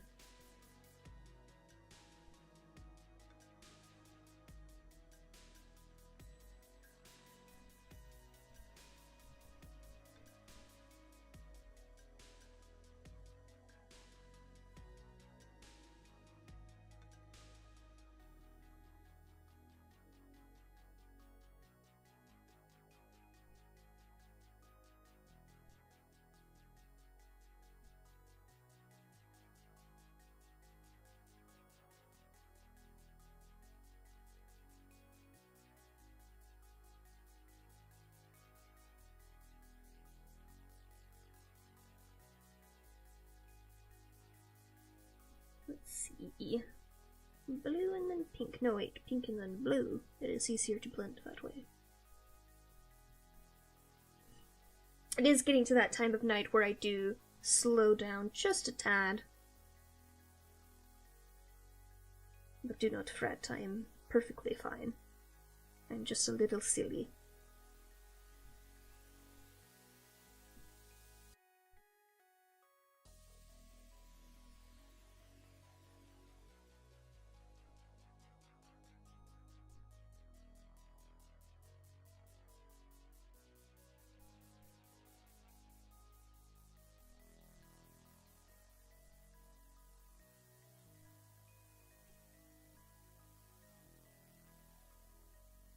We did indeed.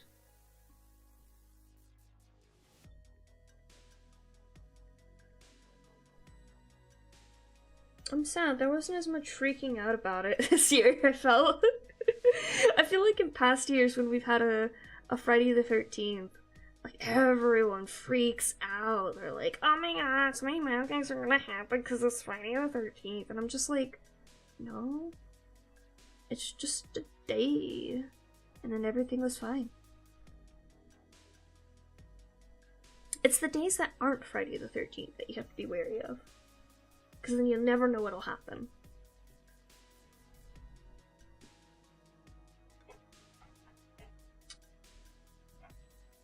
Miss Marjorie, what are you doing?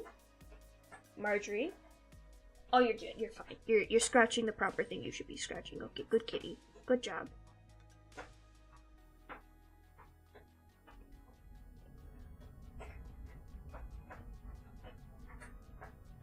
Carry on, my small, evil child.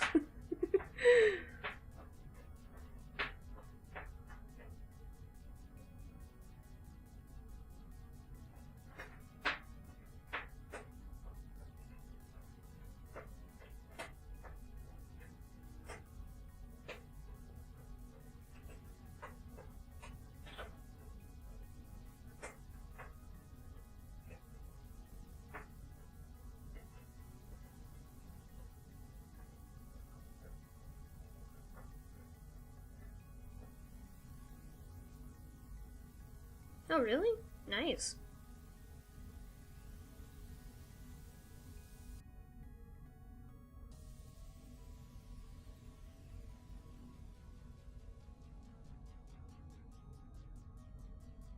I have seen an influx of more wizard posting on Tumblr lately.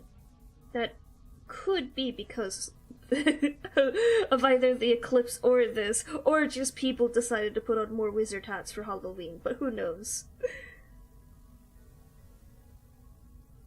Speaking of, I need to make another wizard hat. I'm not allowed to start another one until I finish my projects, though, which makes me sad. But I want to make another wizard hat. It was very fun to make the last one I made.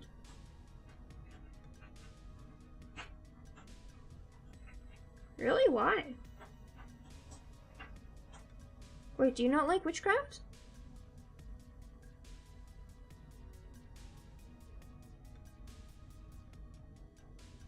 You are aware you're on the Wizard channel, right?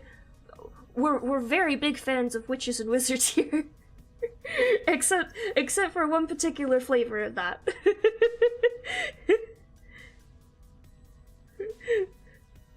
This is in fact the magic show.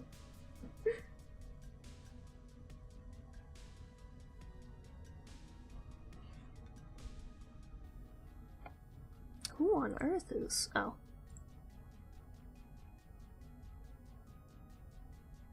Oh, I see. Daishimo is showing me the eligibility things.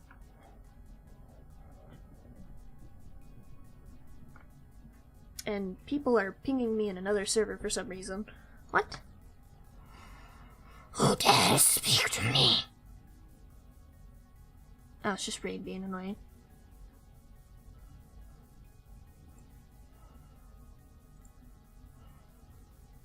I'm sure I just woke up everyone who was mildly sleepy and lurking.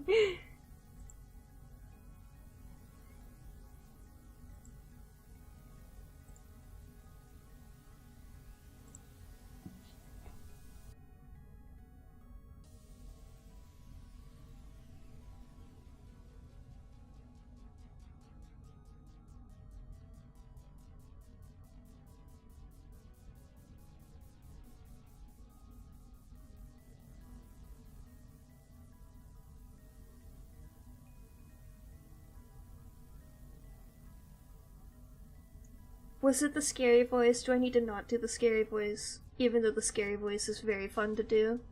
Or is it just the witchcraft?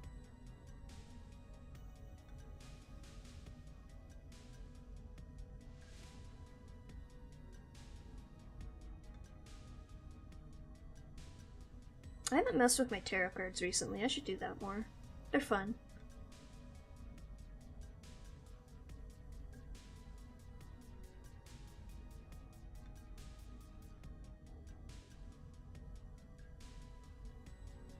Only if I feel like it.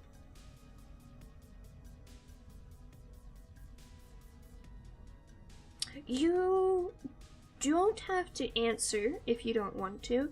Is it just specifically witchcraft just happens to be uncomfortable for you, or is there like something like in your culture or community that is just like witchcraft bad? I'm just curious. You don't have to answer, or you can be as non-specific as you want if you do answer. I just like learning about that sort of thing. Theology and culture are very interesting to me.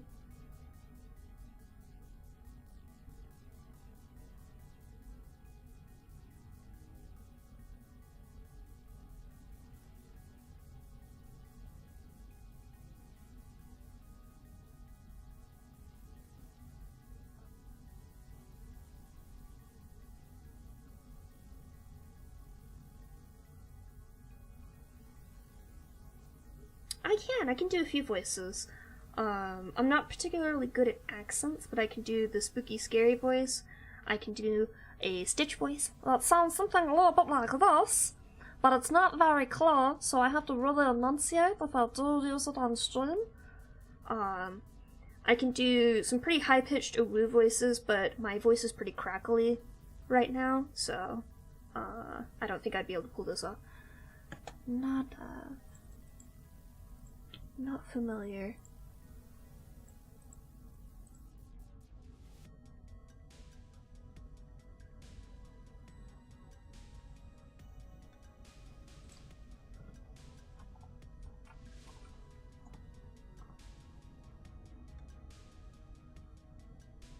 Oh my god, Lilo and Stitch is such a good movie.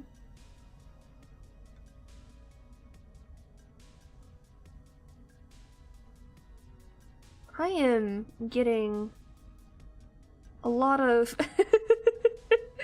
unrelated things to what I am attempting to search here. Okay, well, I'll have to look that up later.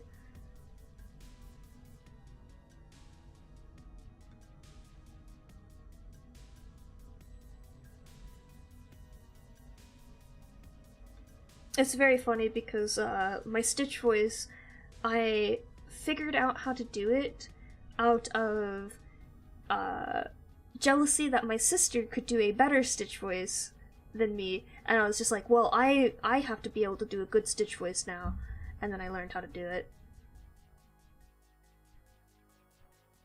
Hilariously, though, despite my jealousy that she can whistle and I cannot, I still have not learned to whistle to this day.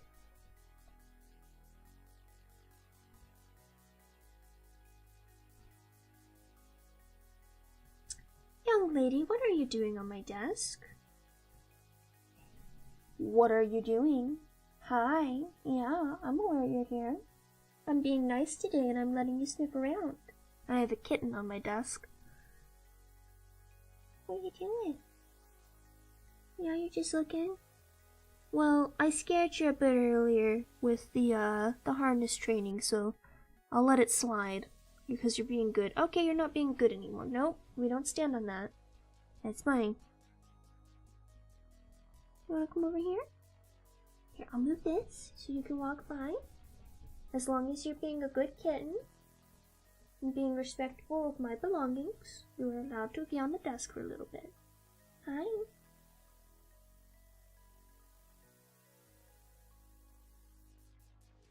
Good girl, good girl. See? That's all you have to do to have permission. That's why Miss Mia has permission to jump on things. Oh, I have a kitten who wants attention right now. Yeah, that's my water bottle. You can't stick your nose in there. She's being very silly. Here, let me see if I can pull up a picture for you. The cat cam isn't set up right now, unfortunately, or I would totally turn that on immediately. Oh, careful, baby. What are you fucking with? No. It's not what that is for, baby girl. I want to try. Oh, okay, an indigenous tribe, I see. Yeah, I was getting all sorts of weird mixed results that did not sound like what you were trying to say.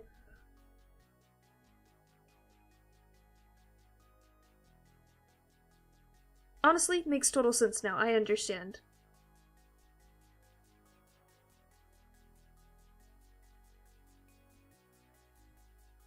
Let's see. Oh, that's a good kitty. That's a good picture of them. Okay, you are no longer being a good kitty. Excuse me, ma'am.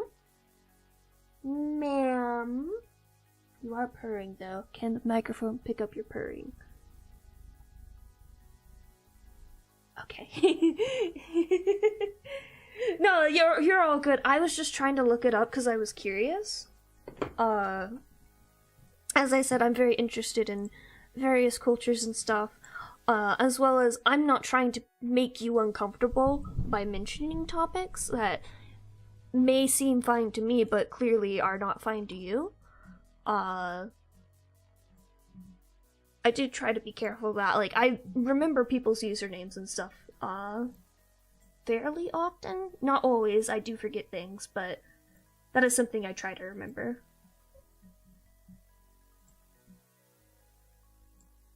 Here are both of my kitties.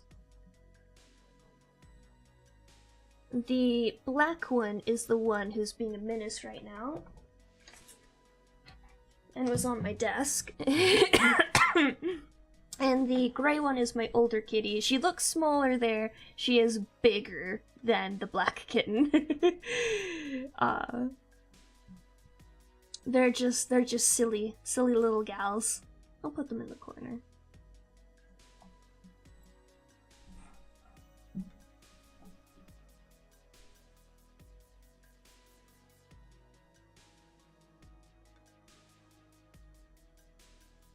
Let's see, I need you.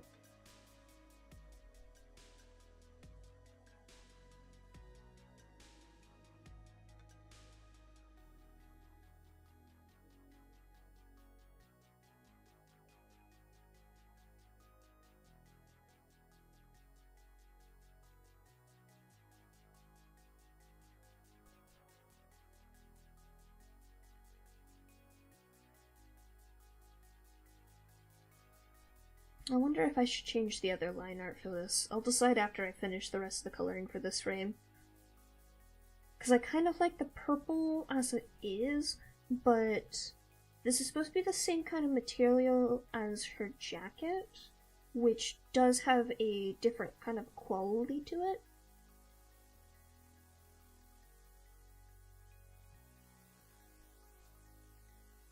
But I don't know. I'll decide later. Let me think on that. If I do end up having some questions, I will try to note them down if they're after stream. And if you show up again, I might ask them. But I do try to be very respectful. I am white, so I am very much in the position of I need to be the one watching my words when it comes to that stuff. But I don't personally have a whole lot of questions right off the bat right now.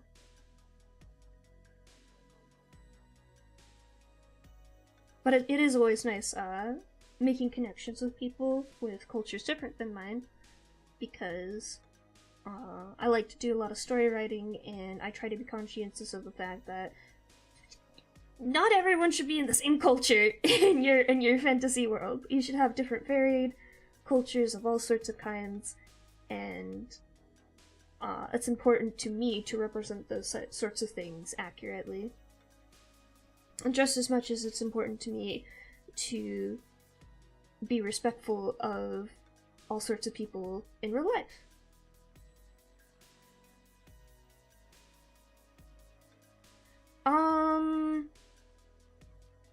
Let me think. I do... Hey Viper King, are you in my Discord? Do I still have it? Hold on. Wait, I need to hide this because I have to go into my files here, and I don't know if there's anything that'll dox me in here. It's something I call the worst fucking thing I've ever made. And it is this horrifying conglomerate of noises I put together as a joke. Yeah, I still have it.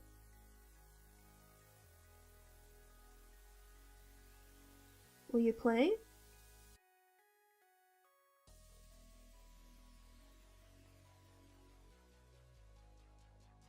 Is it trying to play through AirPlay right now? And I can't hear it because I don't let Air Server make noises?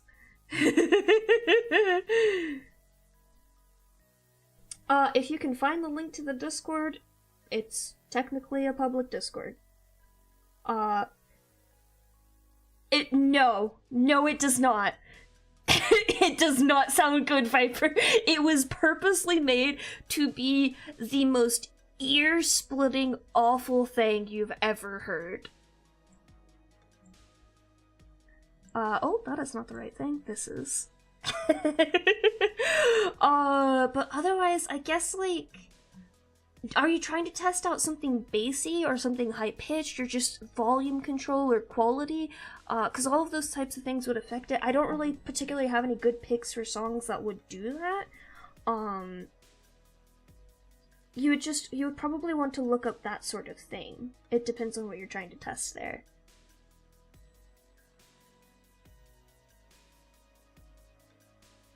Don't worry, I was not going to play it on stream. Just loud?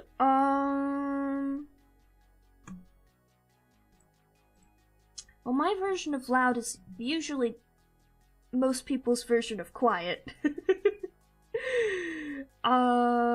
Let me just look at, like, top things in my liked songs on Spotify. Oh, are you familiar with the Adventure Zone? Because the Wonderland themes are atrociously loud on the soundtrack for some reason. No, yeah, whenever I mention that particular song, please be reassured I would never play it without making sure there's not somebody in the chat right now who immediately vetoes it, because it is quite literally the worst thing I've ever heard. And I am picky about noise. I can work in a lot of environments, but if there is too much noise of certain kinds, I will flip my shit. If not, okay, let me find something else here. Marjorie, what are you doing? The World Ends With You soundtrack is decently loud.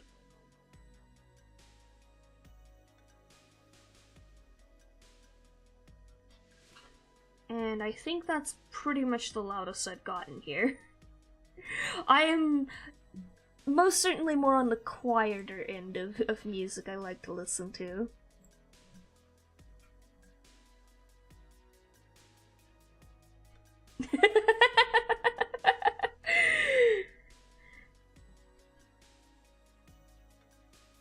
No, but seriously, like, I am fairly certain that an unsuspecting person could immediately get a migraine from listening to the monstrosity that I have created. I dread the day that I mention it to my music tutor and she goes, "Hey, can I listen to it?" Because I have mentioned that I have created this horrible thing to her. I have not given her the file. It is literally a horror show. Cause like, it is just me randomly spamming keys in GarageBand, but it's also, I went back and edited it to see if I could make it worse.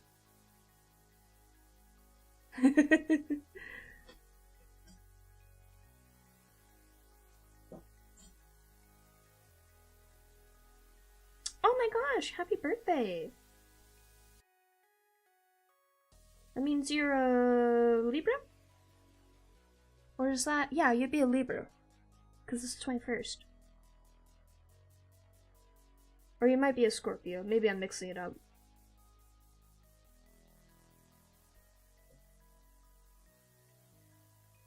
And I'd love to have you around.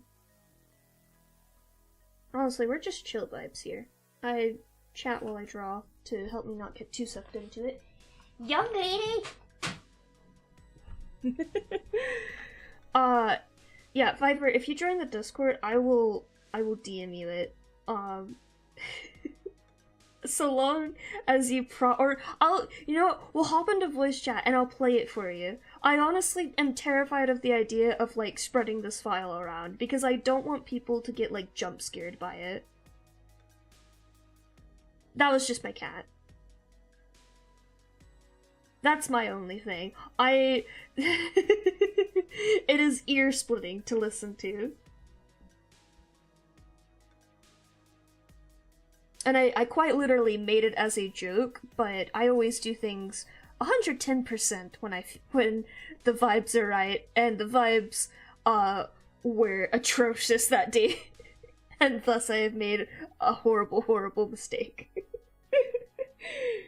I'm proud of it, though. Let me be clear.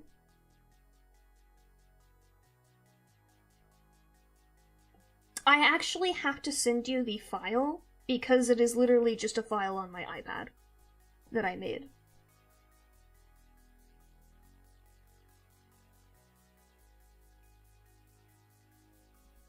So I can send it in Discord, and you can play it as, like, an audio file in there, but you can also download it from that. Which is my concern. I swear to God, if, like, I wake up someday and somebody has added it as, like, one of the Discord, the sound bot thingies, I will lose it.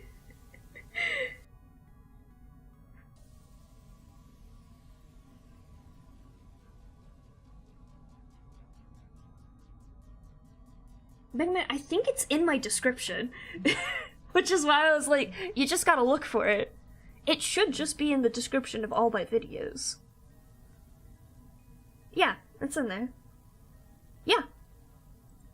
Yeah, server link is in the description of the stream. It's always there. I don't change my description.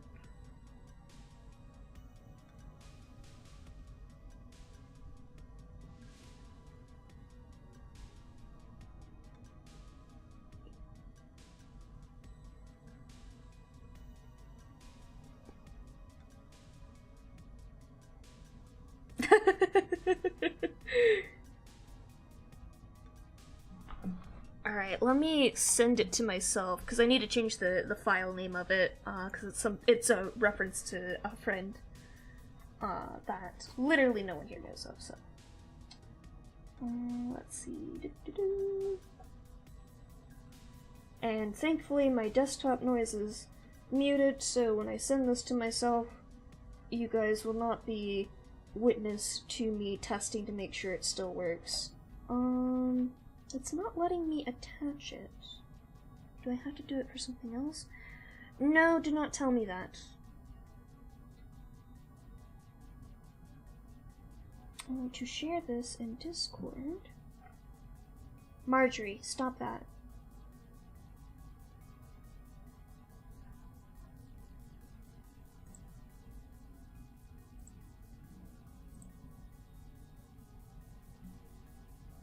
It didn't let me share it. What?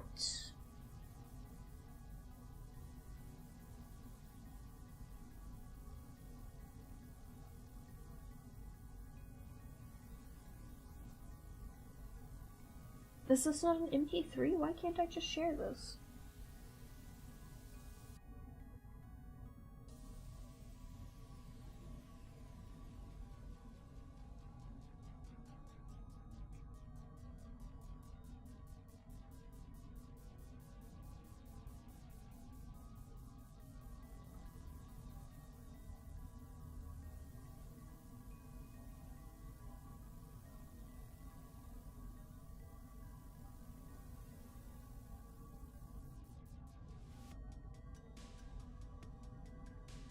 Oh, I think I figured it out. What are you doing, Marjorie? No, ma'am. Don't be a little rat bastard. There we go. Okay. I figured out how to set it. Oh god, it's just as bad as I remember.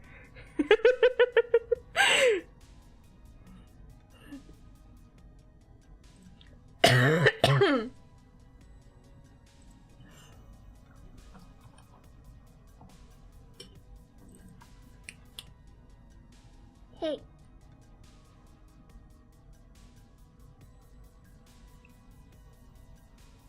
Oh, it's so bad. I personally describe it as the feeling of nails on a chalkboard in audio form. You may or may just not agree with me, but it is that terrible.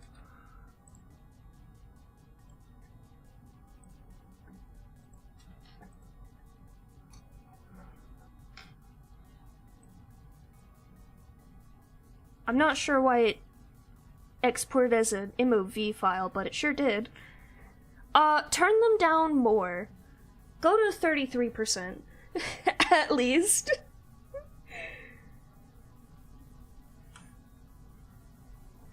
I think I maxed the volume on everything I possibly could, and then I rebalanced it afterwards to make sure the worst noises were the things you heard first. Marjorie, I am about to kick you out of the room.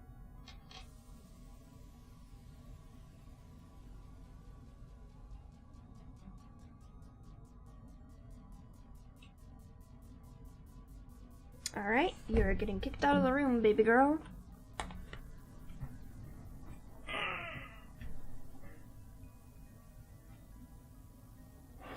Ouch, you. Out. Out. Out. Thank you, ma'am. I know you're just excited to be here. Why did that export as that? I'm gonna double check it. Because, yeah, that's a WAV file. But it's exporting as an MOV file. What? Discord. I have not.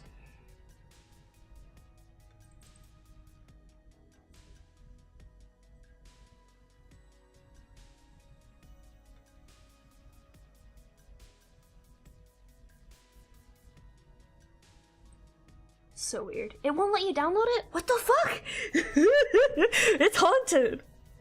Haunted file. Hold on. Maybe I could export it to Dropbox and then try to do it that way?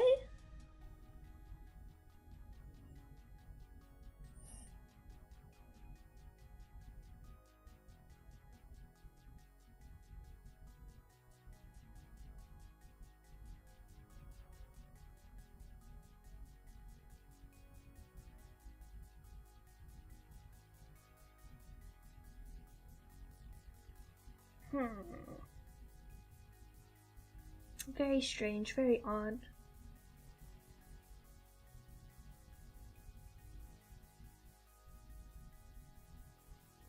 Discord has been changing the way that they handle files because people were using it as a file share / storage method. And they didn't like that. So they are now changing it to be different, and it's going to slowly break things for a lot of people. Okay, I have re-downloaded it. It is now a WAV file as it is intended to be. And it's a higher quality awful. Is that gonna upload correctly? Okay, that uploaded correctly there. So, okay, you should just be able to play this in Discord now. Please put your volume at least a third. It is loud. It is very loud.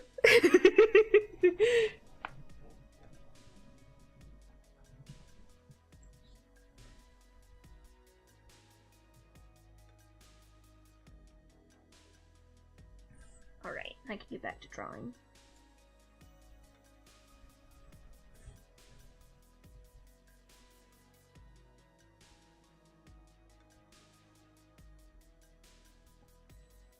I made that in college, which I think accurately describes my state of mind while at college. Oh, it's 3 in here, not 2.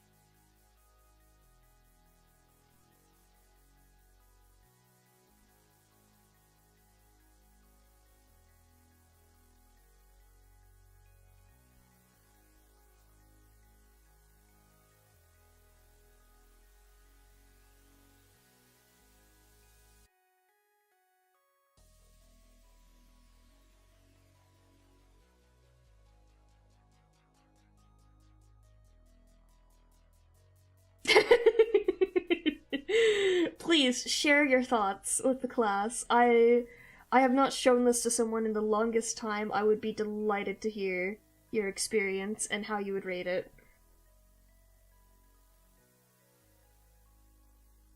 Oh dear, I hope you are able to stay safe. That is scary. Anyways, that's why I have a music tutor now, because I would like to make actually good music. This is what happens when I'm left to my own devices with no explanation of how things work.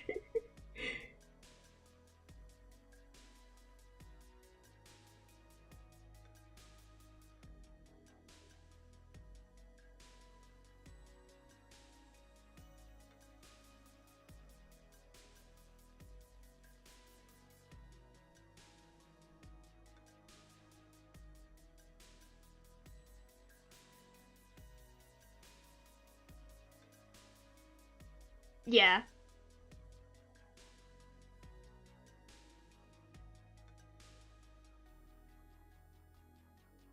But did you enjoy the song? Did you like it?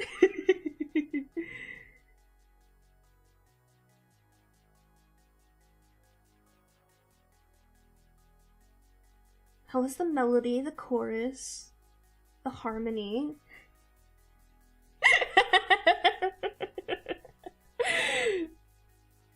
Excellent.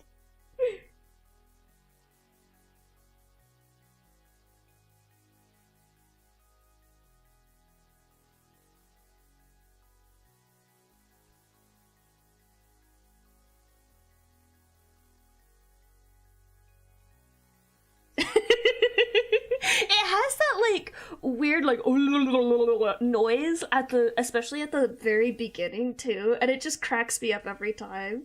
Like as much as I'm cringing from the just horrible cacophony, I just cackle every time at the noise. It's such a weird noise. I think that's like some weird mixture of like some synthesizers and like a violin making that noise. I threw a lot of things in there. I know there's a few bell sets because I remember those from my percussion band days being awful to stand next to.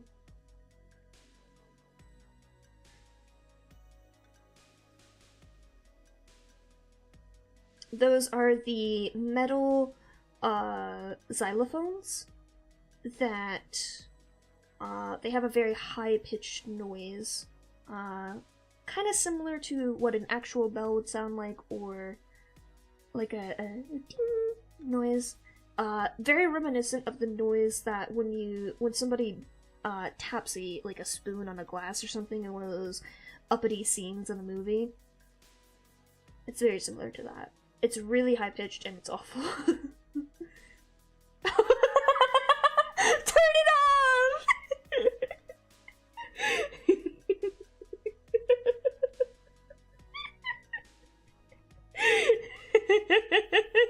Oh my god! It's only 17 seconds long for a reason!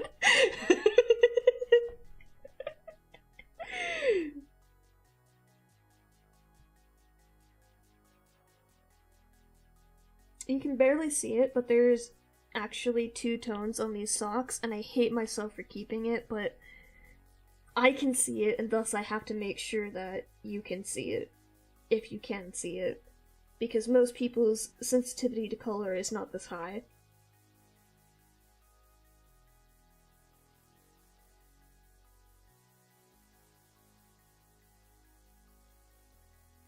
Or miraculously, there are a lot of people with a high sensitivity to color, but because these two shades of lavender are so close in shade, it is so barely noticeable, but that it doesn't... It's pointless to add, but I'm adding it anyways. Why? I don't fucking know. Yeah, I'm assuming that as well, and I'm not sure why.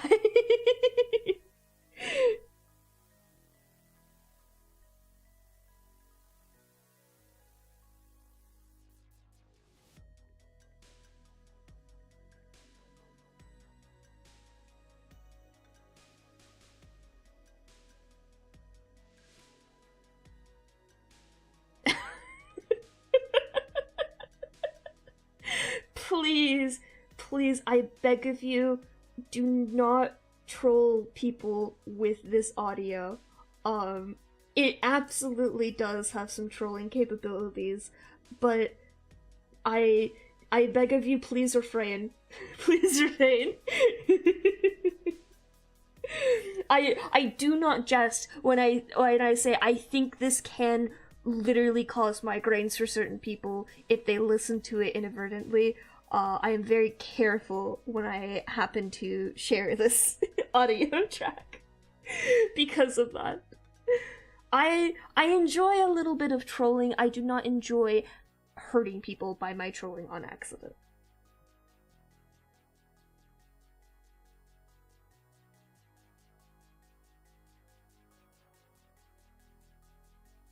I am the person who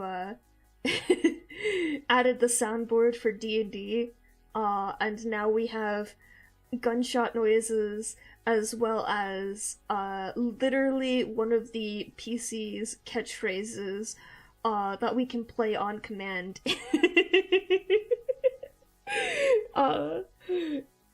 So I'm happy to do a little audio trolling. I know I have to be very careful when I unleash this onto somebody.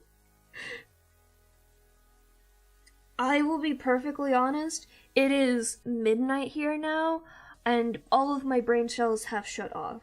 I probably won't have any specific questions until next time.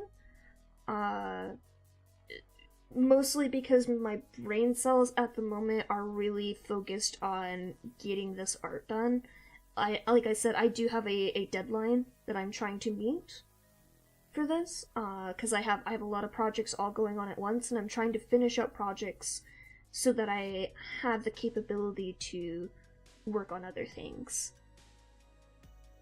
But rest assured, I will have questions.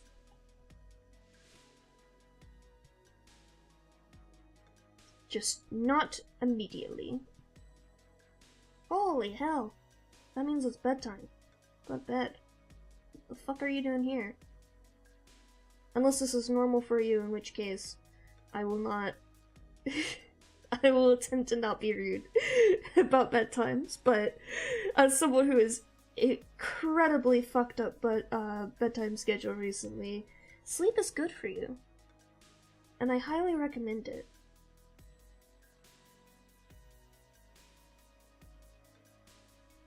I'm not allowed to bully Philip anymore, but Philip still goes to bed at a reasonable time sometimes, so... All you must do is ask for me to stop. Otherwise I will bully you.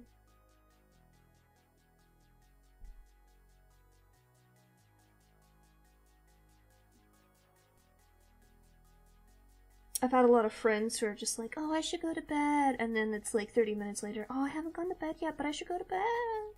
And I am one of those people where, like, I will get dragged into a conversation and I'll just keep going, but I'm desperately trying to go to bed at the same time, and it's just, somebody says something and I'm just like, well, I have to say something now. Okay, yeah, that's fair.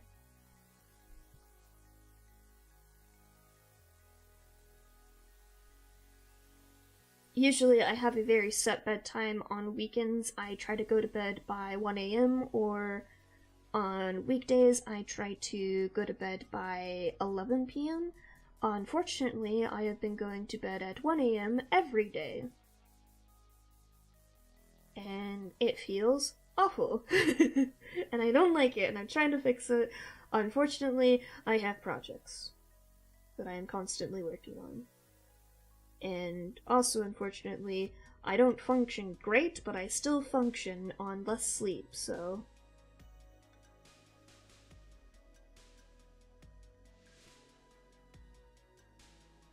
I did have to take a couple sick days, though, because it did get pretty bad.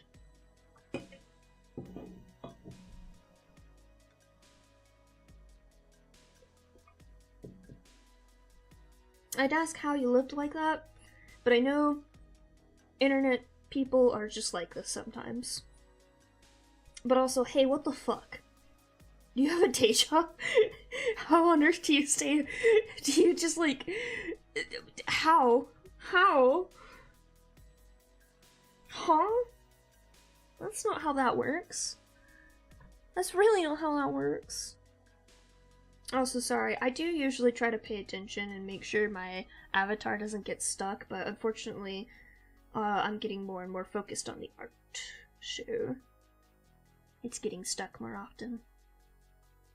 You're just night person. Okay, you know what? That makes sense. I had the misfortune of realizing that,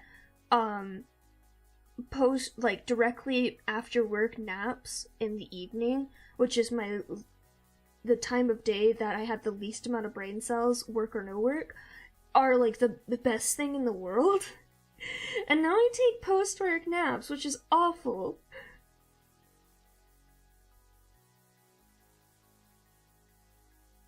I mean, you don't stop me from saying anything about witchcraft.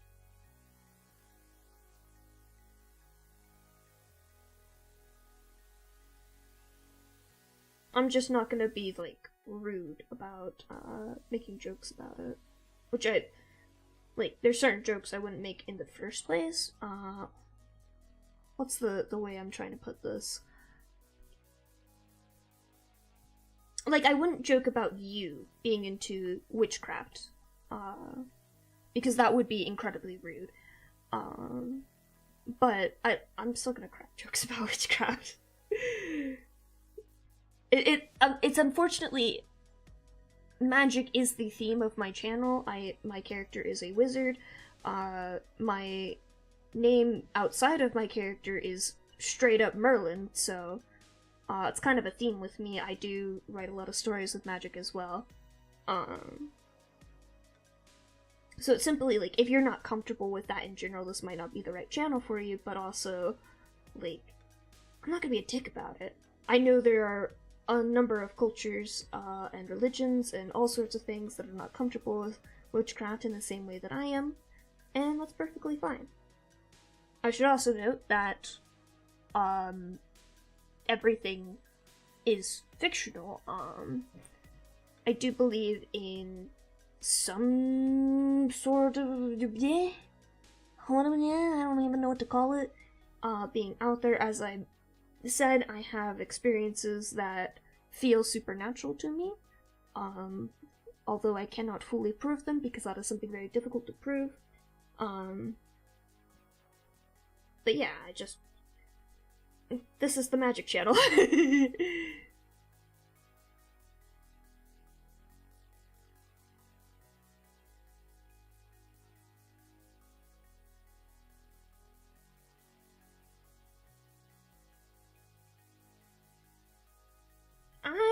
I'm gonna stop you right there, Mega Man. I feel like that would be an appropriate joke for my channel. This is what I mean. People are allowed to joke about these things, but Viper King was not making a joke that was directly at you, I guess? Unless the intention was that, in which case, hey, we just said don't do that.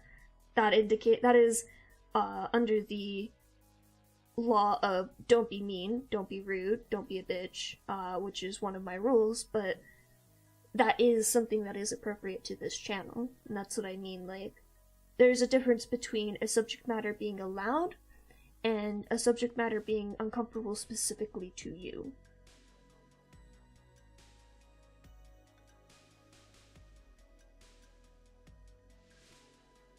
No, it's okay. I mean, this is kind of what I was talking about earlier, like, there's all sorts of differences in people's experiences and cultures and personal feelings on things, and it's okay to be uncomfortable sometimes, and it's certainly okay to bring things up and be like, hey, you know, I'm not really comfortable with this. But also at the same time, the internet is a very large place, and there are all sorts of people on there, and you just have to be cognizant of the idea of curating your experience to what you want it to be. There's a lot of internet police around, and I feel like on some levels this is something we need. We don't want people who are actually dangerous in our communities. That's not good.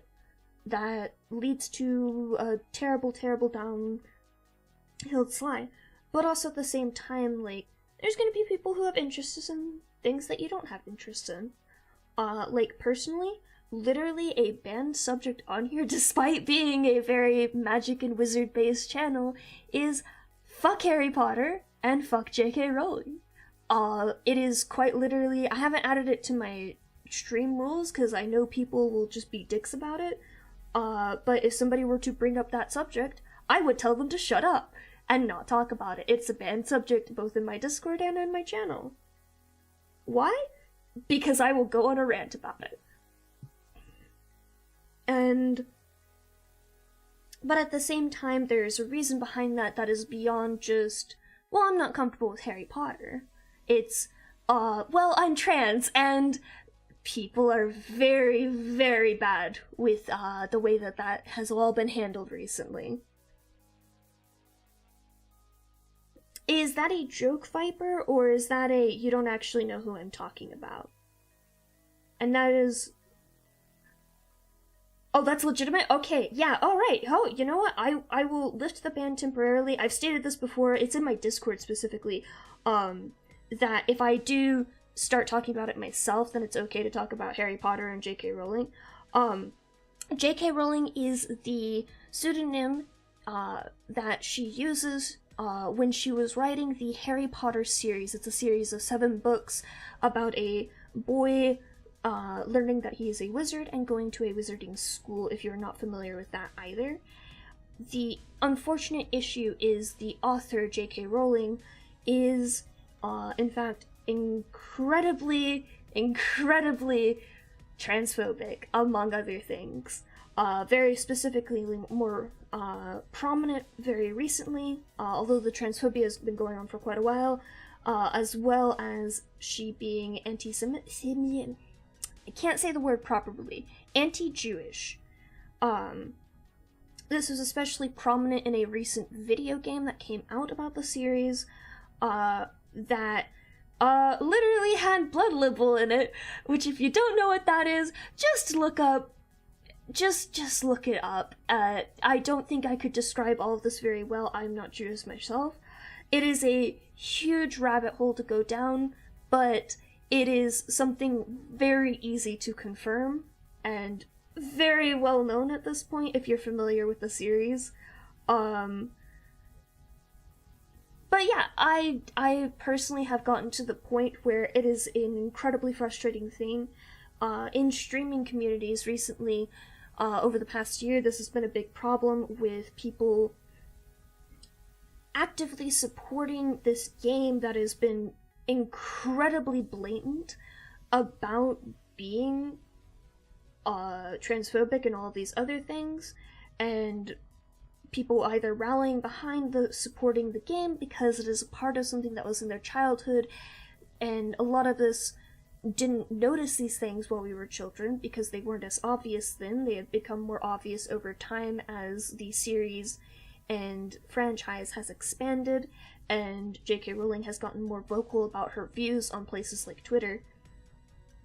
And there's other people like me who are just like, hey, well, we can't really death of the author this. In a similar vein that we could not at one point death of the author Minecraft from Notch. That's a whole other controversy I will not get into, if you aren't aware of that one.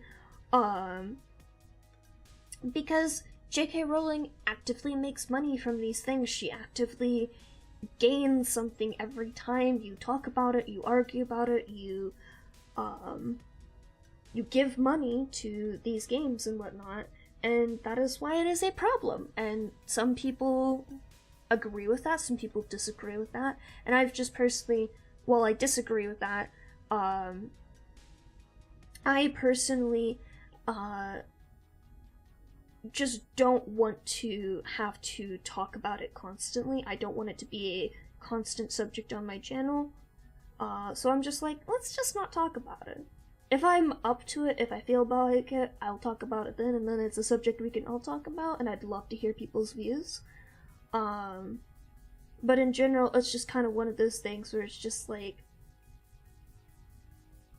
it's so easy to not play a game,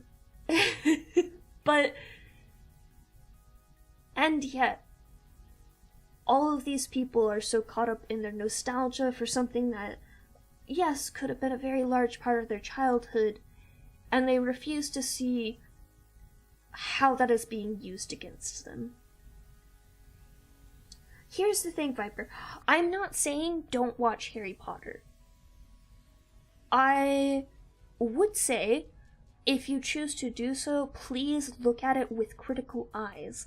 The movie does not carry the same themes that are as blatant as they are in the books, except in very special cases. I would especially pay attention to how they handle the Gringotts Bank, which is very, if you know anything about Jewish culture, you would know that is a very blatant caricature of Jewish people that is used very often with various different tropes that they have applied to the goblins in the Harry Potter series, especially in the movies. They just made it worse.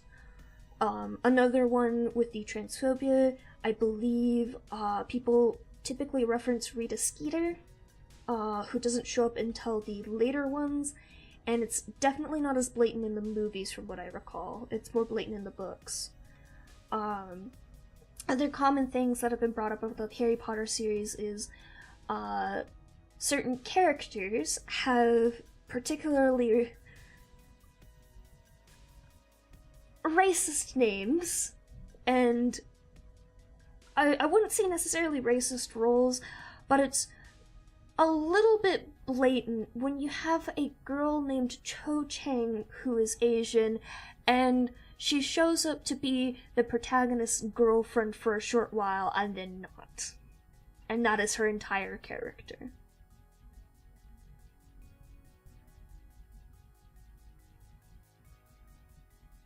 Yeah, that's the thing. Like, that is what people refer to as death of the author. Like, the idea of just watching something critically, understanding that the author has made points in here that you cannot avert your eyes from, but at the same time you can enjoy a media that is considered problematic without being moral police on yourself. However, at the same time, when it comes to something like Harry Potter, where the author has power in communities and is actively using her power gained by the fact that she became famous off of this thing to make things where she's funding bills that are transphobic in nature over in the UK and whatnot. This has been proven. And she is lobbying for these things with funds gained from the Harry Potter franchise. And that is the issue with it. And yeah, it's hard because, like you're saying, the movies are a step away from J.K. Rowling. She wrote the books. I don't know how much impact she had on the movies.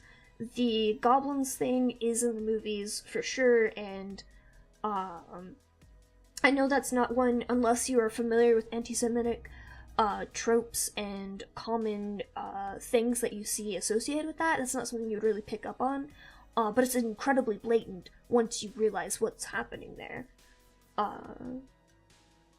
And that's one of the strongest things that she has against herself. But then the transphobia isn't very blatant in the books or in the movies. It is something that she has been doing on Twitter and other social media constantly for the past several years.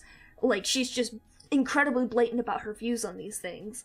Actively talks to both well-known radical feminists and I think somebody has pointed out a few like neo-Nazis that she's just been like, yeah, we're buddy-buddy now. I'm just like, what the fuck? Excuse me? Which is like just, it's like the top tier worst like way social media has evolved to this sort of stuff that makes us have to look for these sorts of things in people, because it turns us into morality police, it turns us into thought police, and it goes all sorts of bad ways, and I hate talking about it because it's such a convoluted thing to explain, especially to somebody who's not terminally online like I am. Because it's just like, well, I have to dig through 3 layers of explaining to you what Twitter is and why this happens. And it's just, it's a wormhole that you dig into, and it just gets worse. I just don't really understand. But yeah, like, none of these things are things I noticed when I was a kid watching the Harry Potter movies. It's things I have learned since then about racism, about xenophobia, about anti-Semitism, transphobia, etc., etc., and learning about these things and recognizing them in media is an important thing to do. It's not that you have to delete all of these things from your life, it's learning to think critically about them. I have not... I'm just gonna leave that as purple, I think. I think that's supposed to be purple. Yeah, I have a lot of questions I don't think I want answers to about this marble situation.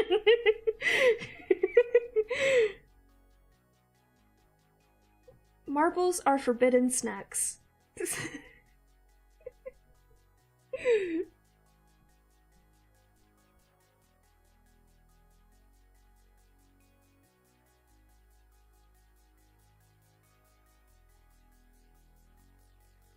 It's like Tide Pods.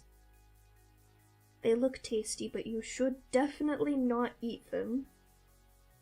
Do not eat Tide Pods. Or marbles.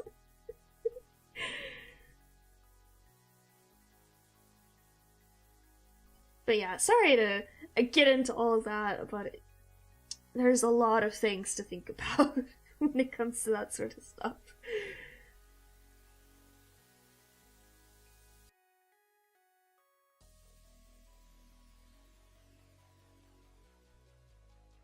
Is it like metal having a weird tangy flavor that tastes good? Is that what you mean by it was good? I no longer like that flavor, but like, I swear as a kid, it was weirdly tasty. I will not confirm or deny if I used to lick coins.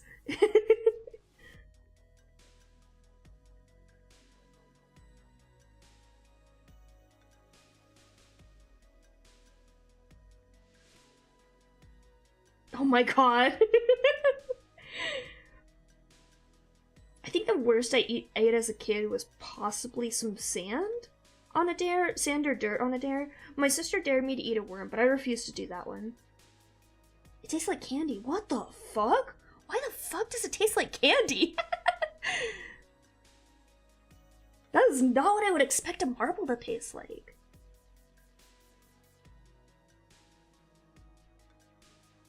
I would expect it to taste like, hard water.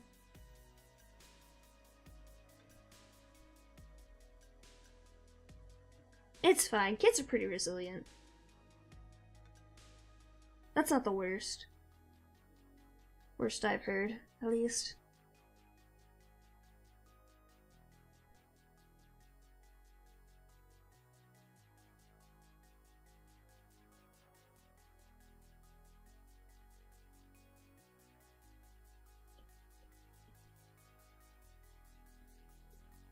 Okay, but no, you're right.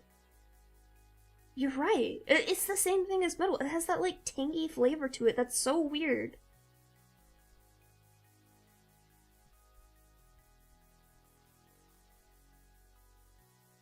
I do hope you went to the hospital for that, and we're fine. I'm assuming you were fine afterwards because you're in chat now, but Jesus Christ.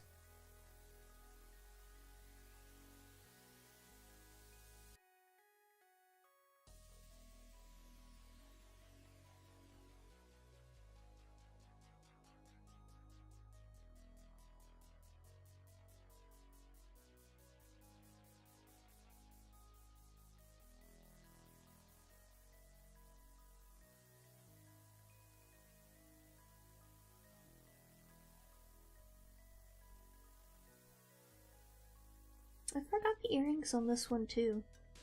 Oopsie. I did that on a lot of them. Yeah. I've had some incidents where I definitely should have gone to a hospital that didn't, so I'm glad that you you did.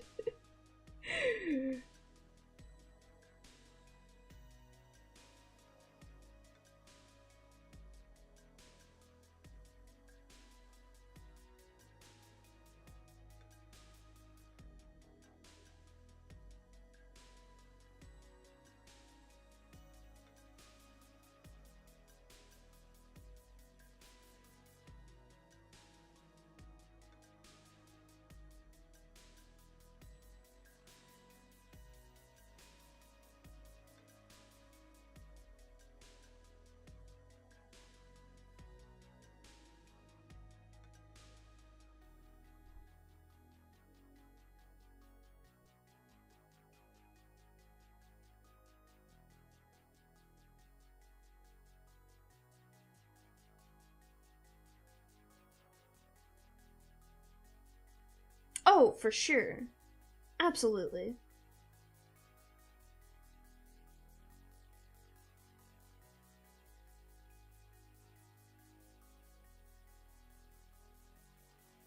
Look, sometimes I can't get to a sink in time.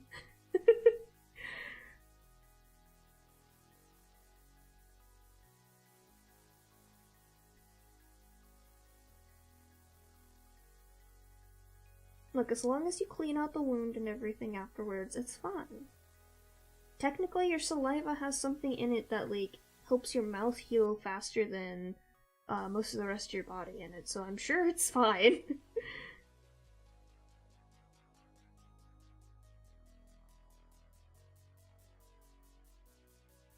It's like some enzyme or something.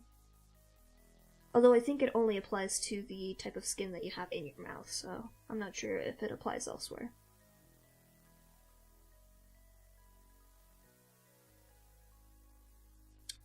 At least rinse it out, and hopefully put something like peroxide or neosporin on it if you are able to, and if it's the type of wound that requires it. Otherwise, other typical first aid measures, and if possible, wrap it in something such as a bandage or gauze. Although I know the latter of those two things is not always possible. I question your existence, Viper King. You don't even rinse it out?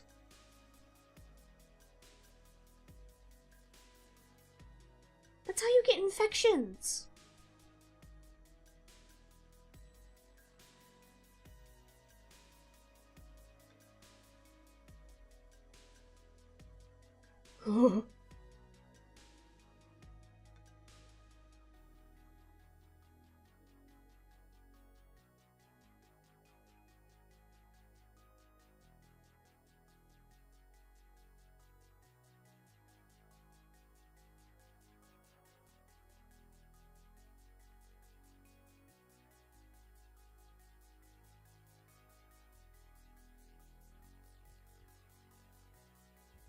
I'm more conscious about that kind of thing nowadays, though, so, I mean, I kind of understand. Because I don't go outside as much, so I'm more at risk than I used to be.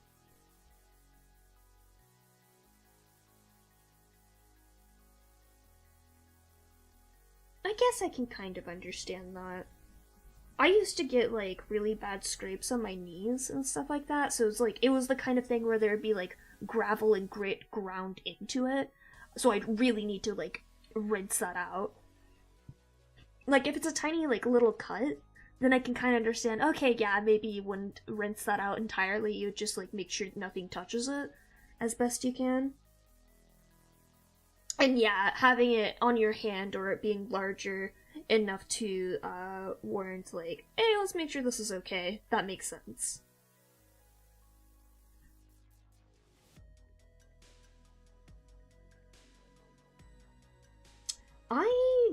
I have a sensitivity to scallops for some reason. I don't really understand it. I just know they upset my stomach every time I try to eat them, which is very upsetting. They are delicious. But I'm like the one person in my family who doesn't have allergies.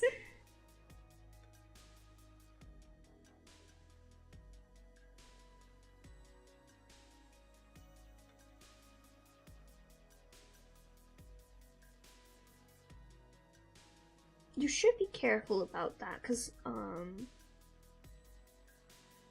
you do have a lot of bacteria in your mouth. That is a thing that's in there. So I would recommend it to clean it out afterwards if you can. But I mean, I guess you're alive and haven't had complications from an infection yet, so I'm sure whatever you're doing, it's working. Just, it's never bad to be a little cautious about that sort of thing.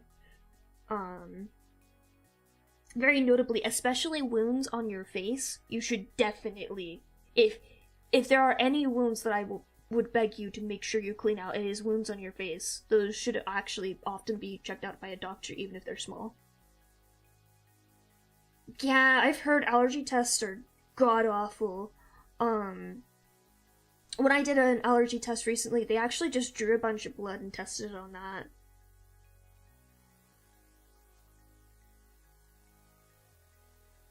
That's also fair, yeah. Yeah, allergy tests are whack. I had a friend who was severely allergic to a lot of different things, so she had to get tested a few times during the time I knew her for her allergies, and she showed me once a picture of it, and it's just like row after row of tiny dots, and depending on how the dots manifest is how they test the allergy. Speaking of drawing blood, though, getting my blood drawn is a fucking nightmare. Oh my god. Every time. Ooh, yikes. That has gotta be terrifying. Cause, like, I know as an adult getting shots is awful, but as, like, a small child, it's the worst thing in the world.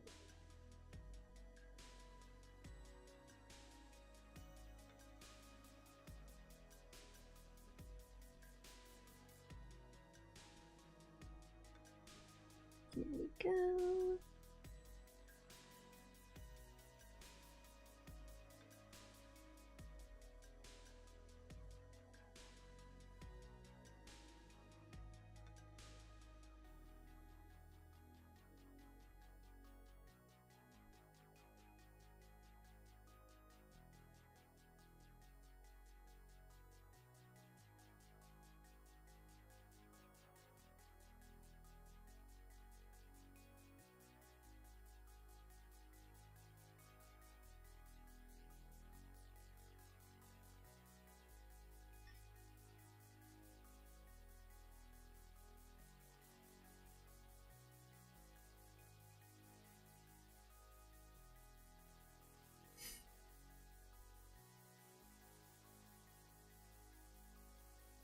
That's what I needed. I need gold.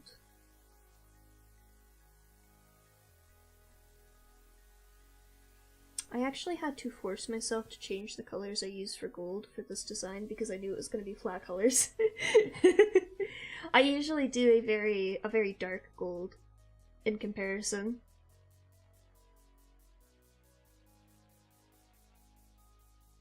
You guys are pretty new here, so you haven't seen my typical art style, which is closer to what my avatar looks like than how I'm drawing for this animatic. I have to simplify my style a lot for my animatics because of how much drawing there is with them. And recently I was doing a style study with a different with a different style that I've really loved over the years and wanted to see if I could emulate something for myself.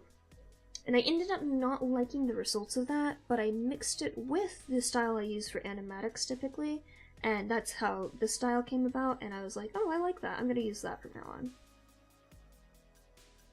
Yeah, that sounds about right. My heart goes out to younger you. Oof. Definitely the worst. Okay, I need the jacket color. There you are. I only did one of these, right? Yeah, I still have to do that one.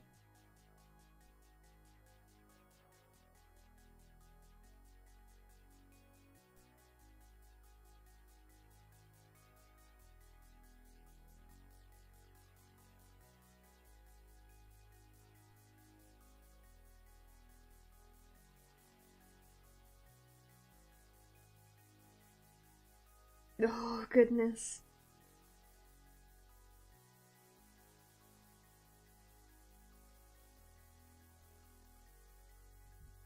Yeah, it's already like a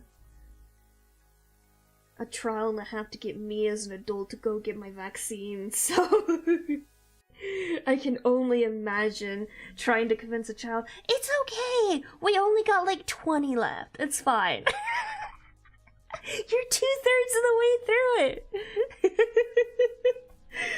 Good lord. I don't know how doctors do it. Or vets for that matter. Oh my god. I had to bring in Miss Marjorie and Miss Mia for shots. And oh my goodness, it was a trial to get them to sit still.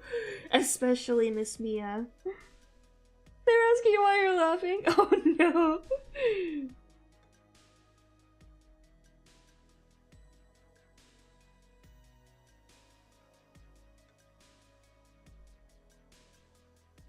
Okay, I've been going for 5.5 hours. I either need to stop, which I probably should do anyways because it's 12:30, or at least take a bathroom break. I think I'm going to stop streaming for the night though, because it is 12:30. I didn't realize how late it's gotten. Let me do a check real quick on how many frames I have left though. I have 1, 2, 3, 4, 5, 6, 7, 8. That's not too bad. I got through 2, 3, 4. Oh, I have 9. I need to fix one of those. 5, 6, 7, 8, and then I'll get through these. Try giving them catnip. Marjorie actually wasn't receptive to catnip yet, because she was too young for it. Catnip is something that they get a taste for as they get older. Mia was probably too scared to try to attempt to give her catnip. Yes, I will write a note for myself because I do tend to forget. And I would love to talk to you about it. And thank you so much for being open for answering questions. I really appreciate it.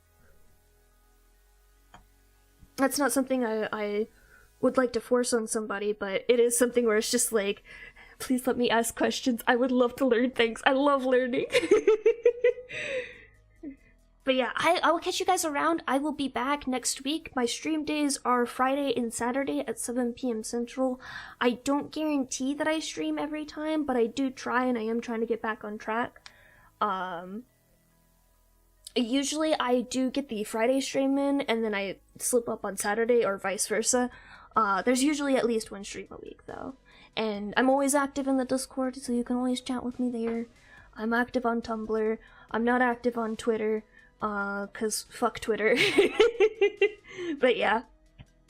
And I'll catch you guys next time.